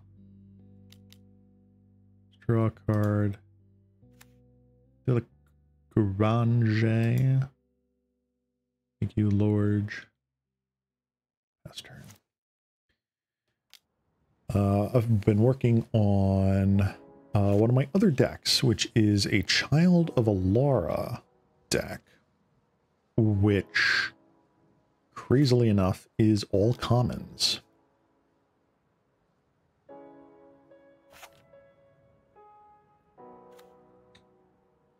Sure. So it's Child of Alara and then 99 commons. It is crazy. Yeah. Long ago, like 11, 12 years ago, I had found this deck on the original Elder Dragon Highlander forums before they closed down. I was unfortunately not of the right mind to save the username of the guy who posted it, but I loved the concept so much I net decked it. I mean, it's a common deck, it's great. So I was like, cool.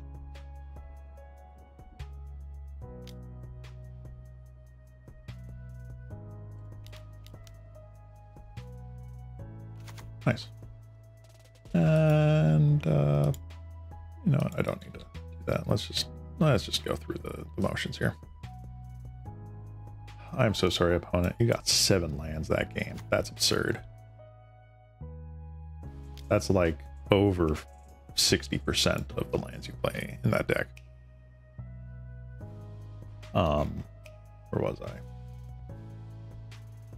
GG. All right. Ooh, look at that. We got a Magic the Gathering Online Season 3 qualifier point and some play points. Nice. Ta-da. Cool. Yeah, all common Serbi. It's really fun. I had a great idea for a Child of Alara deck that's God Tribal. Yeah, Thank you. It's nice going 3-2 again. That means there's a couple of marbles rattling around in this little cute Slimoo brain still. But yeah, it's so the Child of Lara deck is all commons except for the commander. And I try to tell people it's not Pauper. It's not PDH, Pauper Dragon Highlander, as people like to call it. It's not that. I've never run into another person at a game store that has had the, you know, one uncommon and then 99 commons thing. I'm sure it's a fine format. I'm sure it's fun and cool and whatever. I've never run into another opponent to do that. So I'm not going to handicap myself that hard with this deck. But it is a control deck. It is the grindiest of grindy control decks. It is... Now, mind you, this is from card selection like 10, 12 years ago. Like, you're playing Rhystic Study, Mystic Remora. This is before they became insanely expensive. You're playing a bunch of Graveyard Recursion, like, what was it? Hallowed Burial? Not Hallowed Burial, what is it? Disturbed Burial, Grim Harvest. You're playing a Cadaver Imp and Mnemonic Wall to return Ghostly Flicker and all this stuff. It is just this super engine where you are utilizing this super wrath effect of Child and reanimating it back to your hand, casting it again, and then like you're attacking in for 6, trying to get commander damage in there, incremental card advantage here or there. Like, one of the wins for this deck is Capsize Counterspell Lock. You get a Ghostly Flicker on, at the time it was Izzet Chronarch and Mnemonic Wall with Counterspell, and you have Capsize buyback mana. That's how this deck works. It ran Crypt Rats to help burn out opponents, and it ran Rolling Thunder to help burn out opponents, which again, you would just loop with the Ghostly Flicker, Mnemonic Wall, Izzet Chronarch. It is grindy. I don't think I've actually won a game with it, but it's always fun. Like, I don't care about winning with this deck, I just want to play a game. And unfortunately for me, although I did change a couple of cards over the 10 years that I've had it, I haven't really touched it. Granted, I've had a break since, you know, the pandemic, and I've just started playing in paper again. But I just spent the last 2 days essentially rebuilding the mana base and making a ton of needed upgrades to the deck. So now I can really say that this is my deck. This is 100% Ceylon Cross's deck. And I definitely want to go over and show that. Let me see if I can pull this up real quick. I want to do like Architect here, but I also don't want to accidentally dox myself here. So let me just take a minute.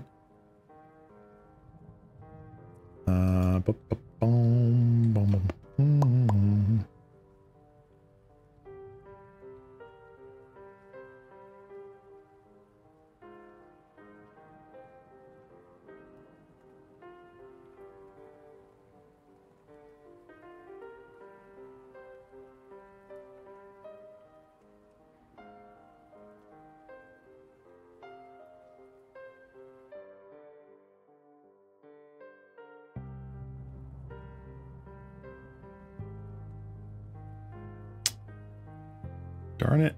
Streamlabs, please. What are you doing? Thank you.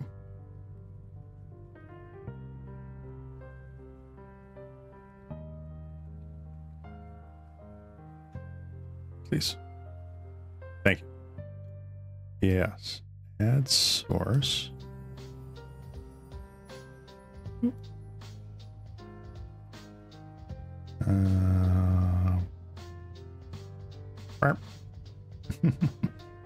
Let's see if I can do this on the fly, guys. All right. So we are going to be super jank at the moment. Whoop.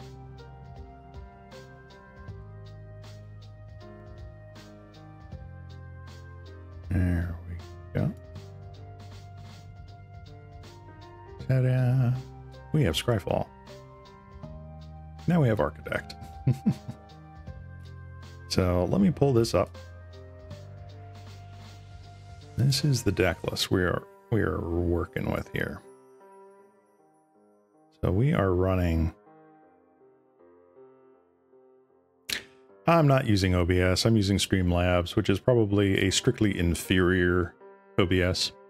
So I'm not quite used to doing it midstream. I usually do this stuff like ahead of time and just have a window ready to go. So mea culpa for the scuff. Yeah, heuristic studies is common, bruh. So yeah. Let's excuse the scuff for a little bit more. Oh. One more thing here. So let's center horizontal. And we are going to drop the top by, let's say 50.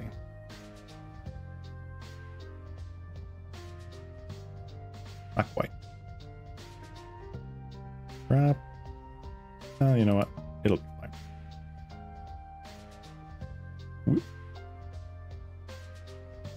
Ta-da.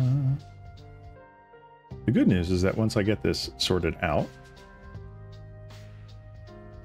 I'm not going to have to worry about this for the next time I do this on stream. Is it banned in Pauper? It's just way too slow. Heuristic study is kind of crud when it's one-on-one. But, I mean, like in Pauper, it's just really just, it's too slow. It's far too slow. Don't think it's banned in Pauper. Let's go down here. So heuristic study, I did not get this when this was $41.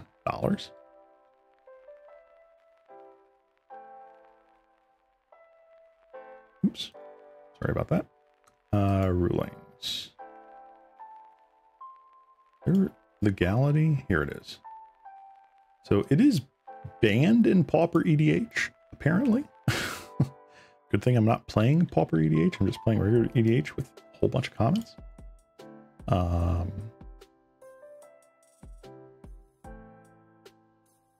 It is legal in Pauper.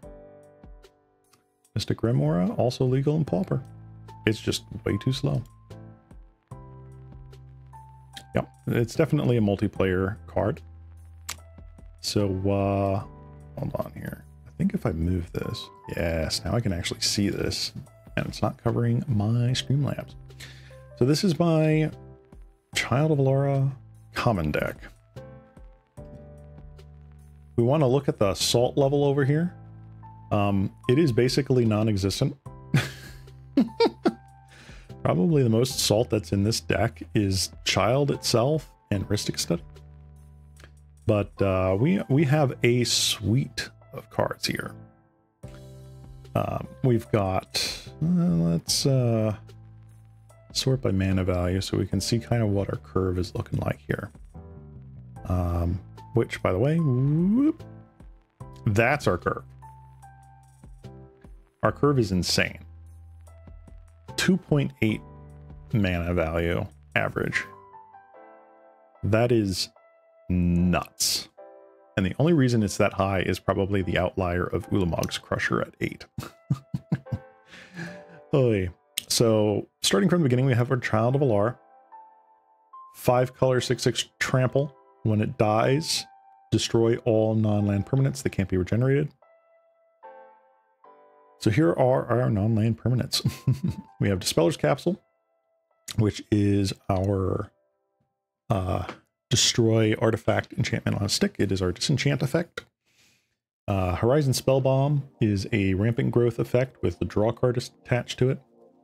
Nihil Spellbomb is graveyard removal with the draw card attached. Wayfarer's Bubble, another rampant growth on a stick. We've got Prophetic Prism, again notably banned in Pauper itself, but this is EDH, so I do whatever I want. Darkseal Ingot, it is indestructible. You can never get rid of it, ever. Heaped Harvest, this is a new one that I've added. It is rampant growth, both ways, a little bit of life gain. Unfortunately, it is only when you sacrifice it. So when it enters and it's sacrificed specifically that it ramps. So it dying to Child's Trigger doesn't count.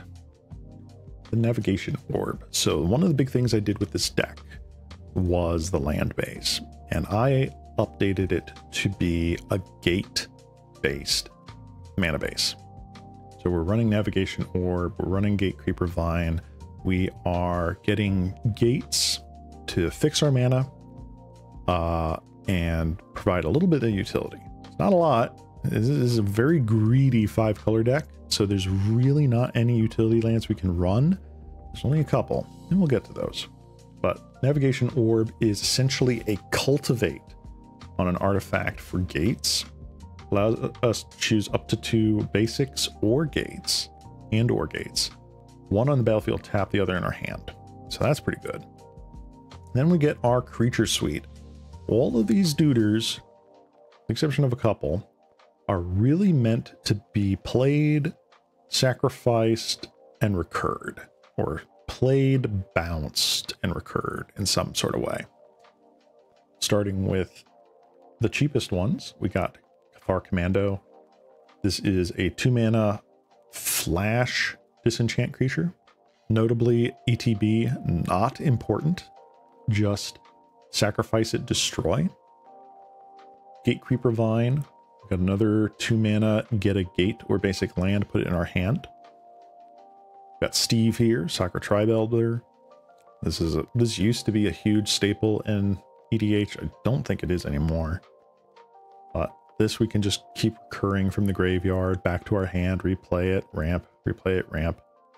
Gracious Varmint. This was another new card. Believe it replaced Wickerbow Elder. Or Wickerburrow Elder, or whatever it's called, from Eventide. Again, just another disenchant effect on a creature, this time with Vigilance instead of Flash. Archaeo Mender. Bet you didn't know this card existed, because I didn't. 3 mana, 2/3. When it enters the battlefield, return target artifact card from your graveyard to your hand. Again, big graveyard synergies in this deck. We're returning back our baubles and our Heaped Harvest and our Navigation Orb just to keep getting lands. We're a control deck. We want mana. We want the most mana that we can get at all times. Other thing to note, we do have a Trinket Mage package here for Wayfarer's Bubble, Nihil Spellbomb, Horizon, and Dispeller's Capsule. There's our boy right there. Cadaver Imp. 3 mana, flying 1/1 when it enters. Bring back a creature from your graveyard to your hand. Crypt Rats. This card's insane. We've seen this in Pauper quite a number of times. Drift of Phantasms. And I'm also going to note here, Dimir Houseguard are specifically meant to be tutors.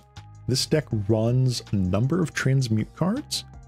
And that's because with the power level of this deck being so low compared to even like precons nowadays, need help getting the cards that really power this deck up. So Drift of Phantasms can get things like Crypt Rats or Cadaver Imp, so we can start bouncing it, recurring things. Dimir Houseguard can get, well, more specifically, one other thing down there, but also like Archaeomancer and Ardent Elementalist here, which are our return instant sorceries from the graveyard to our hand. So these guys and a couple others in the list are very important to the the game plan overall. Yeah, Transmute is pretty nice. So nice that they literally only printed it on one more card, and that's it. Outside of the original Ravnica block, I think it was just on Teleria West in Future Sight, and that was it. No more uncounterable tutors. So we've got Farhaven Elf, again, more land ramp, Moriok replica. This is Sign in Blood on a stick. I wish there was better ways of doing this to just draw more cards. There are, you know, there are creatures that are like, when it enters, draw a card, you know, like Phyrexian Rager and such like that. Like now there's like, was it Ponderous Mage and so like Serum Wizard or whatever it is from Modern Horizons 3, which either does Serum Visions or Ponder when they ETB. But I find just having an artifact that you can recur, and again, not relying on ETBs, just being able to like sacrifice it and get value, pretty good. Seagate Oracle, this honestly could be upgraded with any number of things nowadays, but I still just like it. Tilling Treefolk. What is this card doing in here, right? Tilling Treefolk, 3 mana, 1/3. When it enters, turn up to 2 target land cards from your graveyard to your hand. Well, why? Out of all the value we're getting out of this deck, why this? Well, that's because if we go down to our mana base for a second, we have our gates, but we also have the landscapes. We have a number of the landscape cards from Modern Horizons 3 in here to help with our mana fixing. So we can return these cards back from the graveyard after searching. We can return, you know, Terramorphic Expanse or any of the landscapes to either cycle them for extra card draw or to continue to hit our land drops and thin our deck. We've got our gate package here with Basilisk Gate as one of our big payoffs here, and Heap Gate as another big payoff here, being able to stock up on treasure tokens to help cast all of our bigger control-y spells and to constantly cast Child of Alara too. So that's pretty much it. Otherwise, we're like running what, one other card, Study Hall here, which technically scries at least once.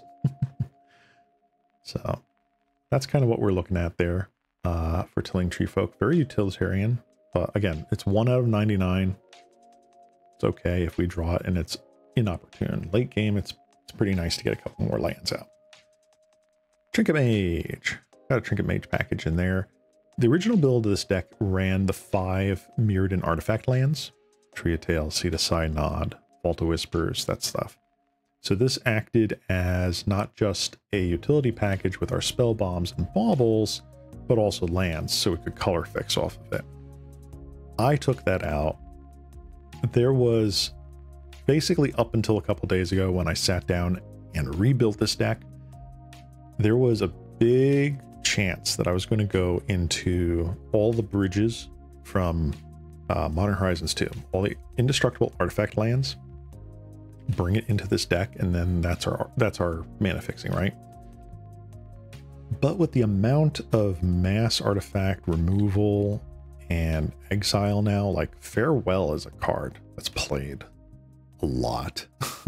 I didn't want to just suddenly have my entire mana base exiled out of nowhere.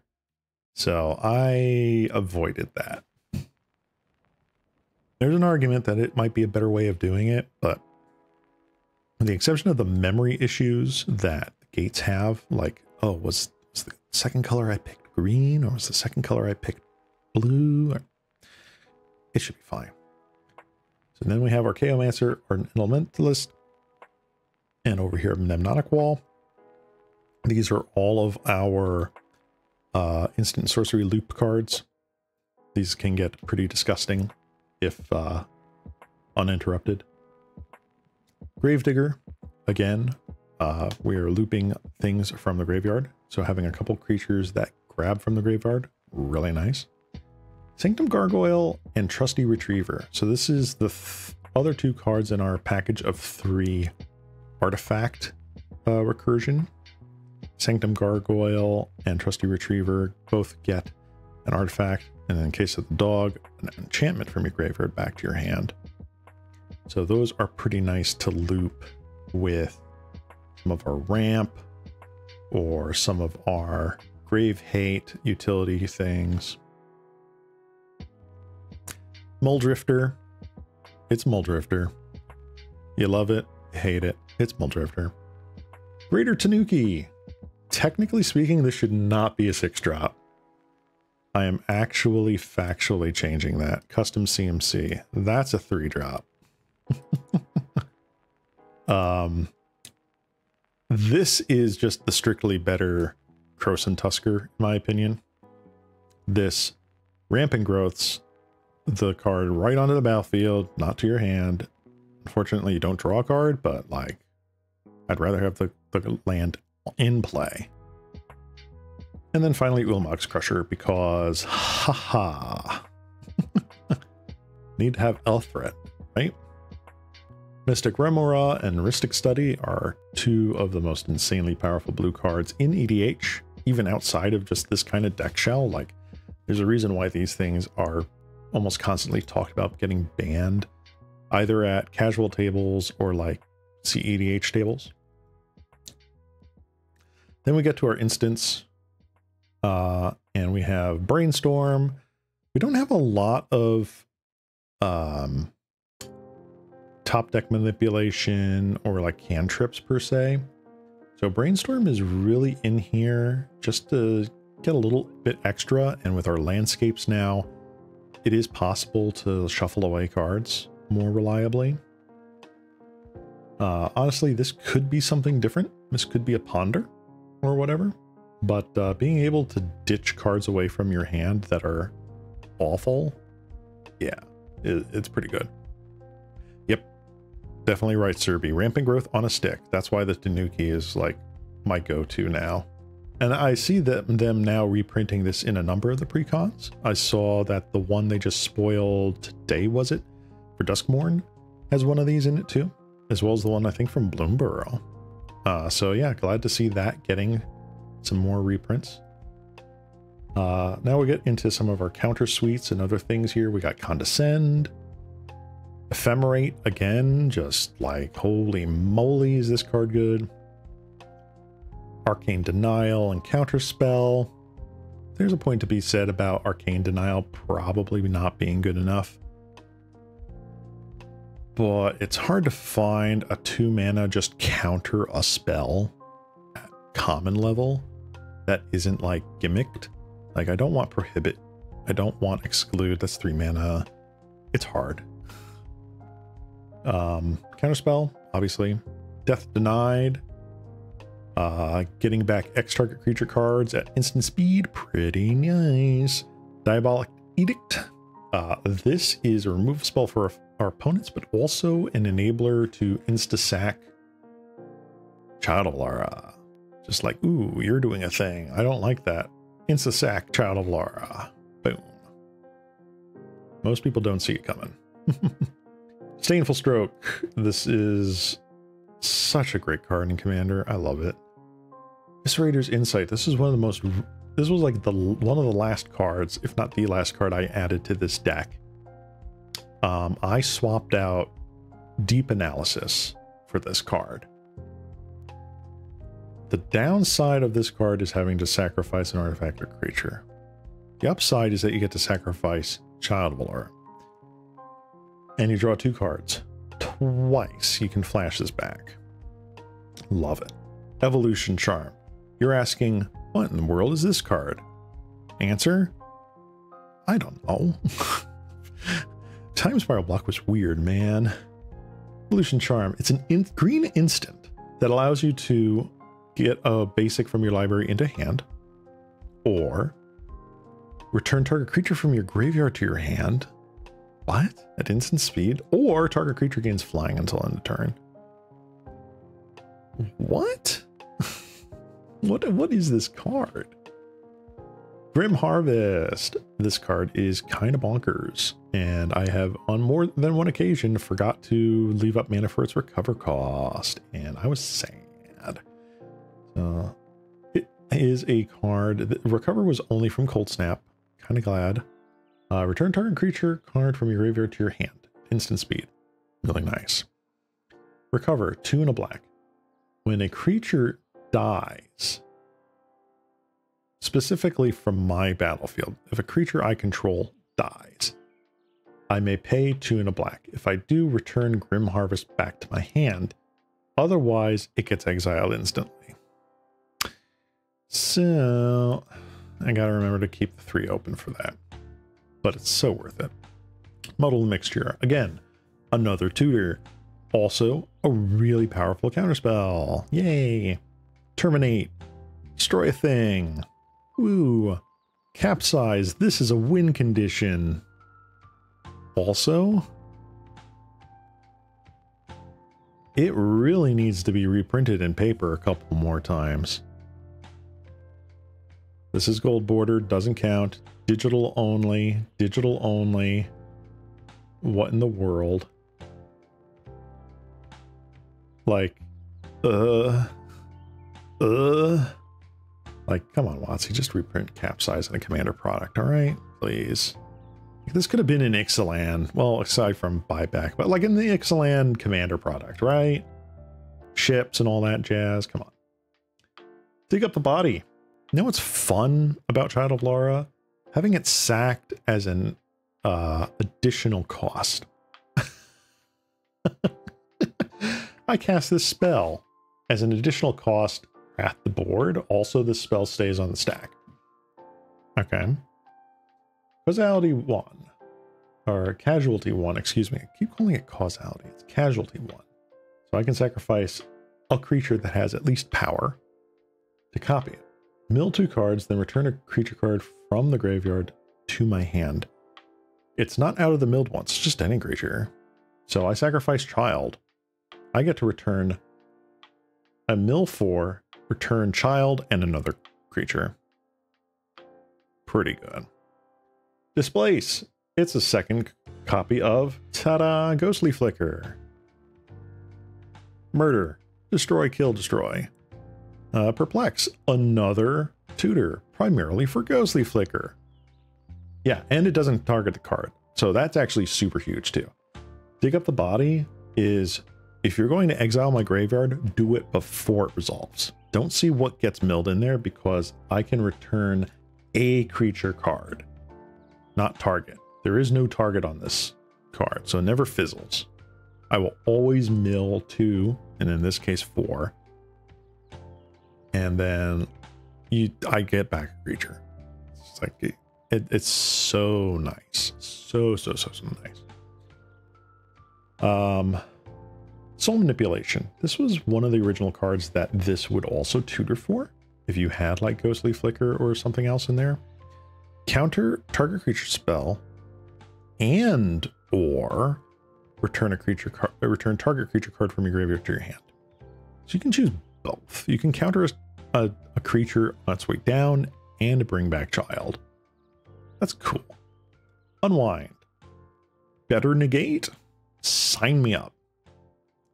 This was actually the last card that I added to this deck. Vanish into Eternity. This replaced Oblivion Ring. Let that sink in for a moment. This deck, for all these years, has played Oblivion Ring as just a means to get out an indestructible permanent, right? Always the downside of it potentially later coming back because it gets, 4 turns later blown up by a Child that was on the battlefield immediately. Now we have exile target non-land permanent on an instant for 3 mana. As long as it's not a creature, because then it costs 6 mana, but wow. Oh my gosh, that's pretty cool. And then we have Mystical Teachings. This is the 4-drop that Dimir Houseguard almost always tutors for. We have got so many toolbox cards that this is just insane. These are our lands again. Basilisk Gate, all of our gates. Got a bunch of landscapes here. Just sort of touching the red and white colors here because we're really not playing a lot of either. Yeah, tutor for a tutor. It's nuts. But yeah, like I think the land base could be better, but playing 5-color and Pauper is unheard of unless you're like Tron. So I don't know this, man. Just try. Then we finally pull up the bottom here, rounding out the rest of the deck with 6 sorceries. We got land ramp. We have a win condition with rolling thunder. Deal X damage divided any way you choose among any number of target creatures and or players. This is just better than Fireball, in case anyone's wondering. I'm not going to explain it right now, but read this card and then read the text on Fireball, and this is just better. Merchant Scroll. Duh. Disturbed Burial, 2 and a black buyback. This is literally what Grim Harvest was referencing. Buyback 3. Turn target creature card from your graveyard to your hand. This card is nuts. Why is it only 30 cents? Again. WotC. Like, it just got reprinted on the list. Bro. And then we have Mind Extraction. I want you to read this card and remember what the commander is. Read this card very carefully. 3 mana, 2 and a black for sorcery. As an additional cost to play Mind Extraction, sacrifice a creature.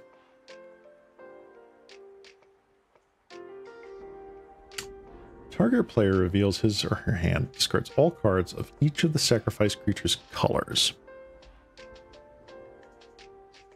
And you can recur this with Demonic Wall, Archaeomancer.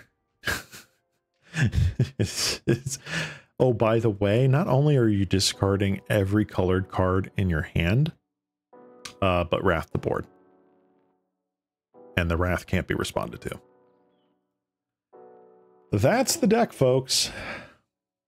Here's the stats again. We have, like, this is not exactly real for, like, the producers, because it doesn't count, like, the ability to pick other cards, other colors with the gates. But it's mainly a blue, black, green control deck, splashing white and red. It has an insane mana curve. Which, oh, look, it went down because I changed our Croson Tusker ability to actually 3 mana. You leave them with only lands, my god, yeah. Or if they're playing Eldrazi decks, their entire hand. But we try not to bring this out against Eldrazi decks. This is definitely a deck where you bring it out against a table that it would be good playing against. But yeah, that's the deck. I am very proud with rebuilding the mana base. And there are a lot of cards that I cut out of this deck that just felt so quintessentially old school EDH that it pained me, but you know, taking out Momentary Blink for Ephemerate just feels good. I like that. Taking out Deep Analysis for Eviscerator's Insight makes sense. I think Dig Up the Body, it wasn't a 1-to-1 for it, but like Dig Up the Body was originally like Wrecking Ball. Wrecking Ball, guys. Wrecking Ball. Destroy target creature or land. I would much rather play Dig Up the Body, thank you very much. Mana base was more like 10 islands, 10 swamps, like 7 forests or whatever. Like it was very basic heavy. This, at least now we've got some stuff going on here. None of these changed, ironically. That's kind of crazy.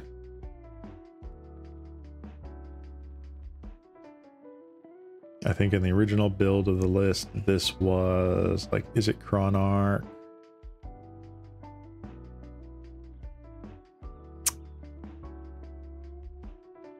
Yeah, this was like Kasali Pride Mage. Kasali Pride Mage is fun.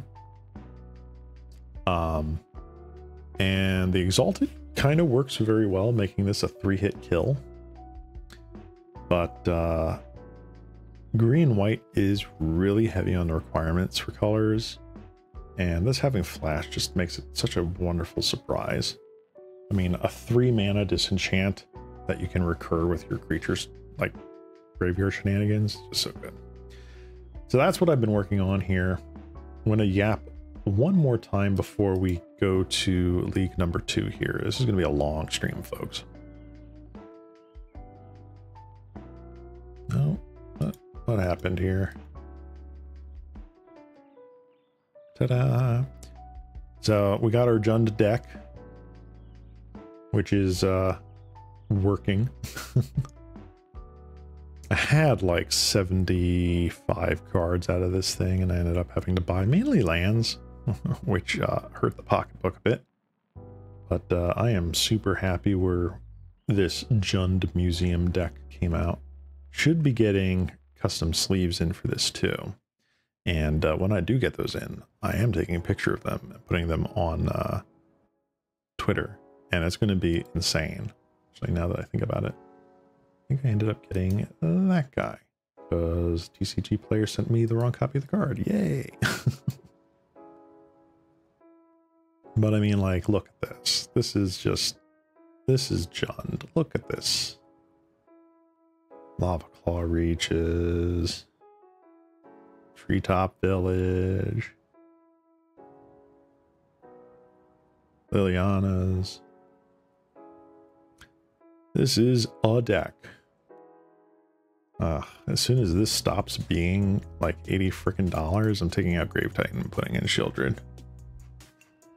But I am so happy with where this deck ended up.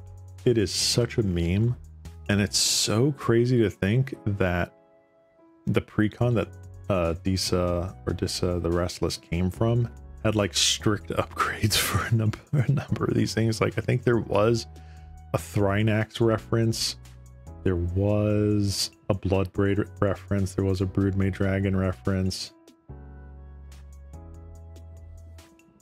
Crazy, absolutely crazy. And what was one of the other ones that I've been working on? Mael. So this is one of the other ones that I've been slowly working on. This was like my first EDH deck. This was the first EDH deck that I made. So I have been curating this for almost 15 years. Started really early. That was like 12 bucks from a card store back then. But it's like, ooh, I love having the big creatures. Gotta love the fatties in the deck. Well, I changed that up a bit. And the whole point of this deck isn't necessarily just big dumb creatures. It's big dumb creatures that give everything. So Serby, you hit the nail on the head when you said, ooh, a Child of Lart deck that was all gods. That's kind of what this deck is. So you end up with cards like Iroas, God of Victory, Nylea. We've got Ilhar, Perforos, Terror of the Peaks, Xenagos, Atali. Fiendish Duo. If a sorcerer would deal damage to an opponent, deals double that instead. Sirach and Goreclaw. All my creatures have trample and also a +1/+1 counter and haste. All of our creatures take half damage. All of our creatures are indestructible. They have lifelink. We can just dump our hand. They have trample again. All of our creatures have haste. The deck just does everything. So I'm slowly putting together a lot of the cards for this deck, and it's taking time, quite honestly. Land base I'm very happy with. This didn't change too terribly much. Happy that I had the duels when I got them years and years and years ago. Updated the mana base that I have, you know, the Nature's Law, Farseek, you know, pre-visits package thing going on here. Some other things that I was looking at, like Old One Eye is kind of really cool. Trample, other creatures have trample when it enters battlefield. Oh, you get, you know, a 5/5. So for 6 mana, you get 11 power. Beginning of pre-combat mana phase, you can discard 2 cards, return it from your graveyard to your hand. Like, built-in recursion, that's cool. Smuggler's Surprise is just 2 mana. All of my Mael creatures get hexproof and indestructible until end of turn. Yes.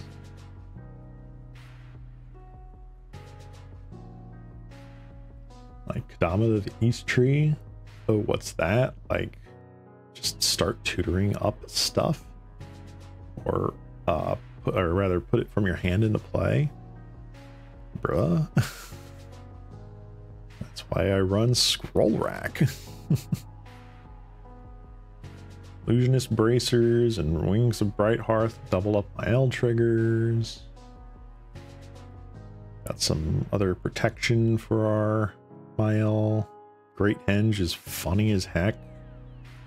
Honestly, Great Henge probably could just be up the beanstalk. Let's be honest here. But I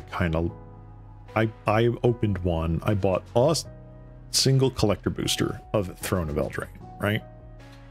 It was like new hotness, like collector boosters in general. I bought one. I don't think I've bought one since. Can't remember if I have or not. Maybe not. And that was the rare I got in that pack. Foil the Great Henge. Sure, I'll throw it in the deck. It's otherwise rotting in a binder. Or knowing WotC curling in a binder. Yeah.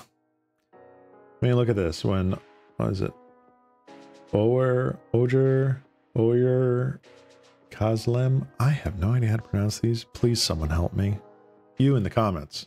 Yes, you. Hi, I see you. How do you pronounce this? Whenever it deals combat damage to a player, reveal that many cards from the top of your library. Put a creature card and or land card from among them onto the battlefield. Rest on the bottom in random order. That's kind of insane. Oh, you tried to kill it? Okay, it's a land now. I decided to be a land for a turn, and now it's back. What are you going to do about it? Terror of the Peaks.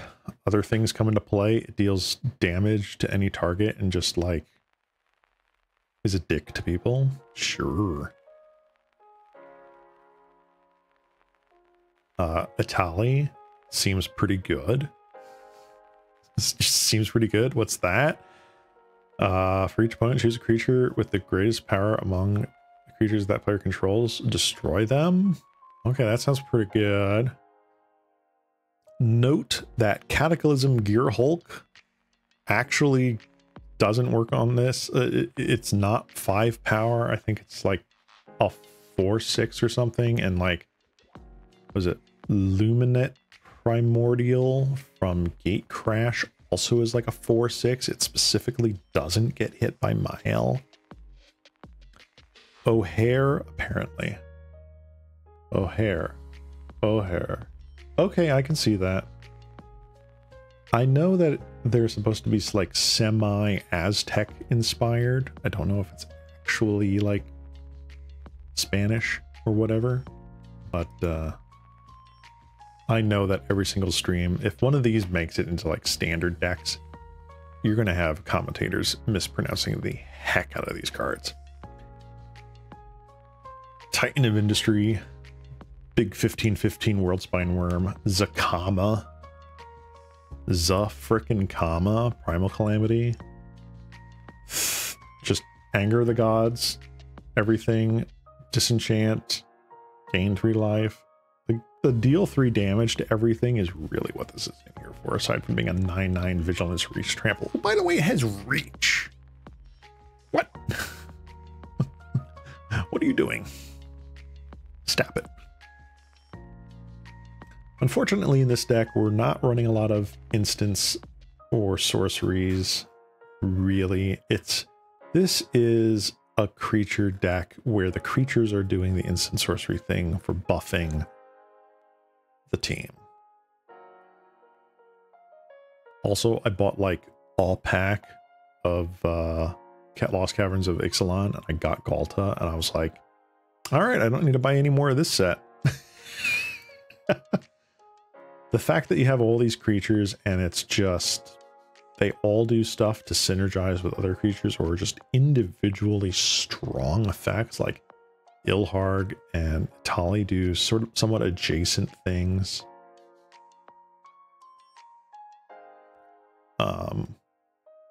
Selvala, Gwenna, Bloomtinder, Fae, Burrow Elder, Elvish Piper, Seaborn Muse. We got so much utility here.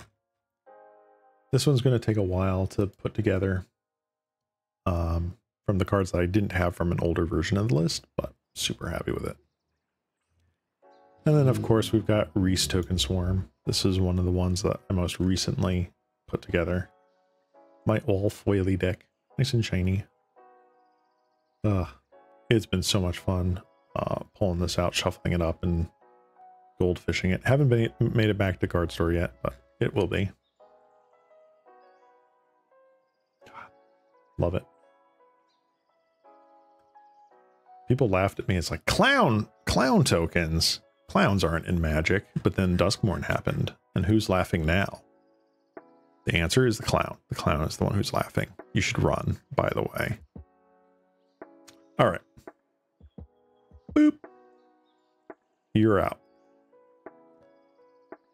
Let's go and finish what we started, ladies and gentlemen. Lots of yapping.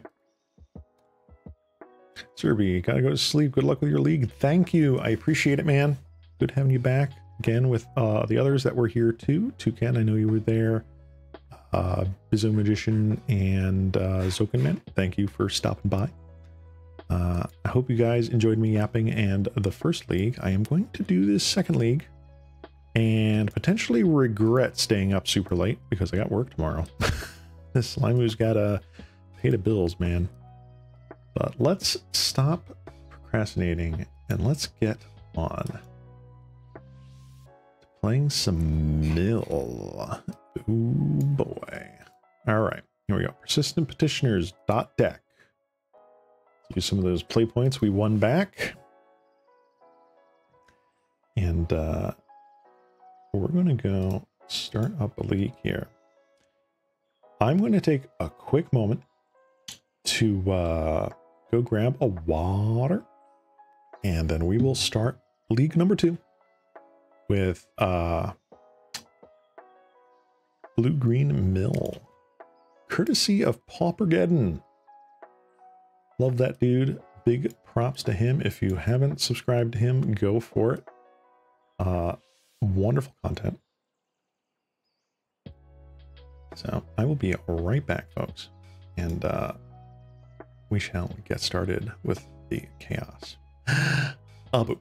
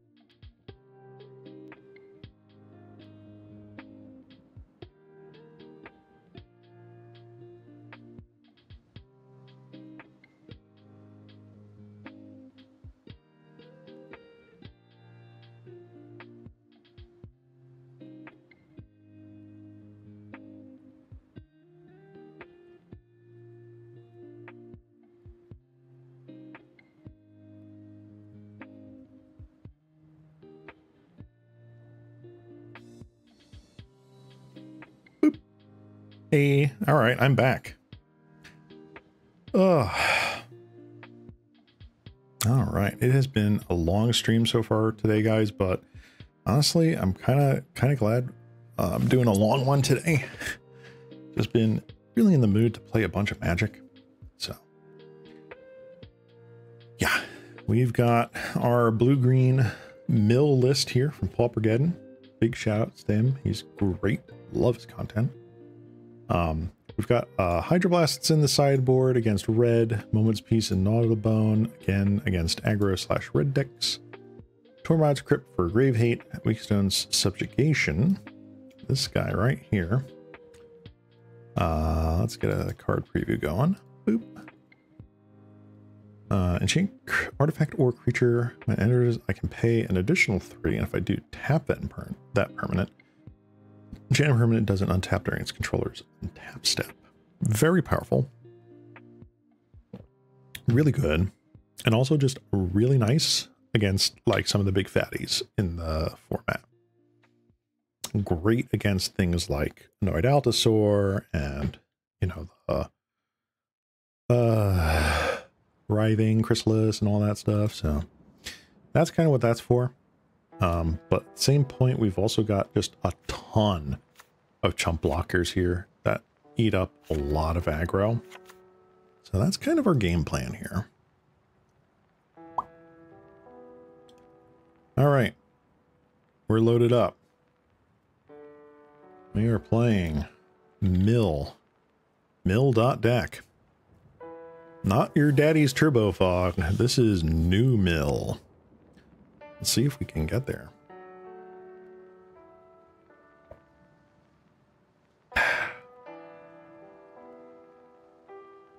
So, very happy. First league of the day went 3-2. Very happy about that. And now we are going into the mill step. Can I get a couple of wins with this deck? Can I? I don't know. I hope so. That would be great.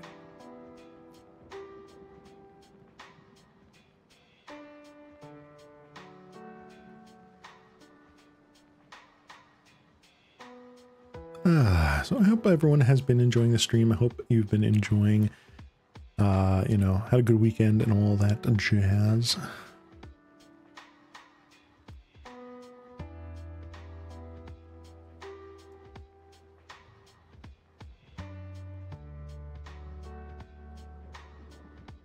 Certainly been enjoying my day.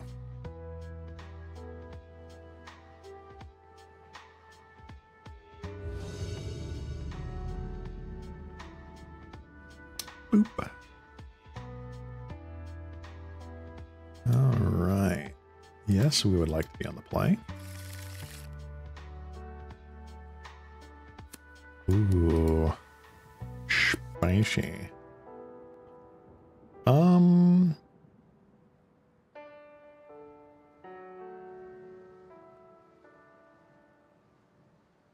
Honestly,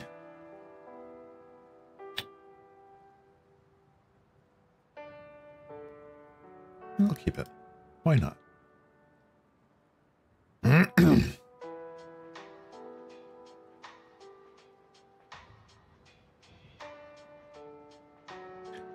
Put a stop on my upkeep so that way I can scry with this duder. Oop.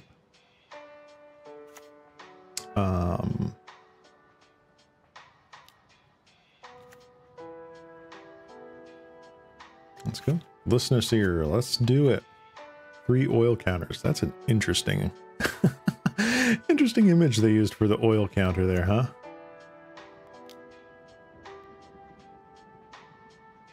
Implement of combustion. Sure. All right, red. We're actually kind of okay with that.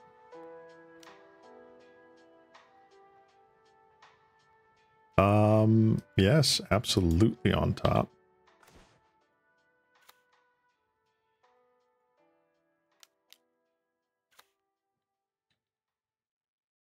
All right, red deck. You are now facing against Mill. What do you choose to do?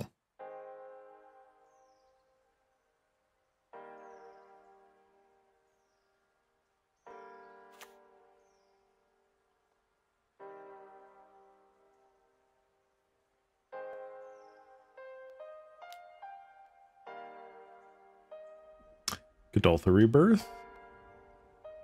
Usually. Pretty good. Pretty good. Notably, Persistent Petitioners is a 1/3. So we do get to eat up some of these guys.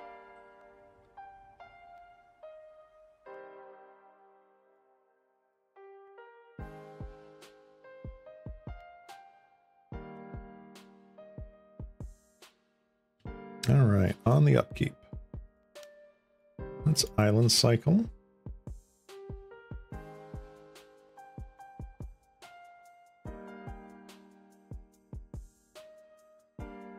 Ooh, I'm going to get an island for now.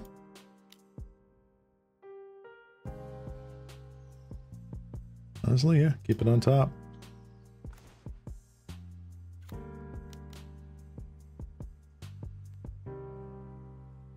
Play you.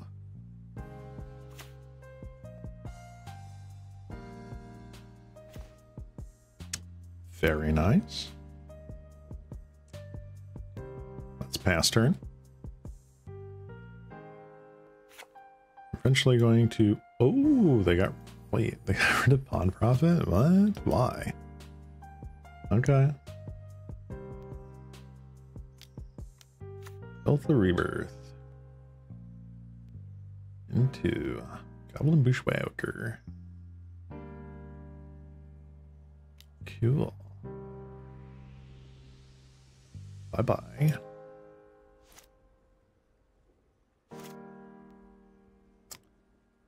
Huh. All right. Ooh. That on top. Okay. Draw. Play you.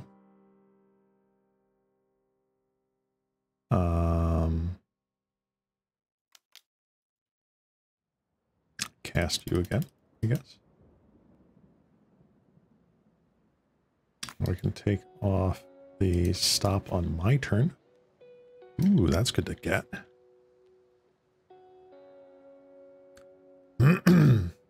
So this coming turn, we actually do get to Petitioners and Vandal and or Moth Dust Changeling. As well as mill a card from our opponent.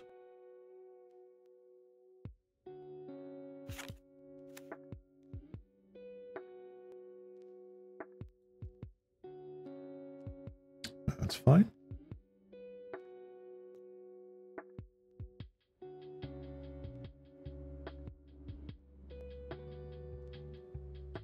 Cool. Come on in, buddy. No? Okay.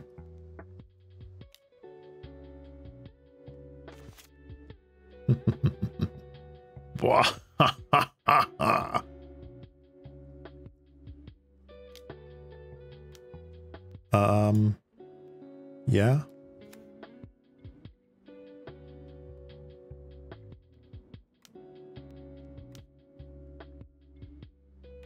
Sure. All right, we now have defenses up. They cannot get around a knee-high wall.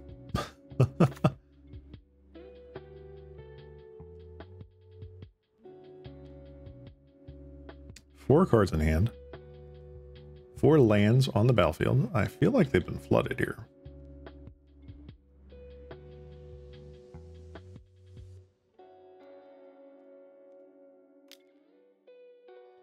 Nice. What is our opponent doing here? Bushwhacker, Tomb Raider, Synthesizer. Cool, cool. 1, 2, 3, 4, 5, 6, 7, huh?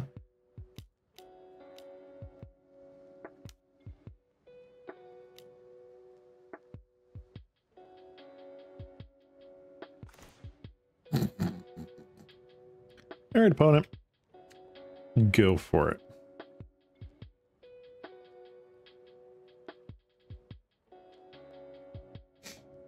You have to burn me out from 4 mana. Or 14 life, excuse me, not 4 mana. 14 life.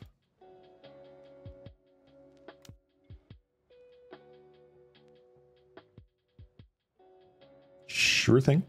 Okay. Opponent digging for something, anything at all.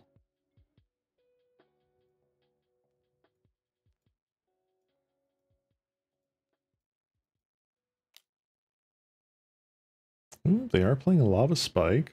Chain lightning. Okay. Good to see.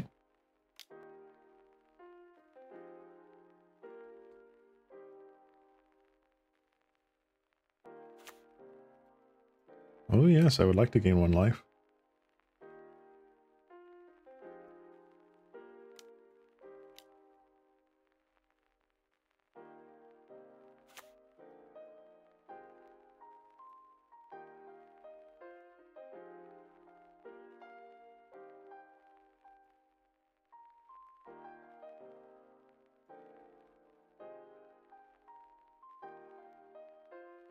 Two, 3, 4, 5, 6, 7, and 8. Oh man, that guy's lucky. He drew all 4 of his persistent petitioners.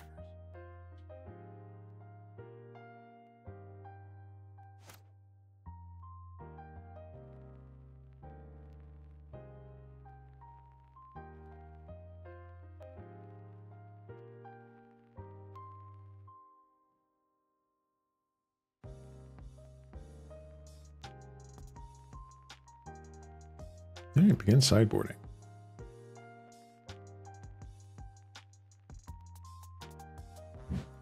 You come in. I don't think I really need you all that much. Pawn profit is okay.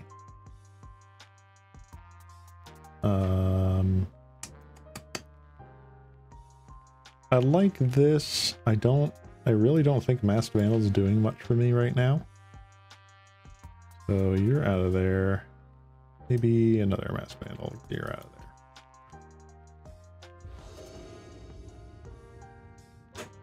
there. Opponent. Ooh. The double forest draw. What is my life right now? Sure, I'll keep that. Oh my gosh.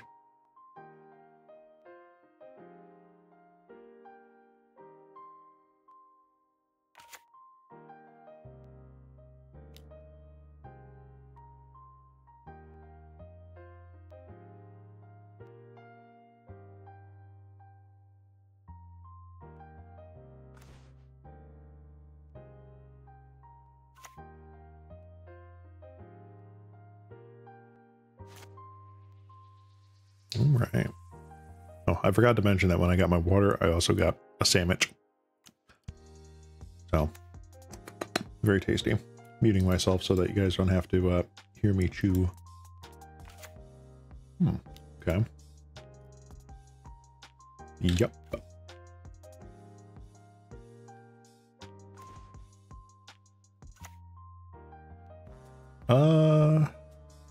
What am I scared of right now, huh?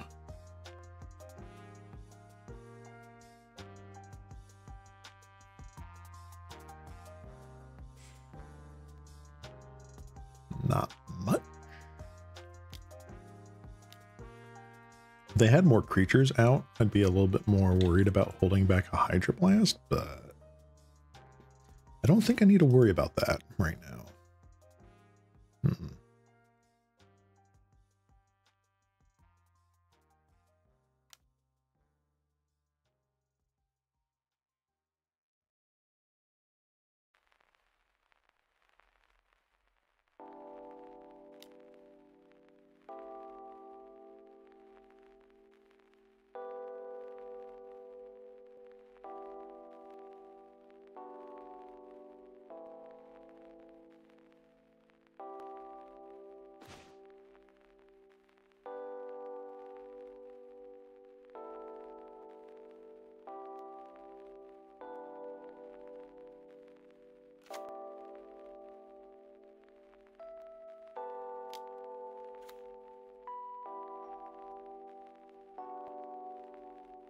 Okay, I stand corrected. I am now terrified.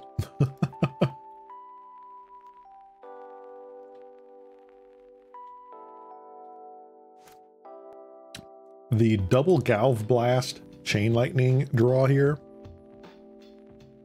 kind of insane.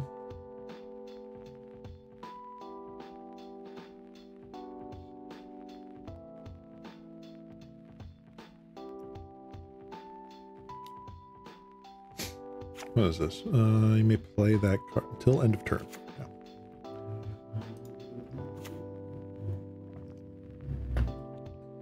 All right.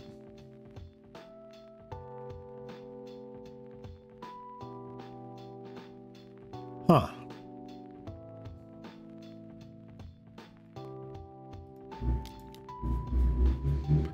Cool. Got rid of a creature. All right.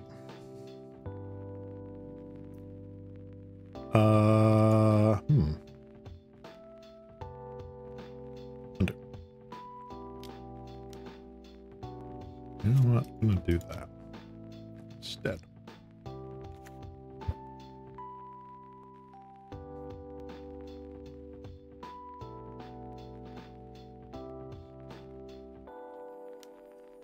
Attack with the changeling.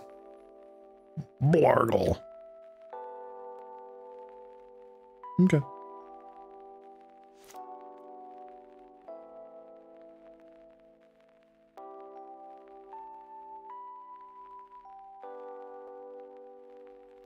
Let's see here. I'm assuming they'll have like a Kadoltha rebirth.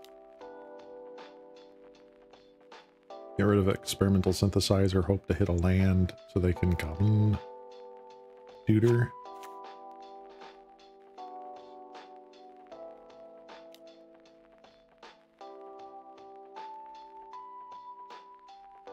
Yeah, I'm just gonna counter your 4 damage spell. I don't want to be put to 6. Not yet.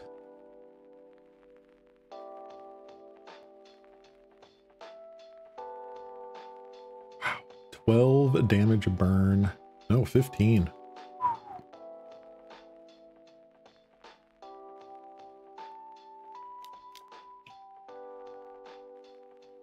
Nice.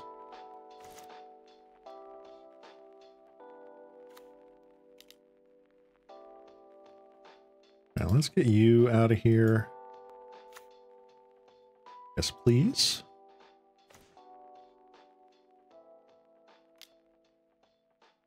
Let's gain a little bit more life. Yes, please. 2, 3, 4, 5. Attack for 1.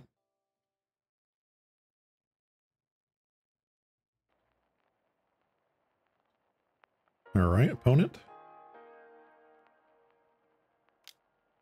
Implement a combustion. That is totally fine. Oh boy. All right. They have 4 cards in hand now. Pretty scary.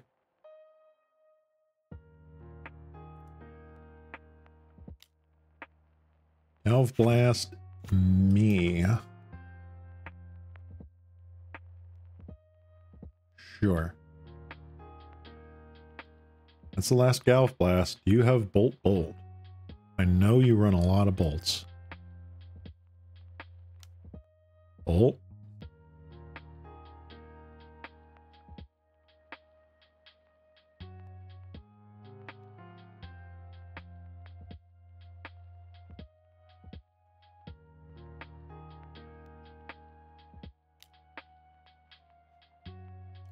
All right. Did you bring in anything notable?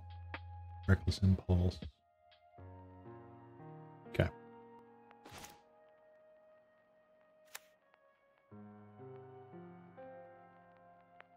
Good to know.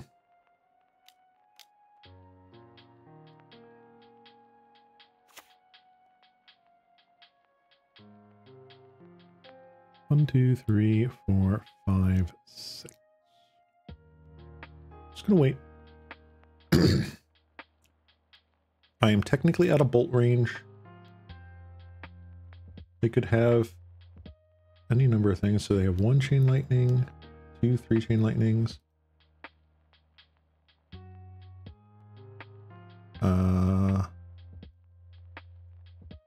Let's get you, and you.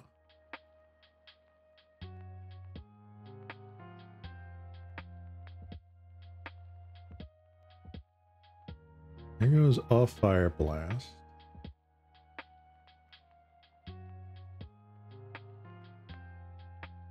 Lightning Bolt Mountain. Oh boy. Bolt me. Oh, you have it. Ah. Nope. That's hilarious. All right. On the bone it is.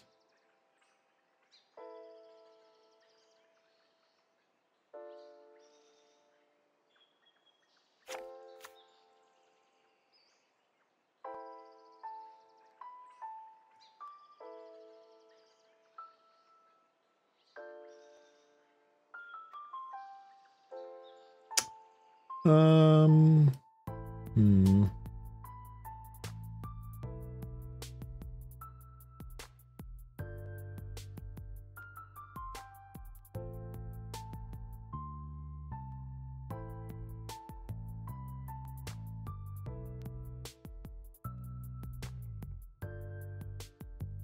Put that back in. We take out one petitioner. There we go. So there is something to be said about not devoting ourselves. That is awful. This is better. What would I put back? Probably just the next petitioner.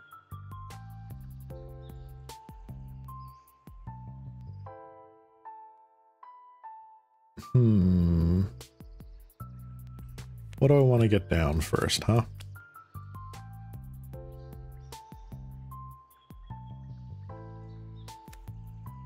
Let's get an automaton down past turn, because this can chump block one of the other, like, Tomb Raiders or what have you. I do have.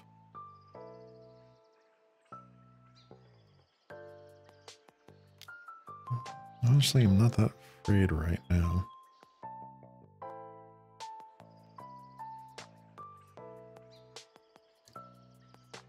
Save every little bit of life we can. Play you. Last turn.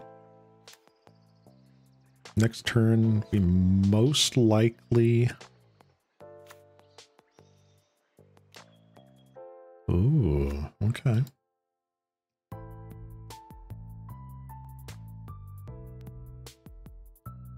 Definitely. Okay. Luck.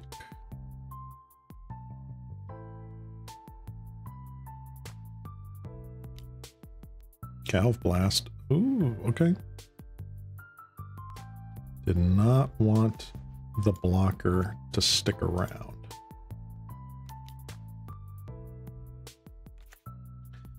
Well, we got more where that came from. And now we have Hydra Blast or Lorien Reveal up. Because Reveal is probably going to grab our Tangled Islet. Hydra Blast can do something, which is probably going to be counter that.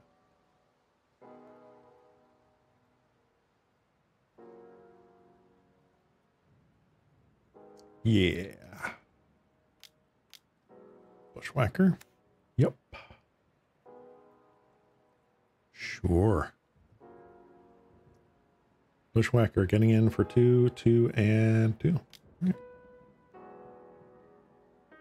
We're going to block you. Take 4, go to 14. Dang.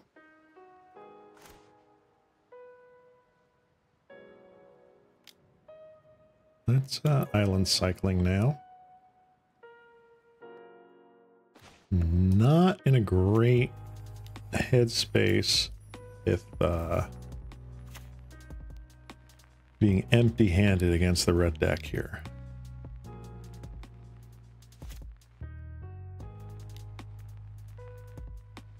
Implement a combustion. Okay, you got your 2/2s again. Bolted one of them away. Again, 3 damage, not at my face.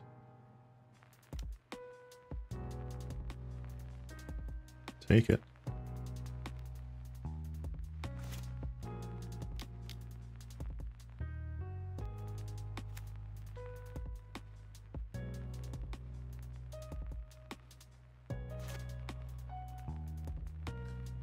All right, can we stabilize?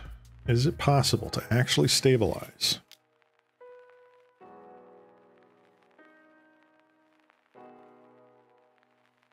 At 11.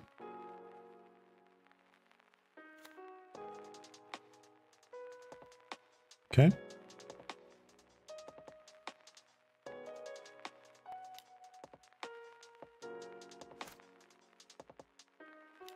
I want to do this. Okay.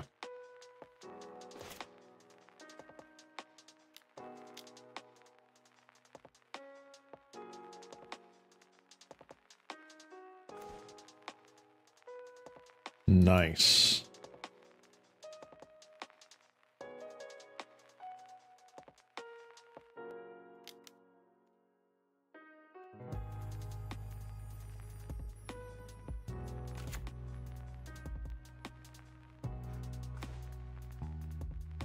Very nice. All right, we now have a Gnawed at a Bone. Gets 6 life, which is not nothing.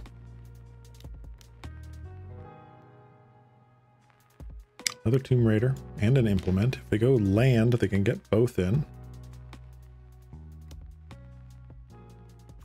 Is very good for them. They've been struggling on mana though, so I don't think they did.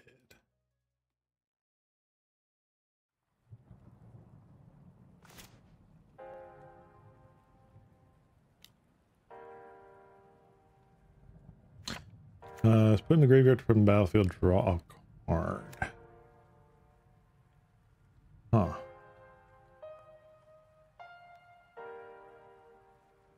Okie dokie.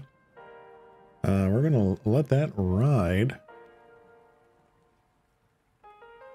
Because we are probably going to gain a bunch of life here.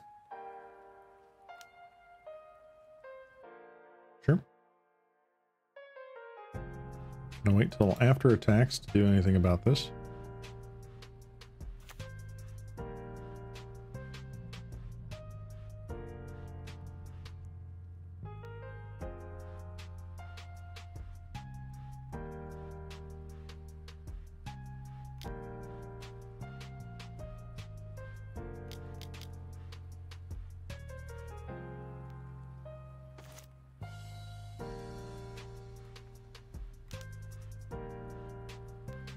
And we win the match. Yeah, we can actually just mill ourselves to gain the life, and then we just boom, boom, boom, boom. Very nice. Okay, that was a tight one. That was really, really nice. Okay. Let's see what we get in round 2 here. Pardon me, I'm going to grab a bite of my sandwich.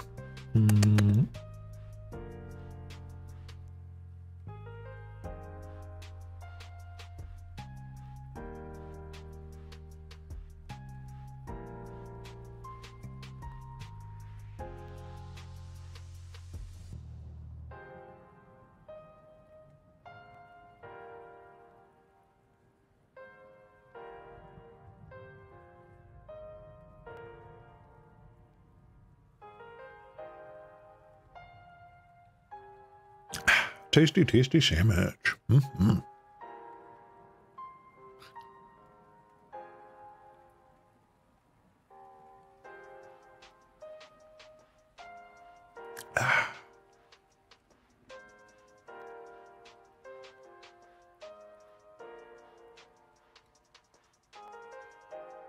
Man, oh man.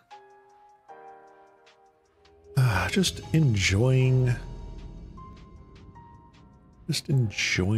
the day. Good old magic. Ooh, we won the die roll. I like that.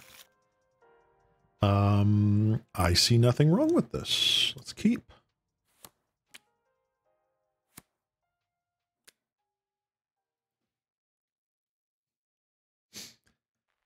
Probably turn 1 Seer, I'd say. Turn 2, probably stop on upkeep.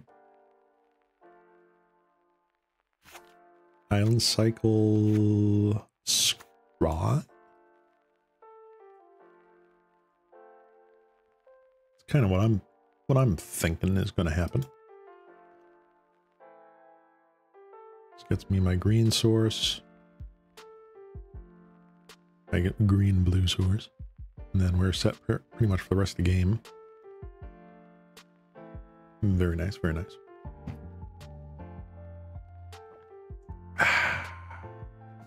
Yum, yum, yum, yum, yum. Tasty.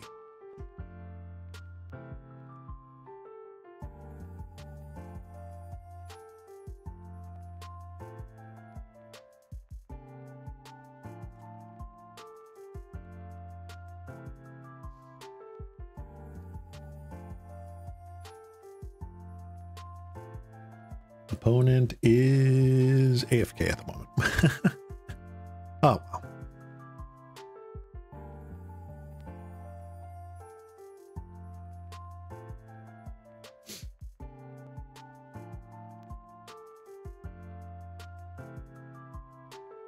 Ooh. Okay.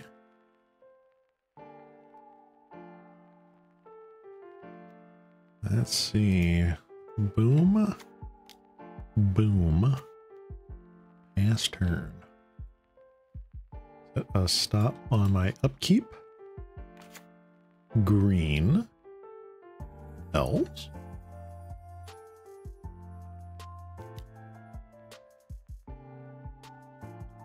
Green Ranger. Okay. Either elves or walls. Sure.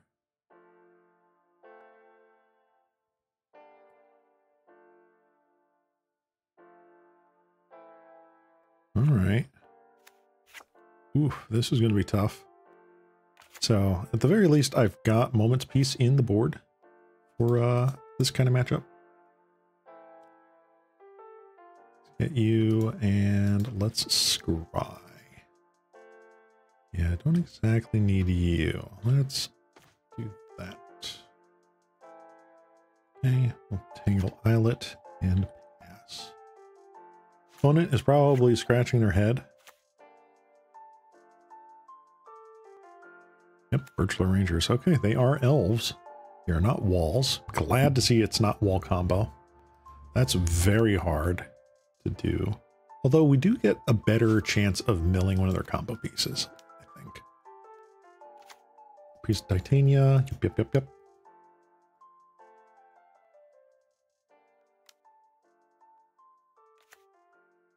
Birchler Rangers.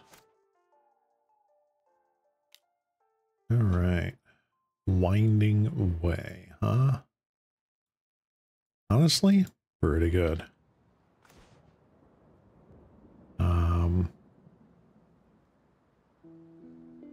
Put you down. I'm gonna petition. See if we can go petition this coming turn.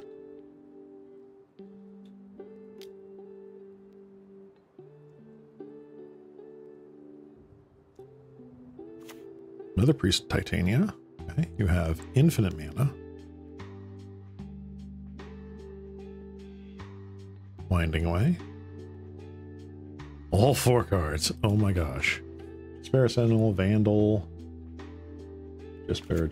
Ooh, all 3 Sentinels. Dang, bro. Whoa. Full house. So their Masked Vandal can kill one of my automatons, but otherwise it's like a nothing burger. Another Winding Way.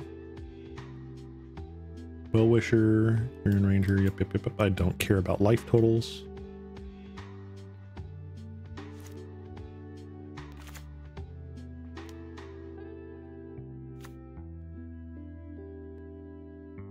Another Quirion Ranger. Holy. Oh, I knew that was coming. There's Well-Wisher.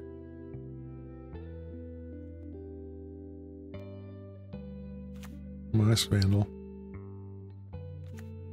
Another Masked Vandal. Another Quirion Ranger. And a Well-Wisher. You have dumped your hand.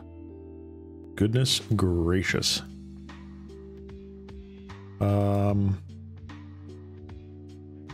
I don't think I'm scrying this turn.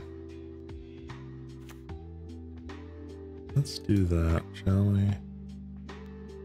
Oof. I'm kind of scared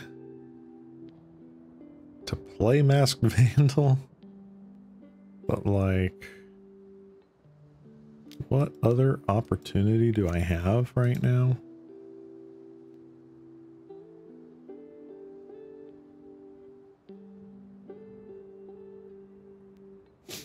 All right. Ton of elves. Ton of elves.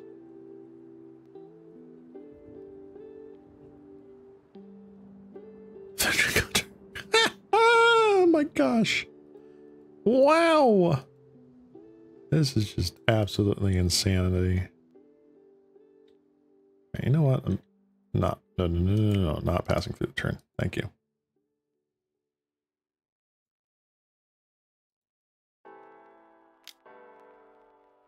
Okay. You go in.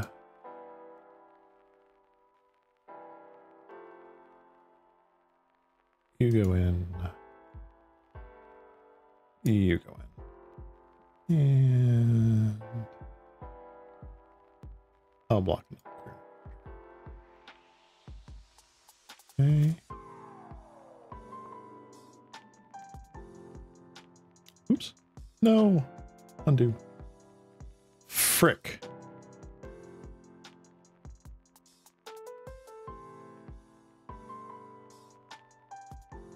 Oh, gosh. That's horrible. I misclicked so hard. Oy.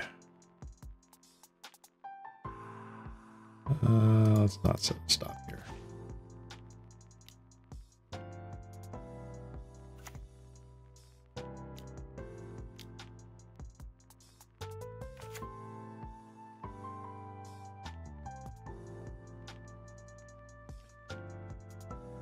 That's rough. So let's see. I would have gotten them down to 28 cards. Right?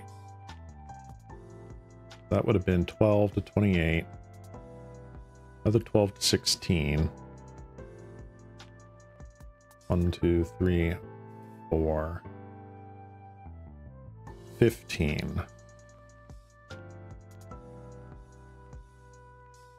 Let's see it play out. Let's see it play out. They're going to Forge. Very sad. Ah, that was such a misclick. Oh no. Such a punt. Oh no. I'm going to put it on Avenging Hunter. I'm going to take a bazillion damage. Again.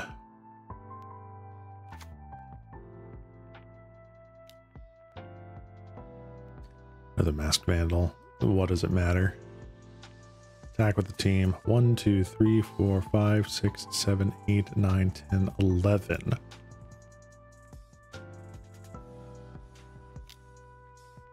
Cool.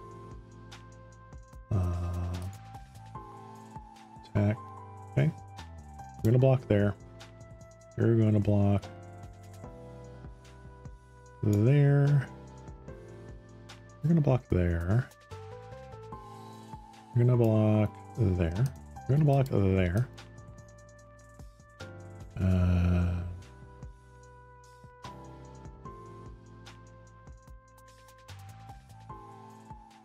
Block there. So that takes 1, 2, 3, 4, 5, 6.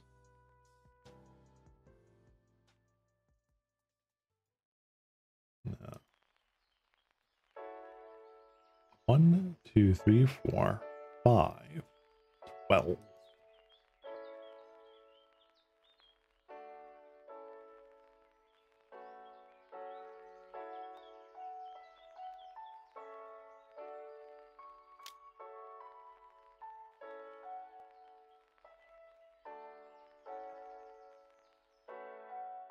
I think I also tapped that incorrectly. Ugh.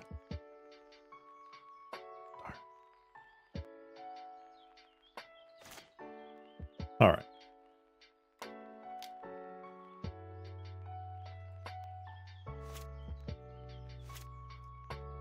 One, two, three, four. That's 12, right?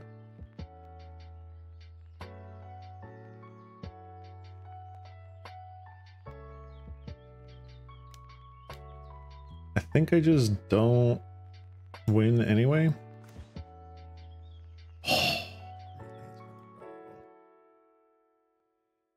Oh, that sucks. 1, 2, 3, 4, 5. Let's mill you, shall we?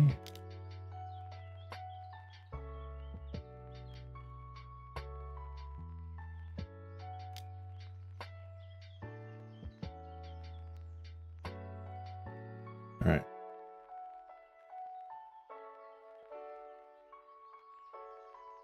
So they're playing Generous Ant.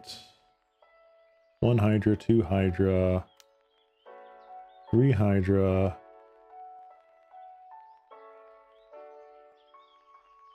So they've got 3 Hydras that I know about. 1, 2 Ents. Again, it just feels weird. 3 Ents, so there's probably a 4th somewhere. We've got 1 Avenging Hunter. 2 Avenging Hunters.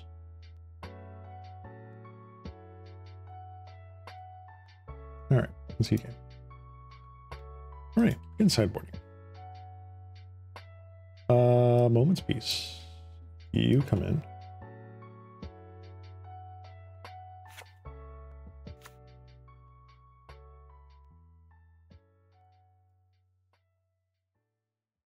What do I take out, huh?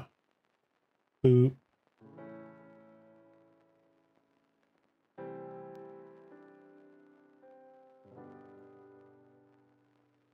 This handle's pretty nice, not gonna lie.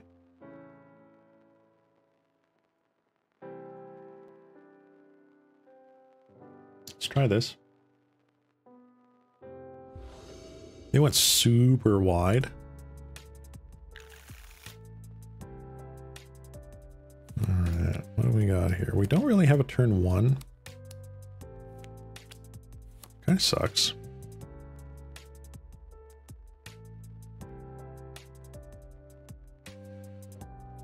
Kind of want to have a turn 1. There's a turn 1.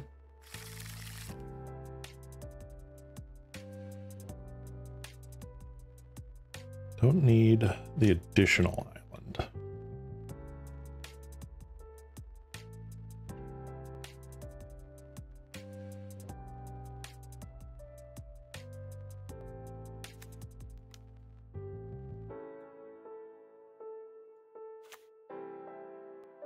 All right. So we hit Glistener Seer. Playing anywhere else.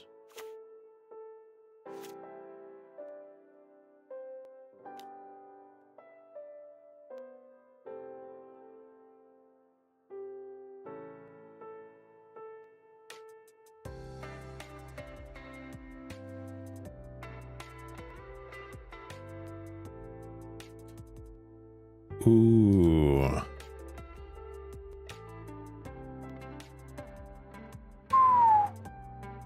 I want that on the bottom. I don't think that does it for me.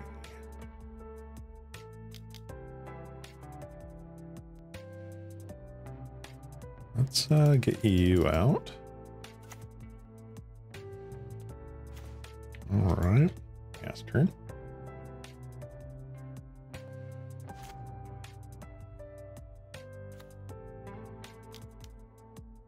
1-2, Priest of Titania, buckle my shoe. Finned Horn Elves, we are going deep.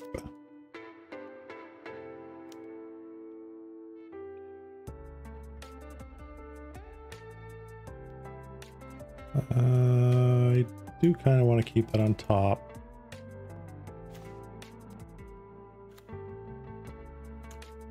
Like having that.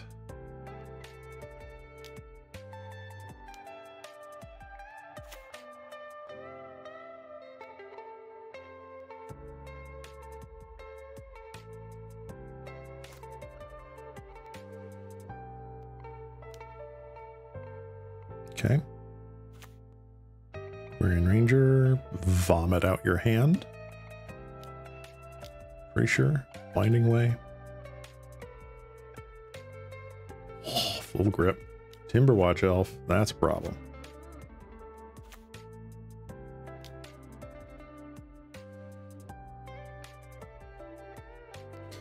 That was an argument for weak zone subjugation to come in.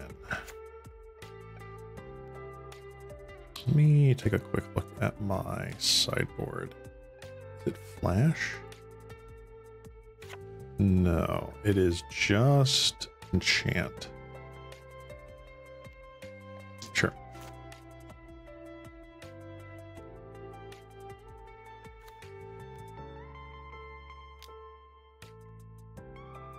I think that's literally all of them.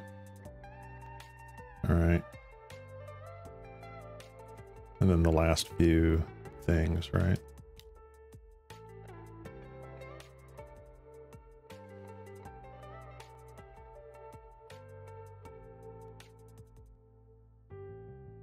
Overwatch Elf is such a beating, man.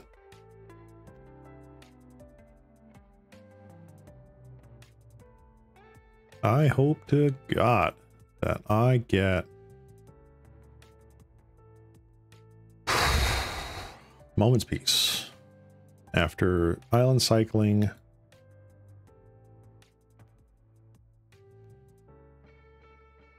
What are you thinking about, opponent? Are you looking to bestow? You have a Hydra, don't you?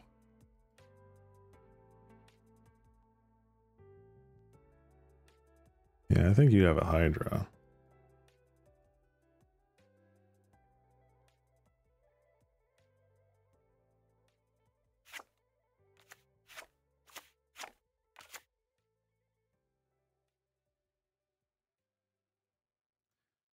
Okay. Opponent is deep in the tank. No, Generous Ent. Sure.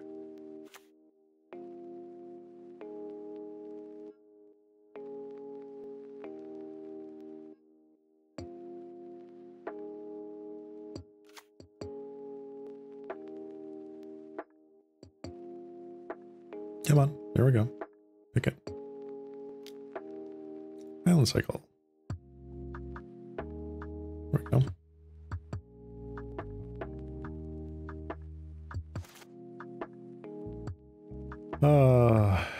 Really just don't want to, do I?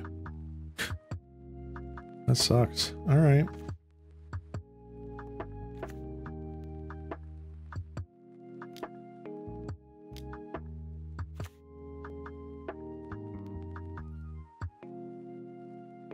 Alrighty.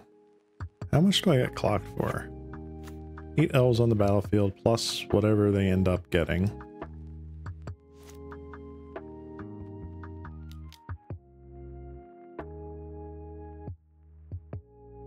Probably another Winding Way if I had to guess. Or lead the Stampede.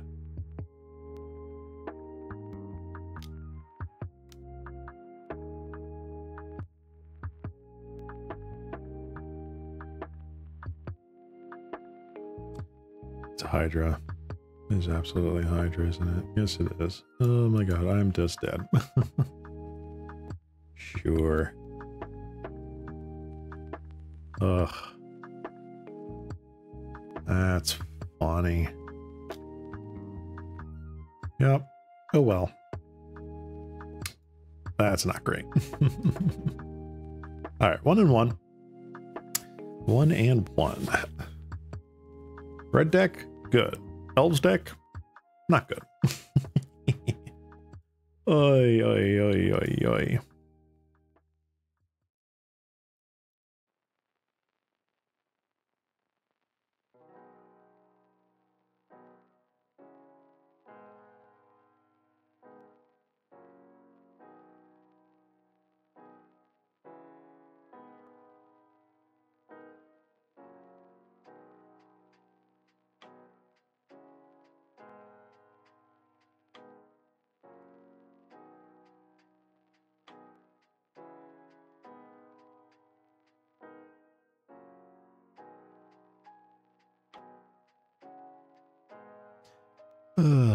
Well, we're going to wind out the day with at least a fun deck. That'll be nice.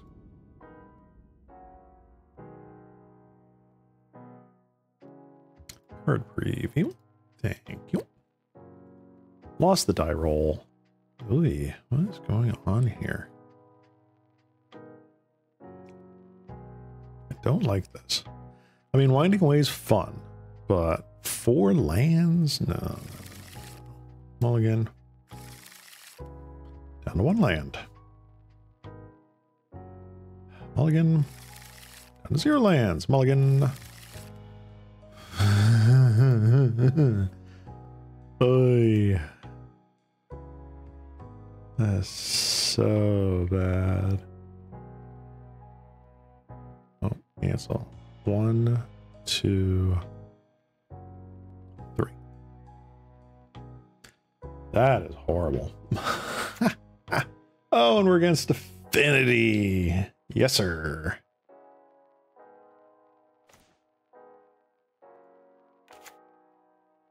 Master.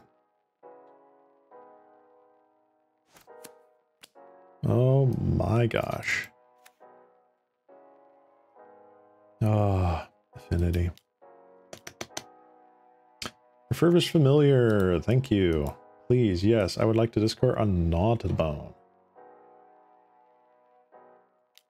Oh, it's just like, alright, they're on Dredge. You fools.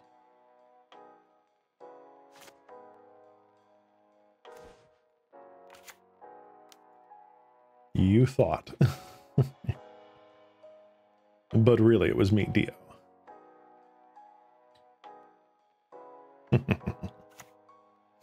Ah, my goodness.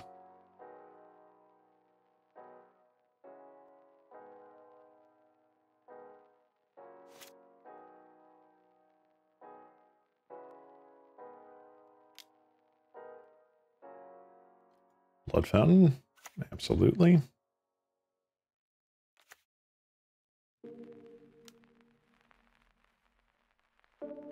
All right, Thoughtseize.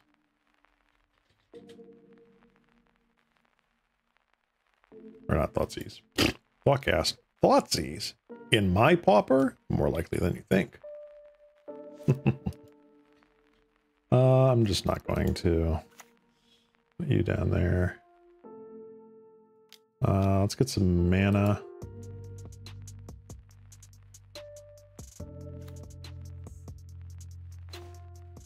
Good. All right. Nope. I have a feeling we're going to get steamrolled. So, what do we got here? Another Blood Fountain. Blah, blah, blah. Second Blood Fountain token. Mirror Enforcer. Mirror Enforcer.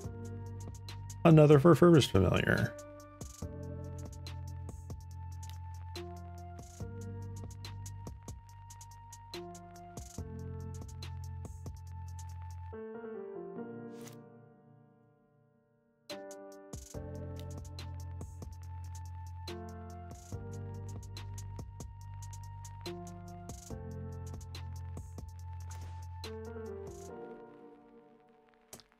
I'm going to concede. I think I've seen enough. That's rough. That's rough, buddy.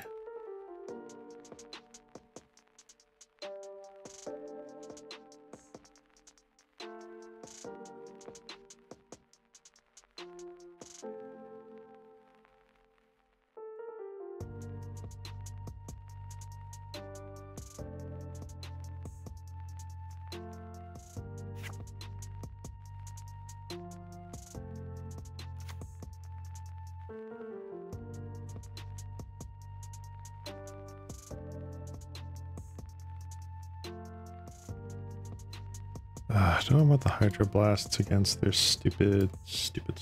No. In that case, let's go down a couple petitioners. Autobone's fine.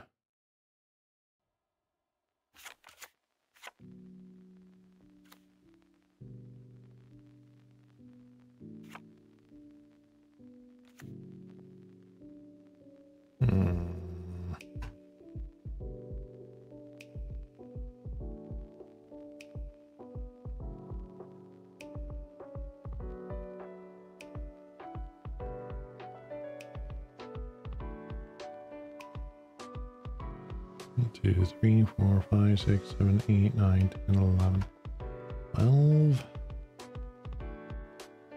I'll go down one more pawn profit. Yep. Mulligan. Better. Take it.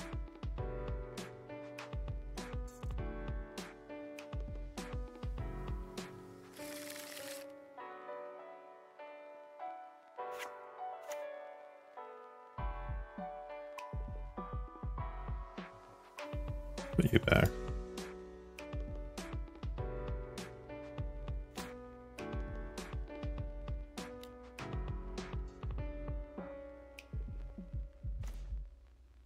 And past turn.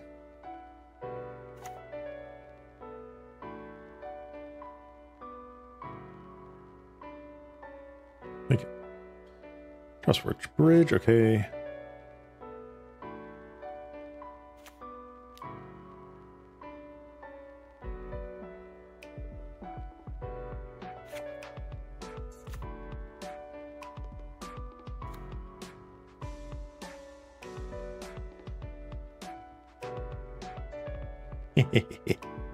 I am the the mana denial.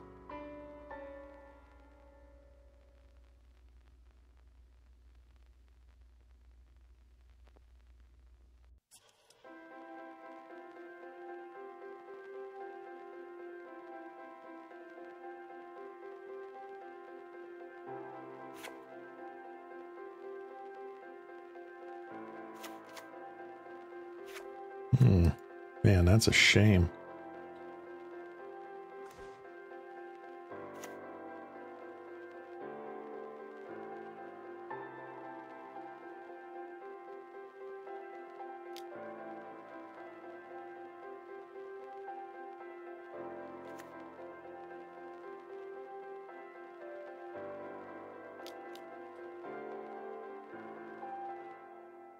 And now penny drops.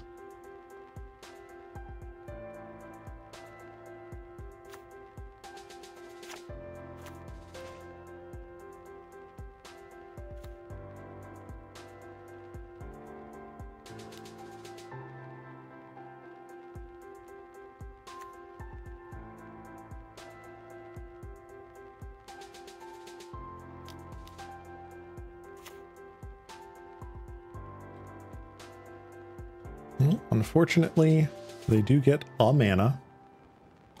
They can now refurbish familiar.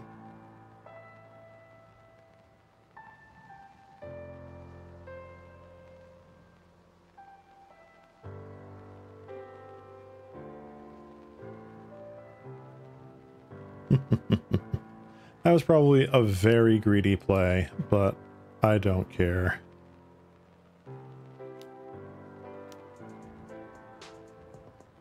Kill a card. Reinforcer. Quirkland Shaman. That would be great. Anchor Wellspring. Oh, so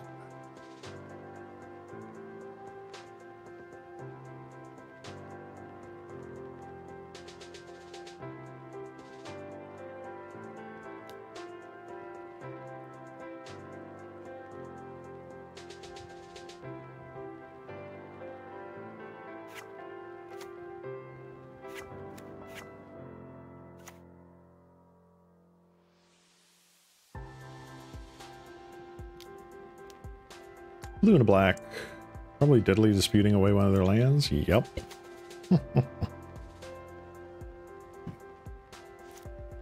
Opponent is just like, what am I doing? What? What? What is my opponent doing? Answer, I don't know. What am I doing?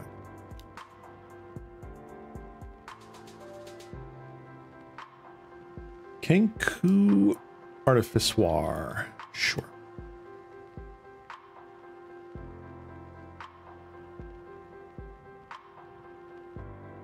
I would love to draw another Weakstone Subjugation. That would be so funny.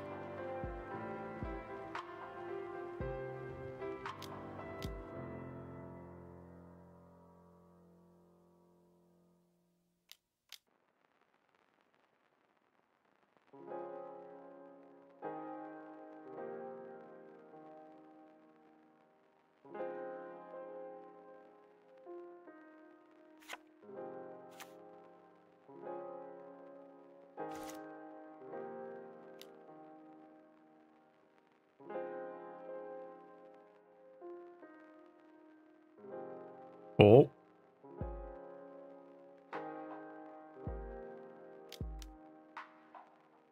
Little card, sir. Basic Swamp. I didn't even realize you ran basics in that deck. That's crazy.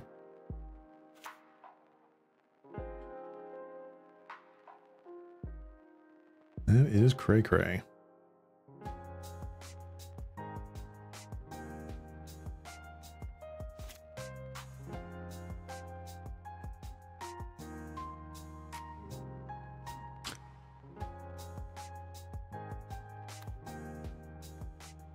Over bluff. Cool, cool.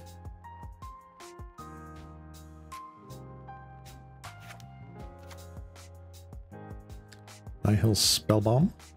Sure.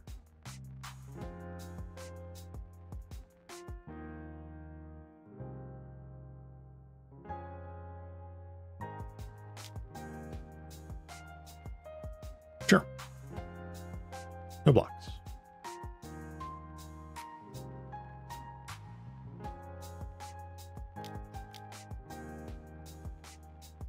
Miller card. Vault of Whispers.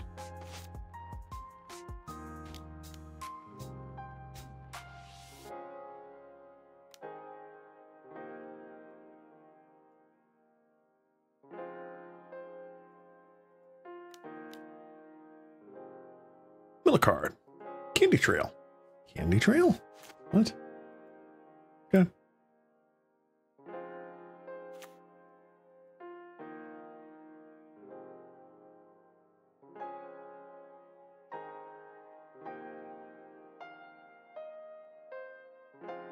Right. Persistent Petitioners. Can we get there? Can we defeat the Grixis Affinity Menace? I don't think so, buddy.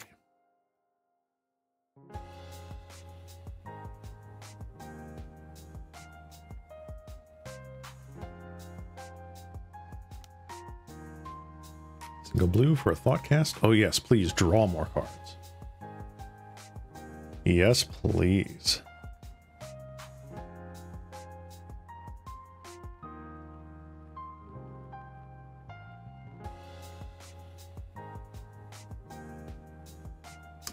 Forget.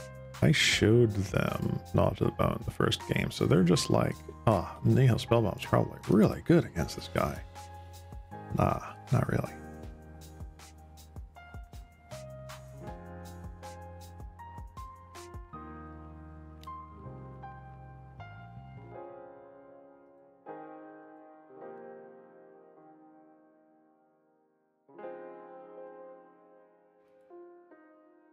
Yeah.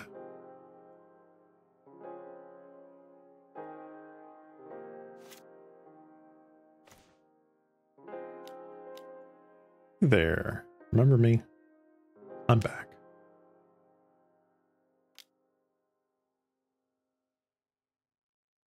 You only have so many Galv Blasts.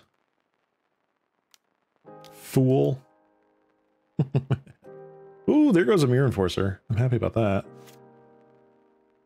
1, 2, 3, 4, 5, 6, 7. Yeah, they could have played an Enforcer if they had it in hand.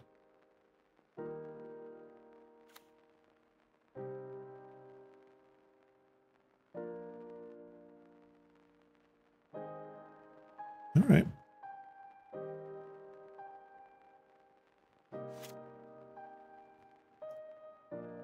Opponent playing very tight.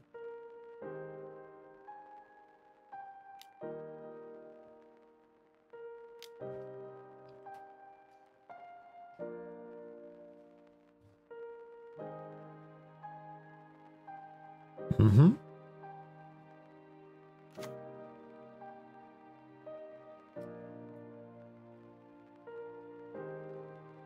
Delia disputed away the Ichor Wellspring rather than the forever tapped land. Interesting. I mean, drawing one more card is probably really good.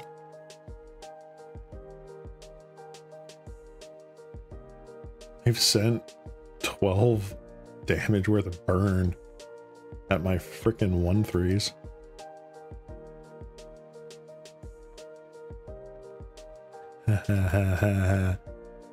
Okay, opponent, you win. You got me. You got the tater.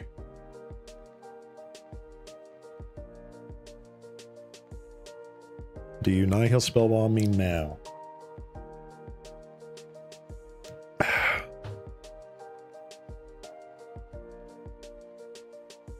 Arc Clan Shaman, huh?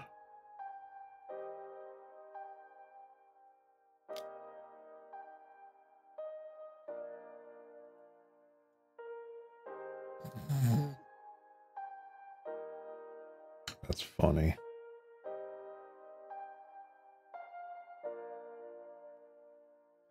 But also doesn't do anything on this board.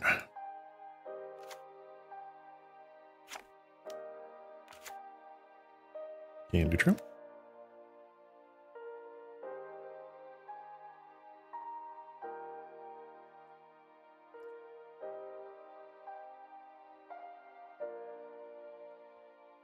I mean, you have 1, 2, probably 3 somewhere around here cards you can do.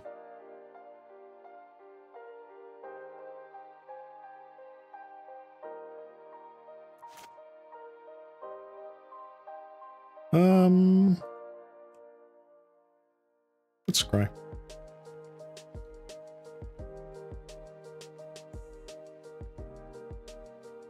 Put that on the bottom of my library, right? I did that, right? Sure.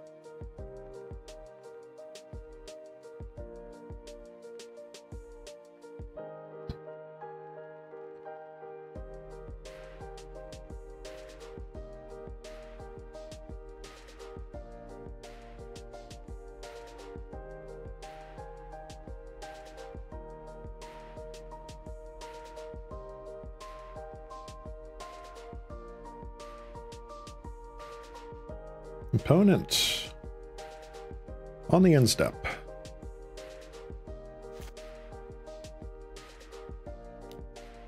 All right, Thoughtcast. Yes, please draw more cards.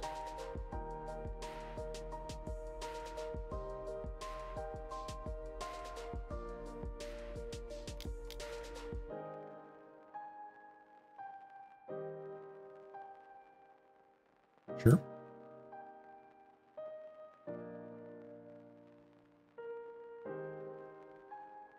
Sure.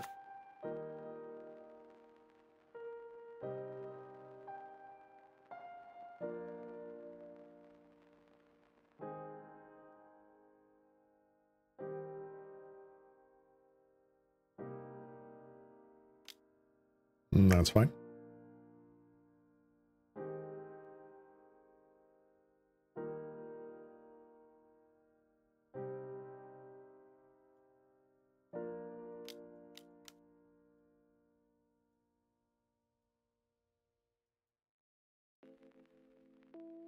Save myself 5 life.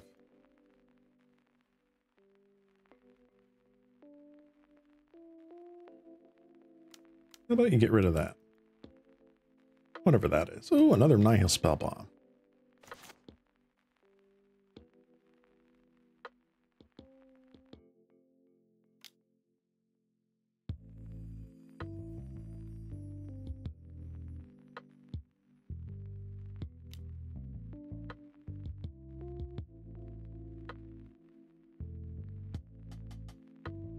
Did you bring in Pyroblasts? You did. Destroy target blue permanent. How about I target you? You'd rather not counter it, but you would rather destroy the Petitioner. Feels okay.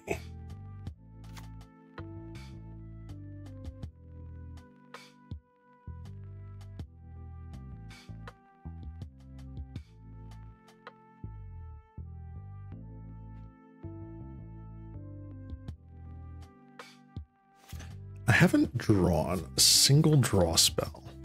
I've got my 4 Winding Ways in here somewhere. Boy, sad face. Maybe sideboarding out all of the frogs was a bad idea. 1, 2, 3 of my frogs are out.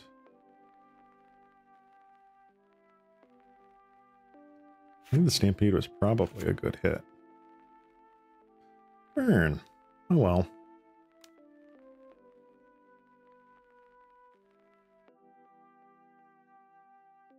All right. Black.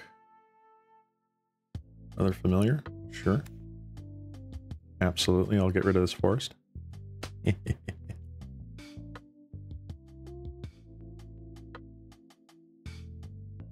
No. No. Okay.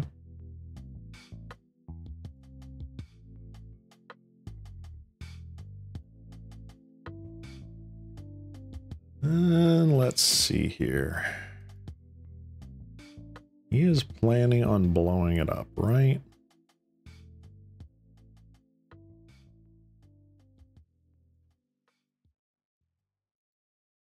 No. Let's do it this way. You go there. You go there.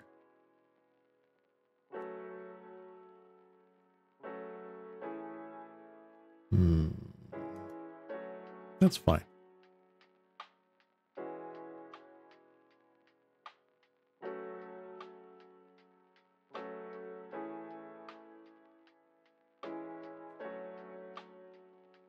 Do I want to do this now? Does it do it? Does it change anything? I think it does.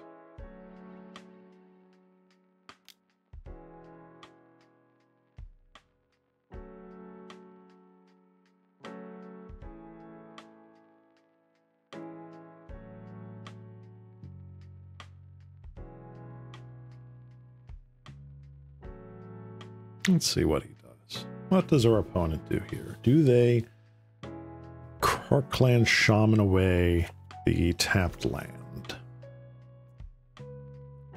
Killing this, attempting to kill this.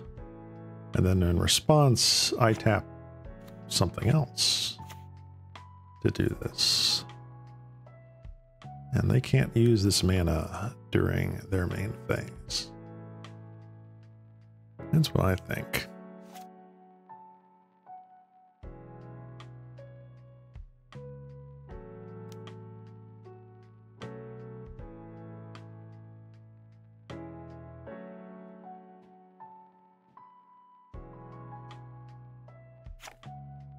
Each creature without flying.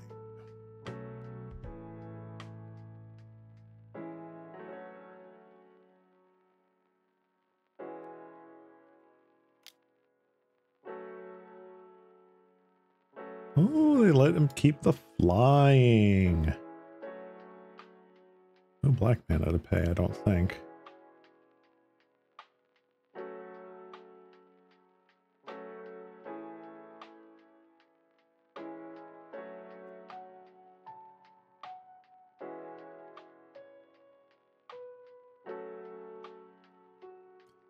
You got to decide right now if you wanted to sack something else, because otherwise my O3s all stay.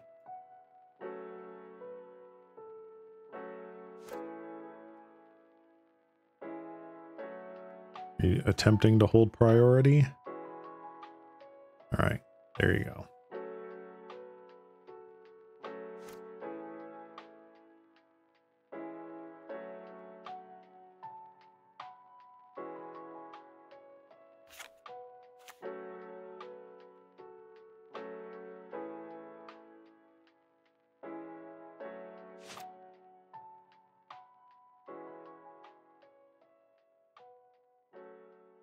Lovely. Now we may, 1,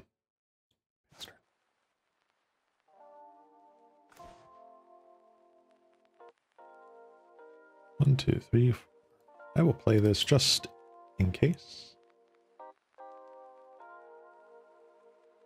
You're not, bastard.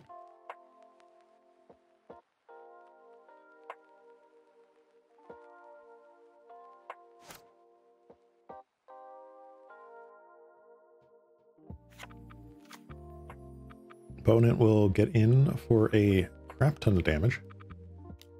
That's fine. No blocks.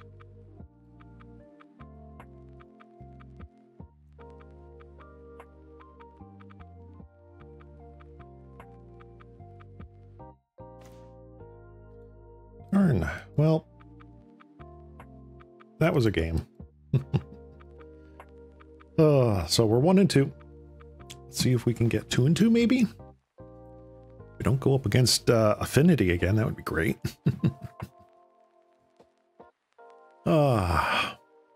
So for those watching the VODs in the future, hello. I see you. Duskmourn spoilers.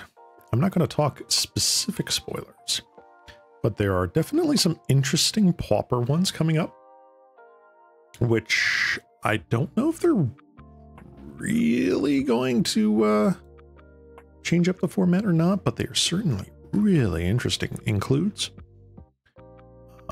And I don't know, what are your guys' thoughts on the set as a whole, just the whole demeanor, the whole aesthetic of it?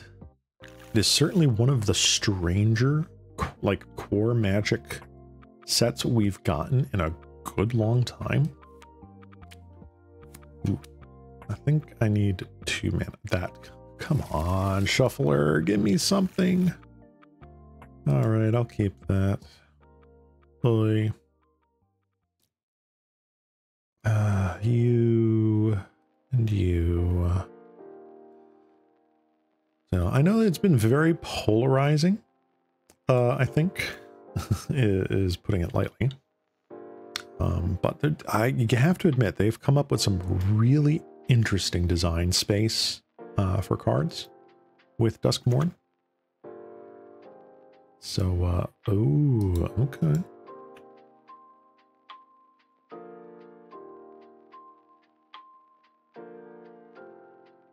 Opponent is on the dredge strategy.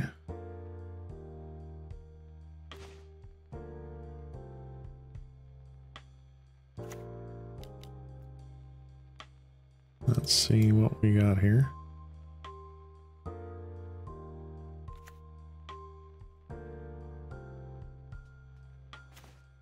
Moth Dust Changeling. Okay. So we have 3 out of our 4 advisors in our grip. Let's see, Wayfinder.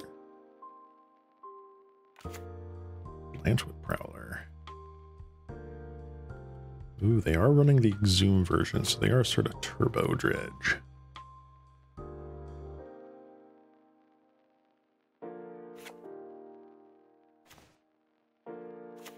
What did they get back? They got Cedar Wayfinder, Conduit Pylons, Exhume. So they have a Conduit.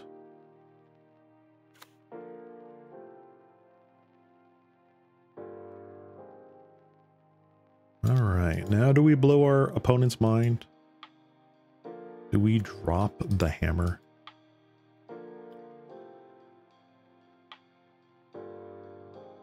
I don't think they're able to really interact with us unless they exhume like an Ulamog's Crusher. Let's do it.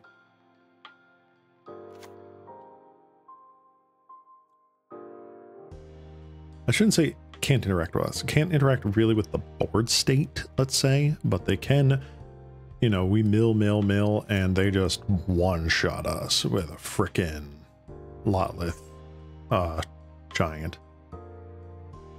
So, I mean, that's something to be careful of. Okay, their turn 3. Malevolent Rumble. I'm in the Malevolent Rumble package here, so they can't get that. Have Giant, Wayfinder, and Imp. So they took Seer Wayfinder. Bada bing. Mutt. So they have a Wooded Ridgeline in hand. Played Pylons for turn, so like that's whatever.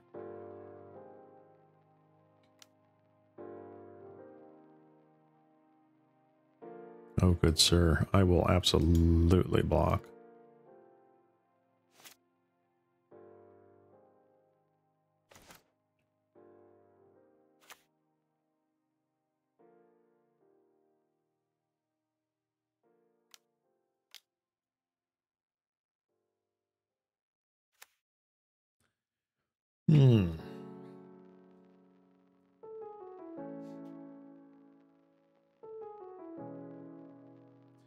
All right. So unless they do something really scary, what am I looking for here?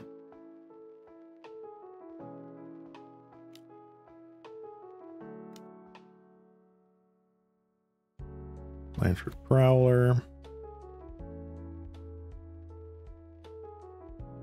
Always yield. They milled Trolakaza Doom.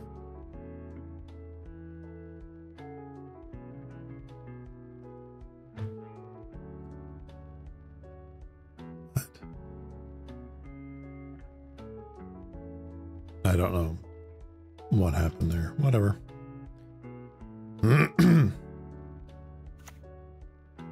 Have another conduit. Okay, so you still have a land in hand. Full grip.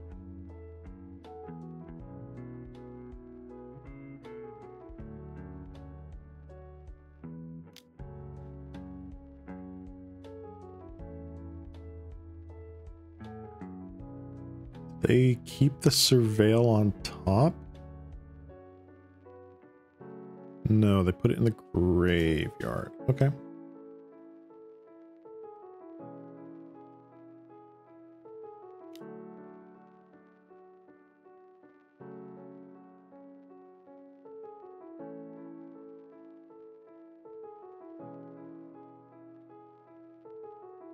Let's block you. I feel like there is something to be said for not letting it go and not letting it die. All right, so they're at 33. If I do 12 right now, that gets them down to 21.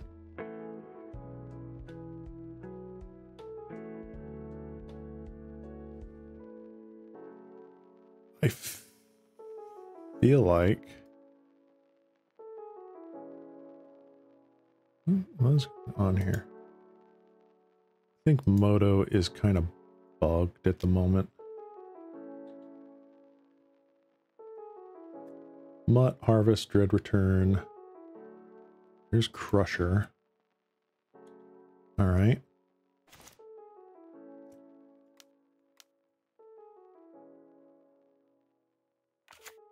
Very nice. Still not hitting my green mana. I'm very upset about. They are struggling with black mana, it do appear to be. Yeah, that's why they haven't played the Wood Ridge, because they need black mana. So 2 of their exhumes are in the grave. They are probably...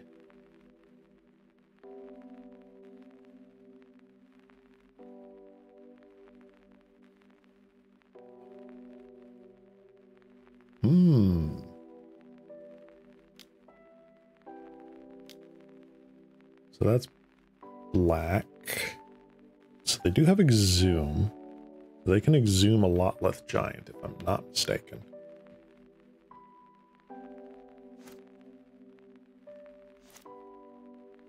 Doesn't do much.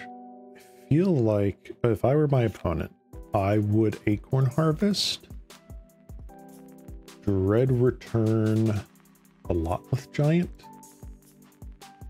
right? That's my play. You go boom, boom, boom, sacrifice for Dread Return on a Lotleth Giant. I don't think you have a mutt. 2, 3. You do have 3 mutts, but you can only really do one of those.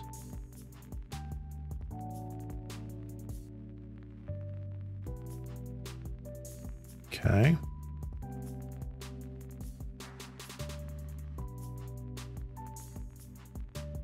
$22.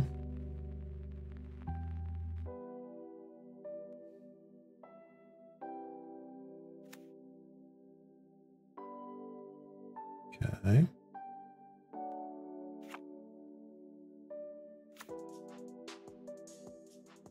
I think they've got it. I think the opponent has won this match, or this game.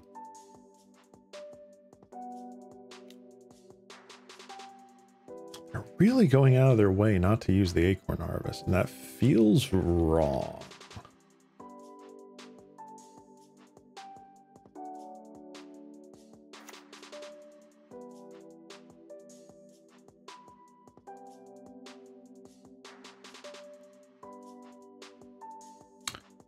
So they discarded Stinkweed Imp, Dredge Stinkweed Imp. Okay. Now they Dread Return, right?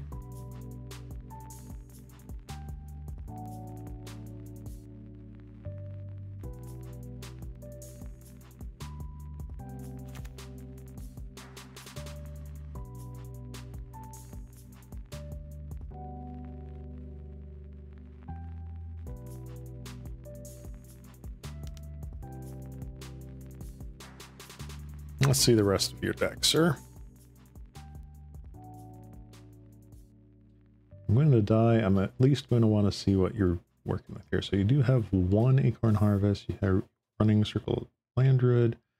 You have a Bog. You are running Trolls. 2 Oliphants. Okay. So 1 Harvest. 2 Harvests. Okay.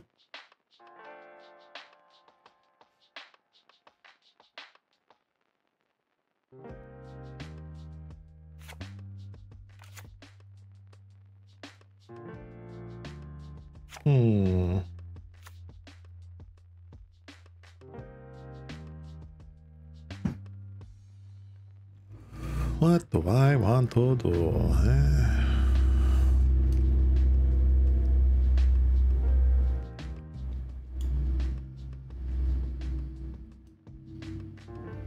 I don't think Mass Vandal does anything for me, right?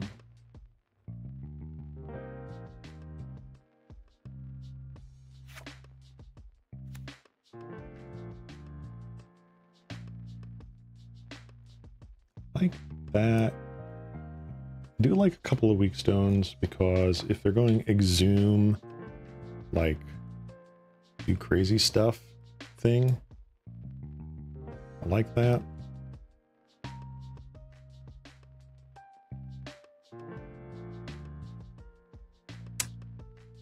I care about Not the Bone. I don't think I care about Not the Bone.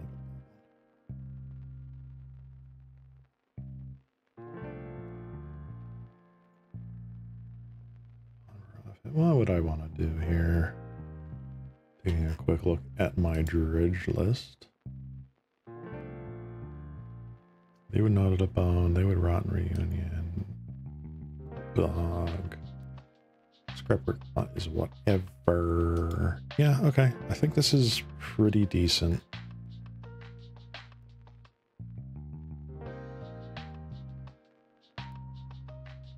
I will take out one pawn profit for that. Masked Vandals don't really do anything, so like whatever. That's a perfectly serviceable hand. Thank you, deck. About time. Very happy. Thank you. So stop on my turn. Make sure that I get to scry with my Glisten Seer. Ugh. Learned that the hard way a few times. Messed that up. Okay. Main, land, Glistener Seer, pass.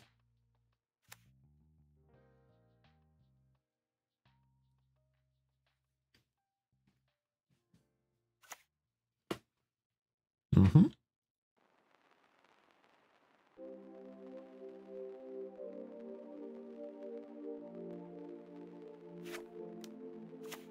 It's a nice one. Troll, that's fine.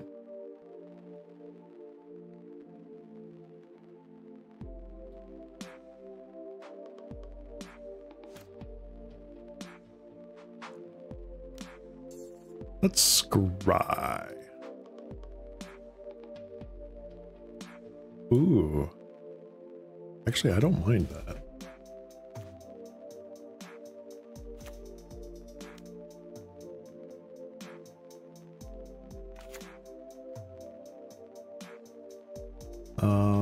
Let's do it.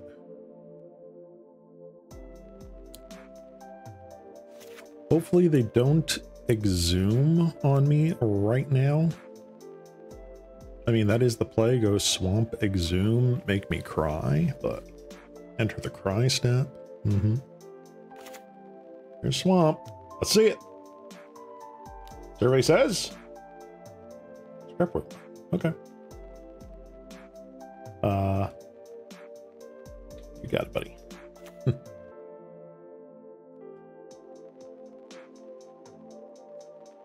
Discarded another troll.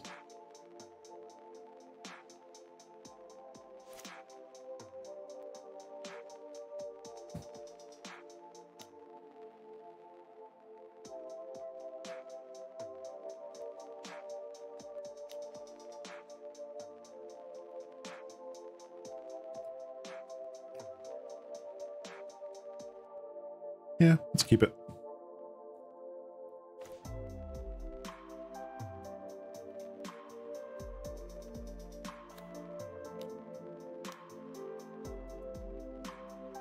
Very nice. Pass turn.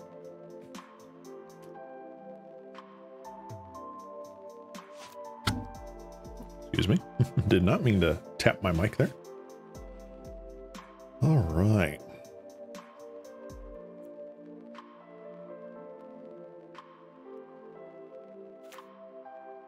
Conduit pylons. They will put a prowler in. That's cool.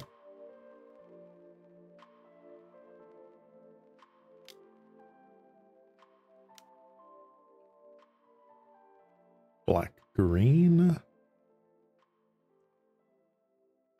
And I wish I could like, oh, it was an exhume. Okay. Mill 4 cards. There's Crusher. Dread Return. Imp. Seeing the Dread Return early like this is kind of sad. That means they're probably not attacking. Yeah. Fair. Let's remove an oil counter here.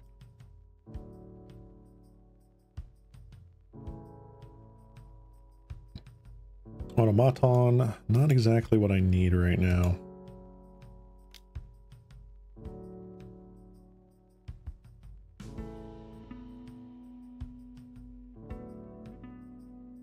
Also, kind of not what I need right now.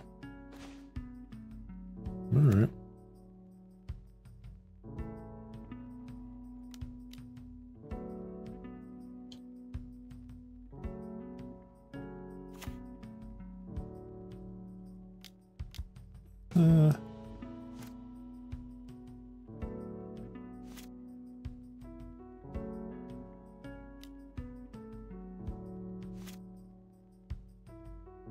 What do I want to do?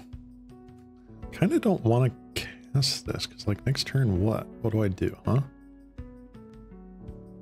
I got 1, 2, 3, 4. Right.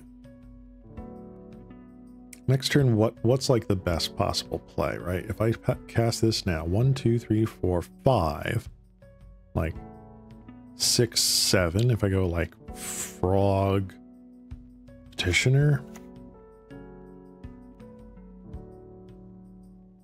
Let's just do it. Last turn.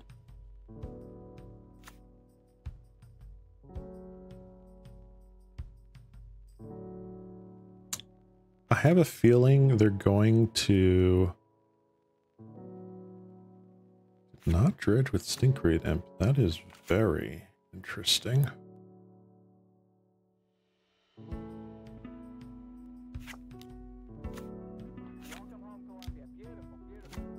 Okay. Malevolent Rumble. Go right ahead. What are you? Oh, you brought in cast downs. Or did you just not have enough to take out cast down? Mutt. Ent. Chose Forest. Forest is in their hand. Yeah, that was the swamp they played. They must have had that for something else. Sure.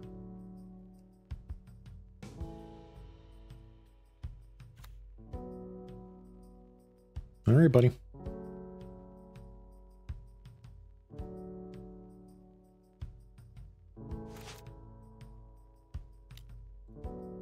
All right, that's the last one for now. 1, 2, 3, 4, 5. Honestly, keep on top. Draw it.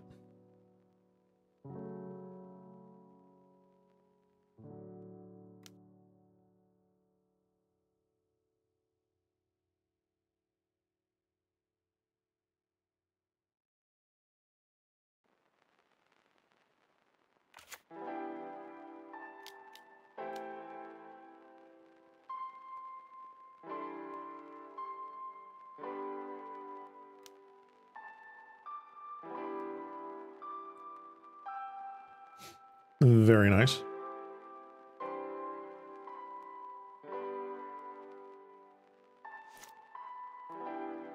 Play your forest, sir. We can get rid of this. I think they're deciding that they didn't dredge again. Very strange.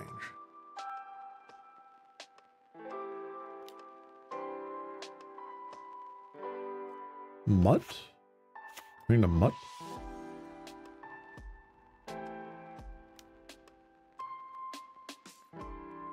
Sure, we're gonna mutt.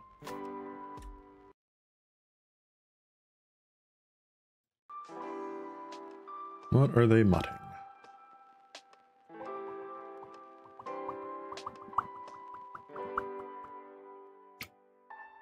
I'm looking to discard something. They're digging 4 answers of some kind.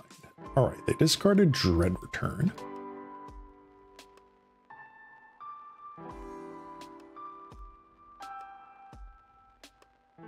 And they did dredge Stinkweed Imp. 2 Dread Returns in the yard.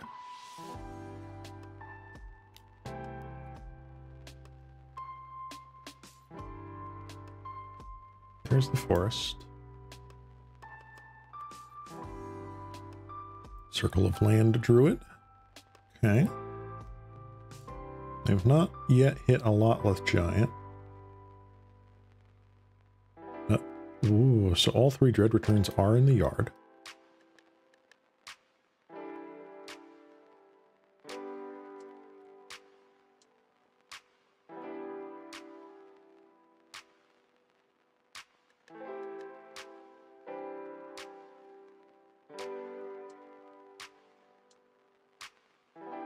How many creatures do we have? 1, 2, 4, 5. Ooh, they're doing it now. Look, how's that doom? Yes. I don't think I'm milling you this turn.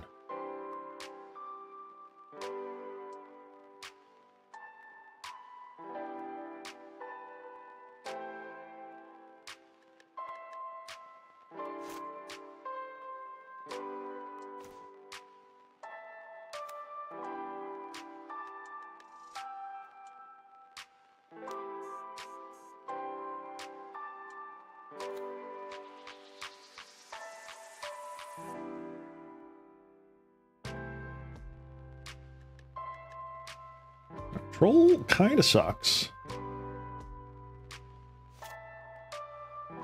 I can only deal 3 damage to it anyway, so like it's not like I have a great response here.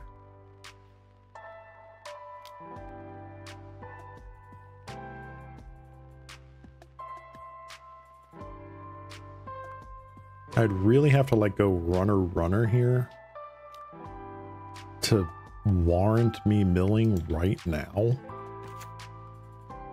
right, Circle of the Land. Drawd, when are you going to hit? From Ulamog's Crusher down, we get Imp, Viewfinder, Forest Swamp.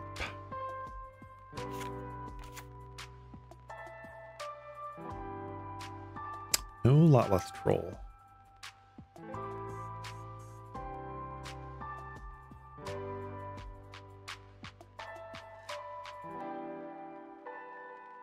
I'm also pretty sure that that is just game. That is 24. That is divisible by 12.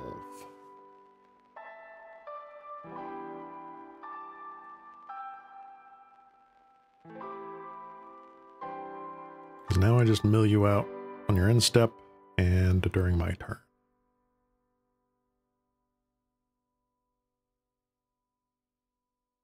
Unless...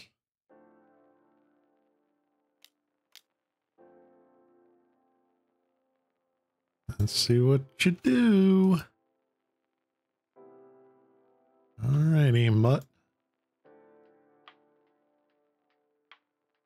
Discard Imp. Survey says. There's a Lotless Giant. Are 16 creature cards. Oof.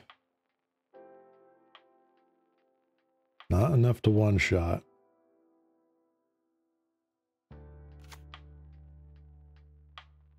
Bog.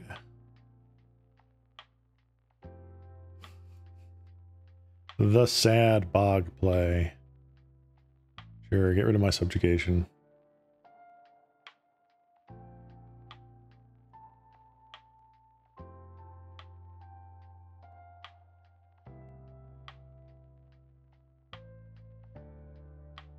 Hands off the keyboard. Okay.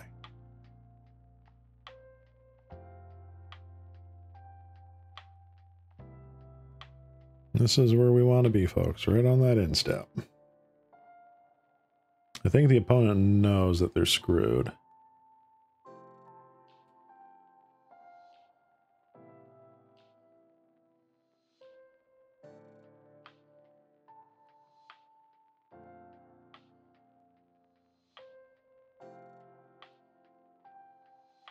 They have another mod. So it was possible. Yeah, no. All right, begin sideboarding again. That's cool. I think it's still keep. Gnawed on the Bone is still kind of iffy. Not gonna lie. Let's not Gnawed on the Bone and just put back in our Lead the Stampede. Rather draw gas.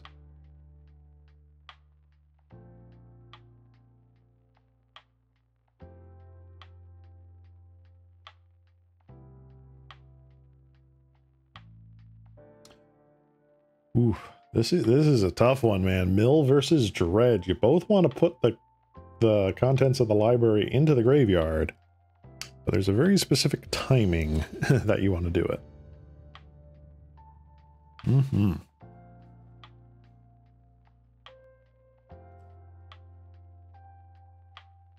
I think this is perfect.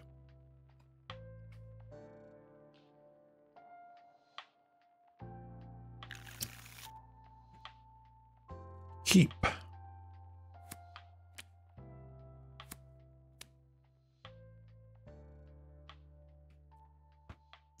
So what? Turn 1, I think I go Glistening Seer so I can start scrying. Turn 2, Islet. Turn 3, at the very least, Pawn Profit, if not like land other stuff, so that way I can get the Weakstone Subjugation. Alright. Yield to the trigger. Good, good, good.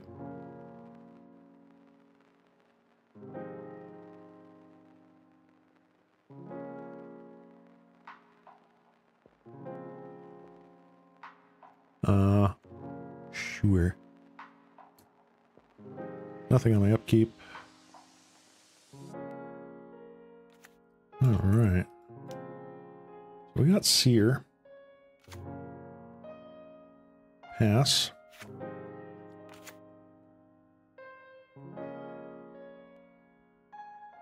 We got very lucky that last game that they did not hit a Lotleth Giant until super, super, super late in the library decking process. No, I want lands. It's a land.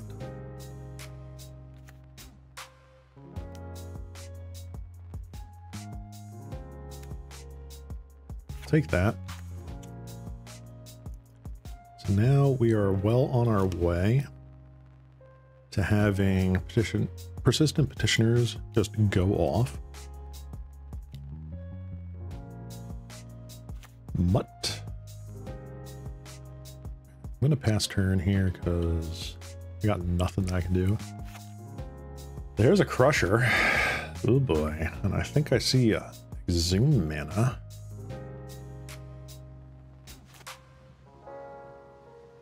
Let's remove counter.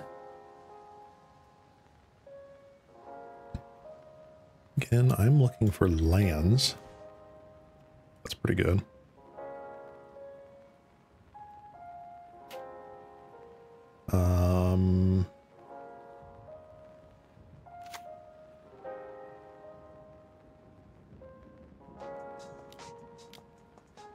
Let's do that. Yes, please.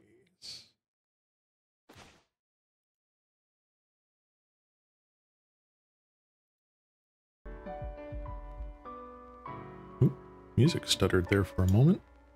Drawing the second forest is not ideal.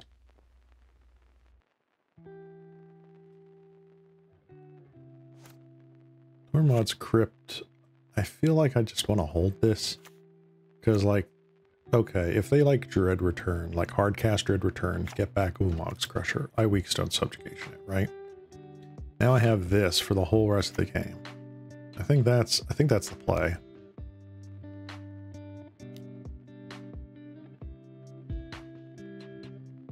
Sure. Yeah, I think that is in fact the play, ladies and gentlemen. This cat slime has deduced that that is the threat.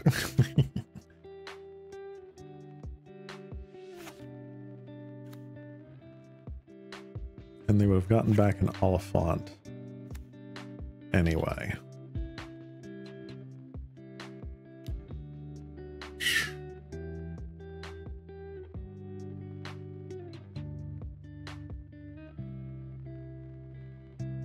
Oh, do I take the 2? I don't know if I take the 2 here.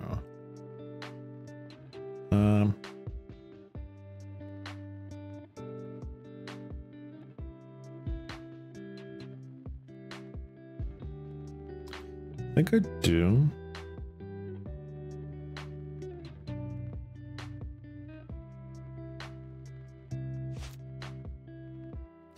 Wait. Glad to see that. Seraph Sanctuary, gain a life.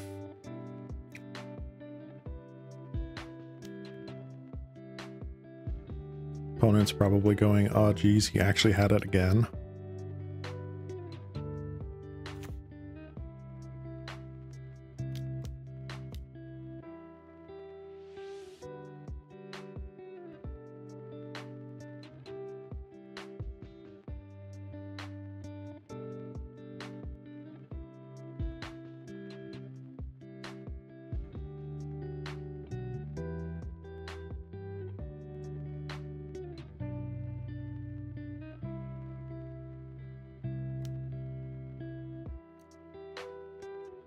Alrighty, opponent.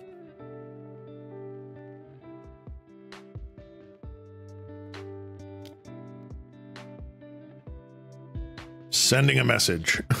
Get in with the 1/1s. Everybody get in here. Alright. Listener Seer is here to stop the mutt. And also doesn't make the mutt go into the graveyard, which is pretty nice.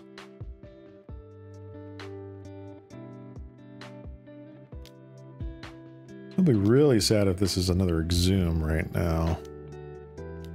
Oh, Dread Return. Yep. Okay. There goes the Wooded Foothills. Wooded Ridgeline, excuse me. Wooded Foothills is totally a different card.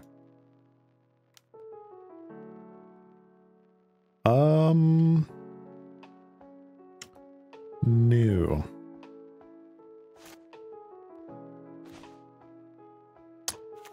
Dang.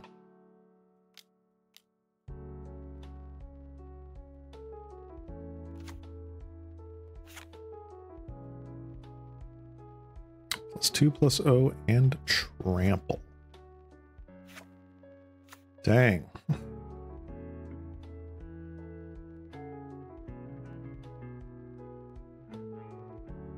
Yeah. Oh, wait.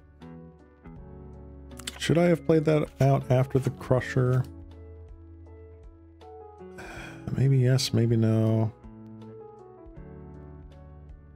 Let's cast this anyway.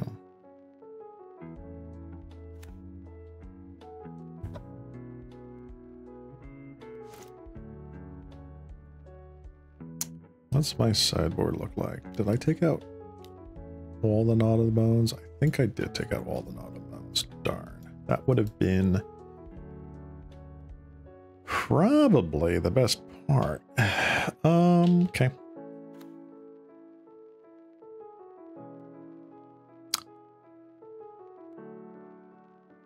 Sure. Oliphant is going to sulk. Yep. Darn.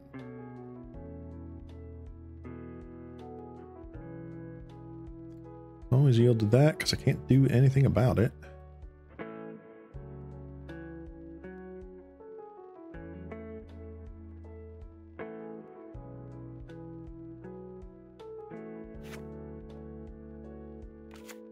Okay.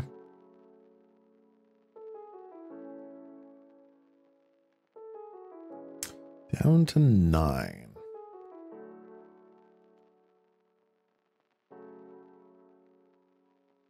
All right, well. End step. AO.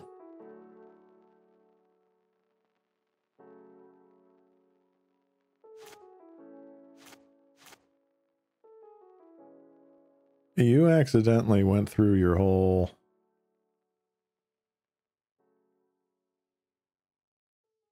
thing, right? Okay.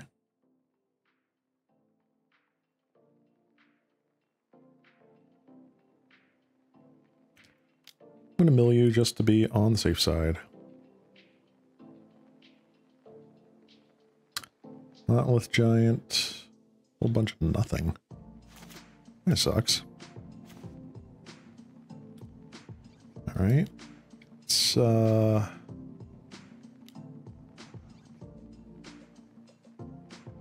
get you out.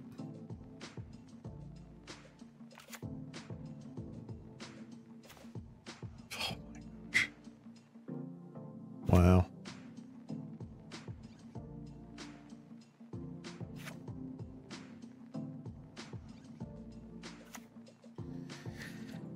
Okay.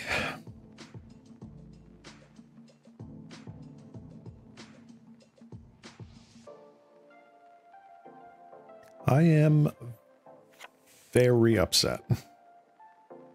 I am not a happy camper.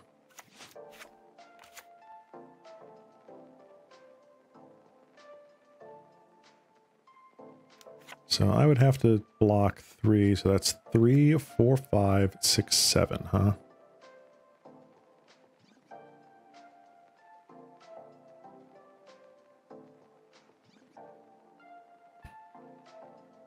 What do I want to do here?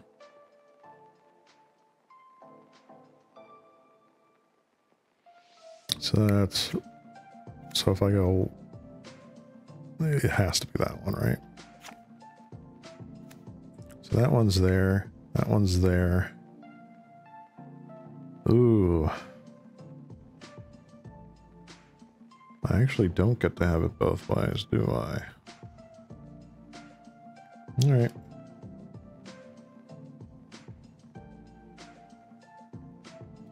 Get rid of the Dread Return, get rid of a whole bunch of stuff.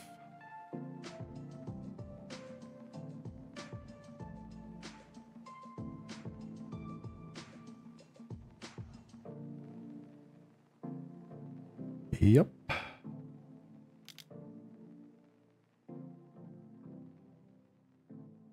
I have to rip, like, exactly Lead the Stampede or Winding Way.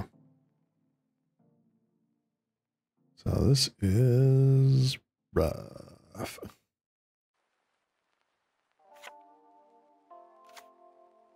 All right.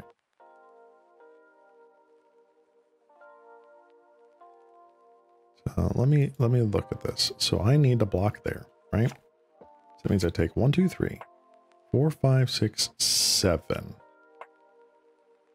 All right.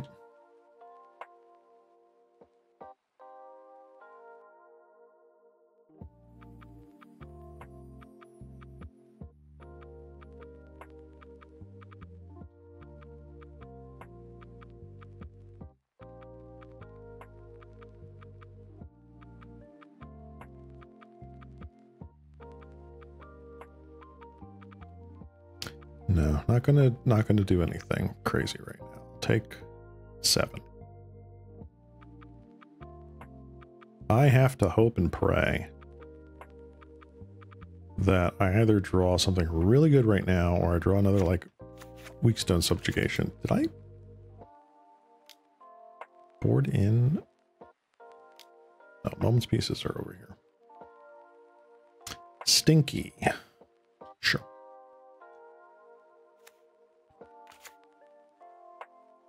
Bog.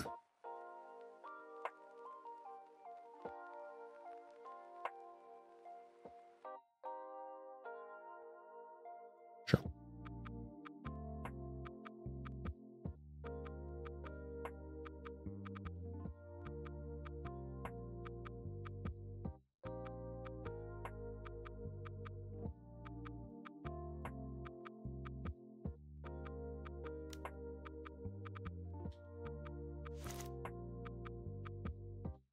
Survey says. No, I don't think that does it.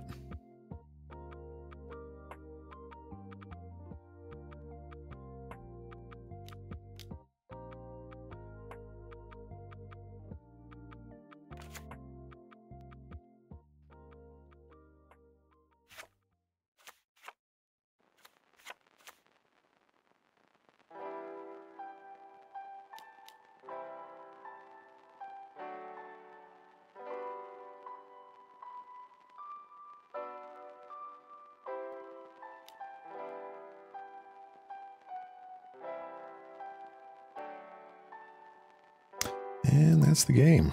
Darn. Got a little unlucky with drawing our hate cards there. All right, we draw 2, which is great, but none of the other ones. All right, one more league match with our mill deck here. Again, credit to Propaganda. Super awesome deck list. Glad that I got to play it today. And we're going to see if we can take this to at least a 2-3 finish. I think we got a little unlucky in certain aspects of today, but otherwise I'm having fun with this build. This build is kind of neat. Besides, we're streaming almost 6.5 hours now. You know what? Making some flubs here or there, totally understandable.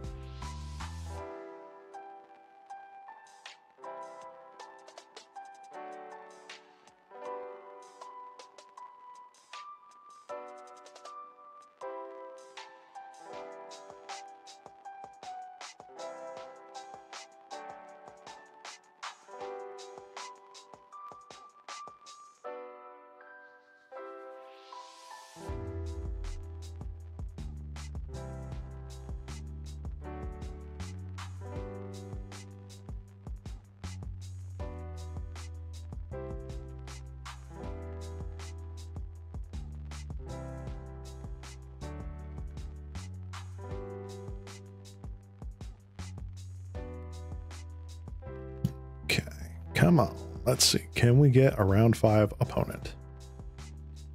Can we do it?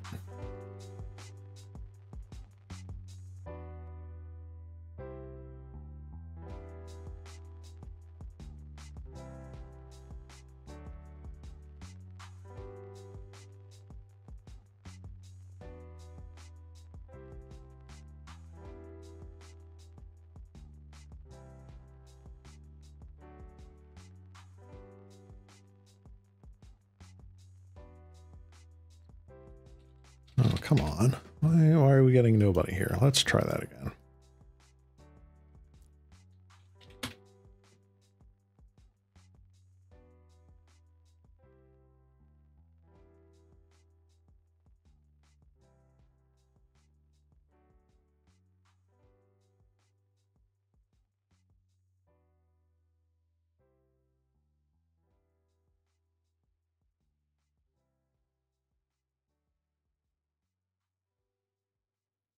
Okay. Did everyone just like go offline for the night? Come on. I want one last game. Let me get one last game in. Granted, here on the East Coast, it is almost 10 p.m. So this goes for like another minute or so, just spinning and not getting a league match.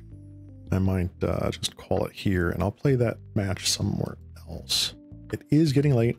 I do have work tomorrow, so we'll see what happens.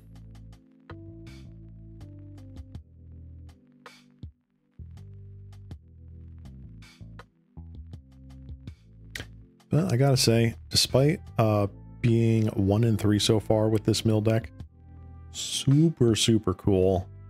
Really enjoy this. This is a nice, just fun mill deck. Not sitting there just going draw-go forever and ever.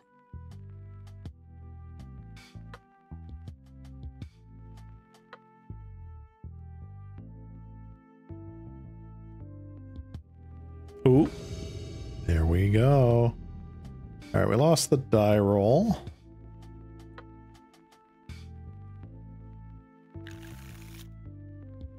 Ooh. I mean, this is a keep. I wish I had a green source. But, you know what? Can't all be perfect. Another affinity deck. So sad.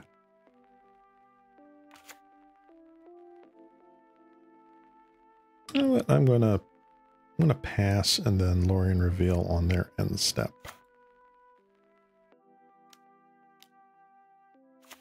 Ooh. Nope, not affinity. Deep analysis. Uh-oh.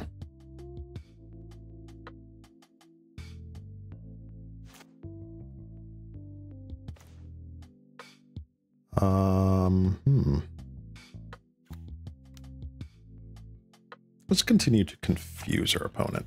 So this is probably an energy deck. If it's not energy, it's familiars, if I had to guess.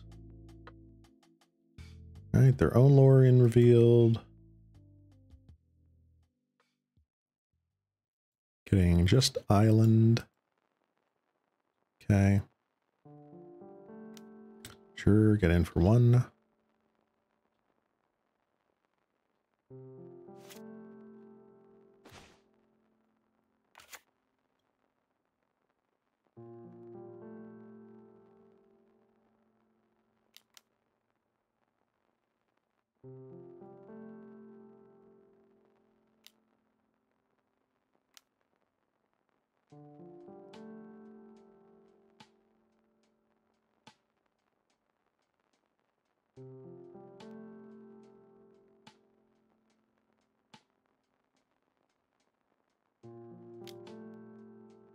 All right.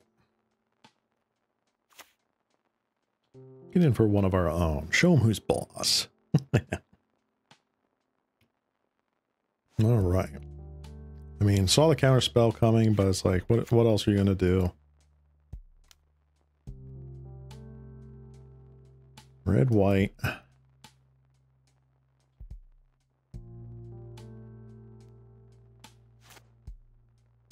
Main deck cast and fire.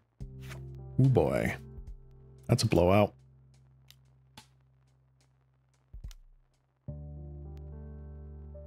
Ash Barrens. Interesting. Another Island.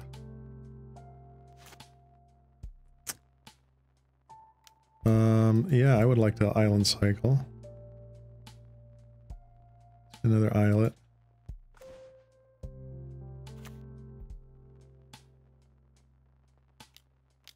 I think I'll cut you off of a red mana, please. Yeah, I'll do that. Okay. Now we are staring at 1/3s for days. 3 mana. Muldrifter.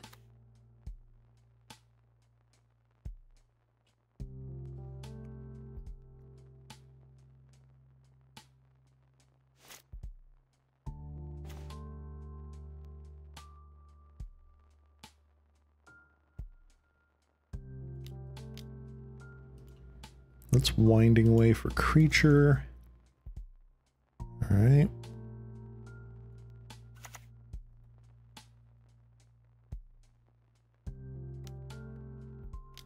Get a Petitioner down. And we'll get a Glistener Seer down.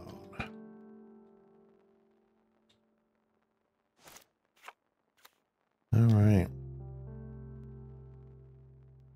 Ephemerate. Yep, we are looking at the very least Jeskai Ephemerate here. I'm not entirely sure if it is energy or if it is actually familiars. I assume it's familiars, because why wouldn't you? Ooh, double Brainstorm?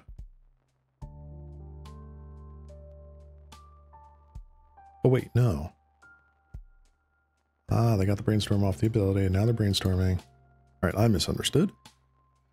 My Slimu brain is melting. This is what happens when I stream for almost 7 hours. Ooh. Darn, can't hit that with a Masked Vandal.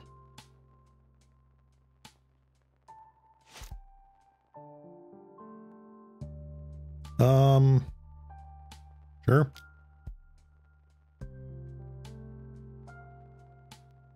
On the bottom, I want more gas.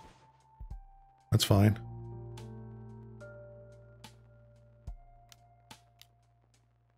Boom.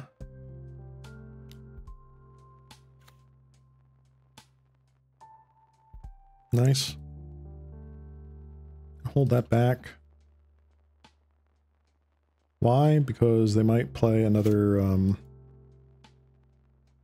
who's it?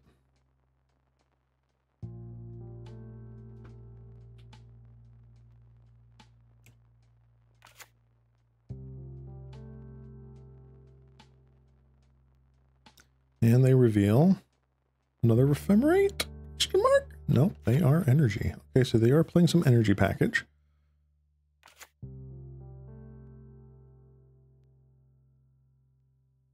And sideboarding. Very nice, very nice. All right. Bum ba dum bum bum bum bum.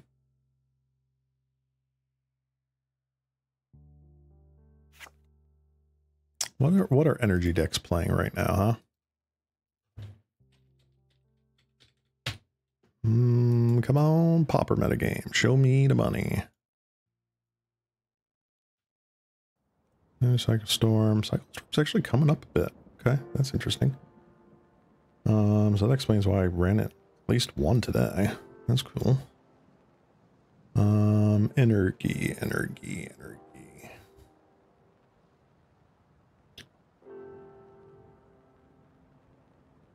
Dum. Don't see it there. Let's go for the whole metagame. Jeskai Ephemerate. Pretty sure this is the archetype. Yep, Galvanic Discharge. So what are they running? Really?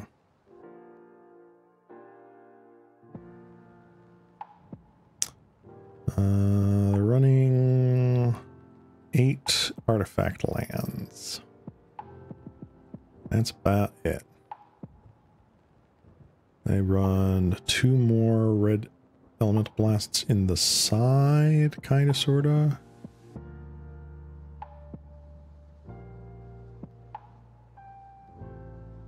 Kinku Artificer, Dispel.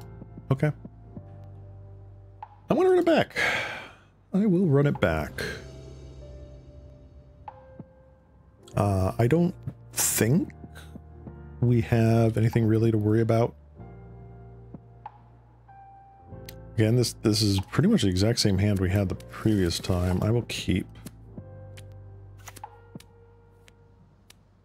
It did not lead on an artifact land,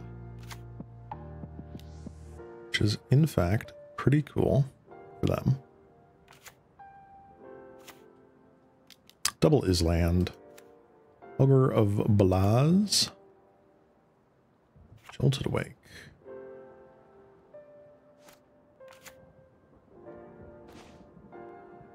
That's really cool. Alright, let's slam you down.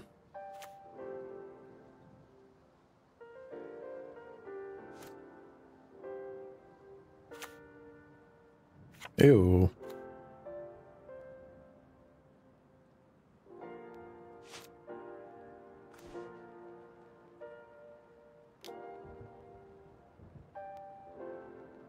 Island Psyching. Tangled Islet. And let's hit our moth dust changeling. Now, I will not attack. At least not yet.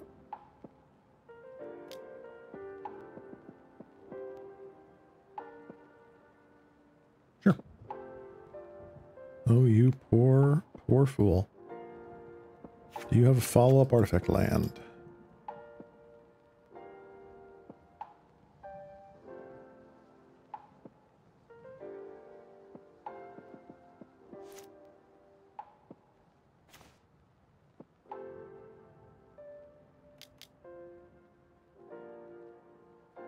Let's bait it.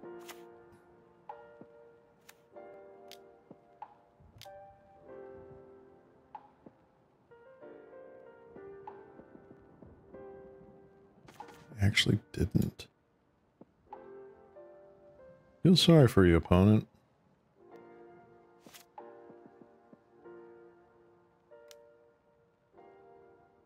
Didn't have the counter spell. Your own island. Oh, tributary. Okay. Red blue. Another bolus. Another Gur. Cast in the flame. Sure.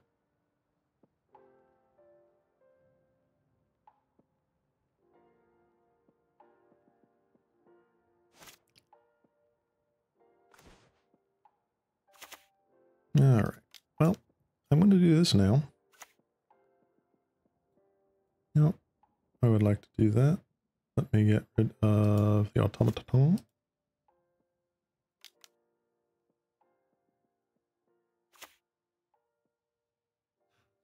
And pass turn.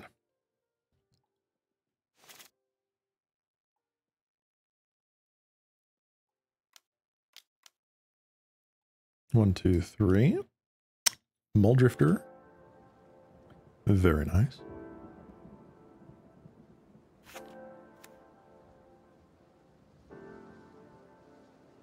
No land drop. Opponent, I'm so sorry. Except I'm not.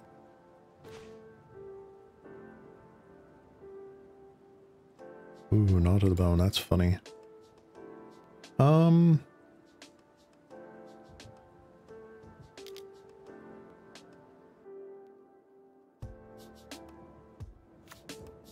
Let's get you going.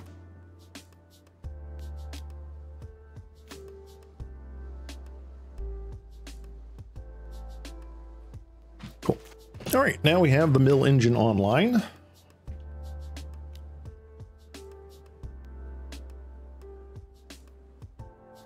wonder if they play Echoing Truth.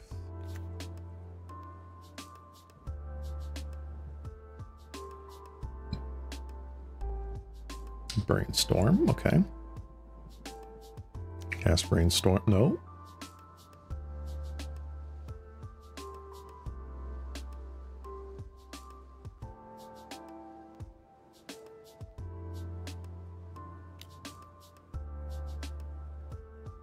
Let's mill 12 cards, shall we? There we go. Like it.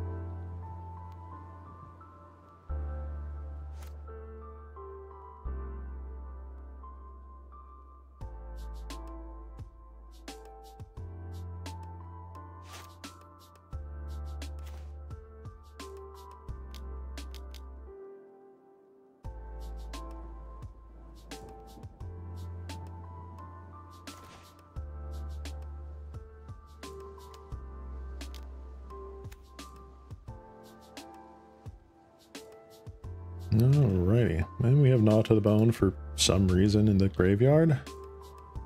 Well, let's see what our opponent does. Brainstorm, you may brainstorm away.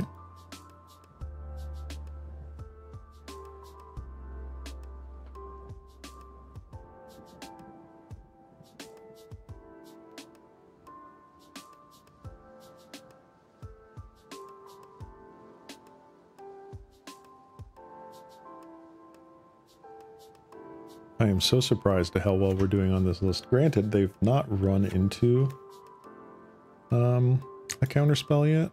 Ew.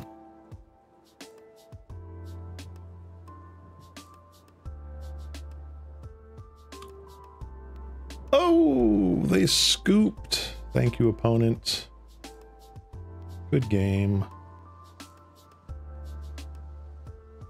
We got 50 play points for that. So with that being said, and me having done some cheaty face looking at my dredge deck during that matchup, we have in fact gone 2 and 3 with Mill today. That was pretty cool. That was a lot of fun. I don't think this deck is terribly great. Maybe Gnaw to the Bone is the wrong thing. Maybe it should be Weather the Storm or something. I don't know. But dang, this deck is fun. I'm not going to do too much of a post-mortem now. It is very late o'clock here. So I am going to wrap it up. Ladies and gentlemen and others, thank you so much for checking me out today. I hope you enjoyed this stream. Played a lot with White Weenie today.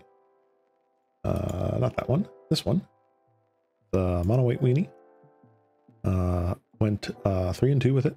Very happy with that. Love it. And we went 2 and 3 with Blue-Green Mill. So yeah, I hope everyone has a lovely, lovely rest of their week. And this has been your local Cat Slime. Ceylon Cross. And bye-bye. Bye-bye. Bye-bye. Take care all. Bye-bye.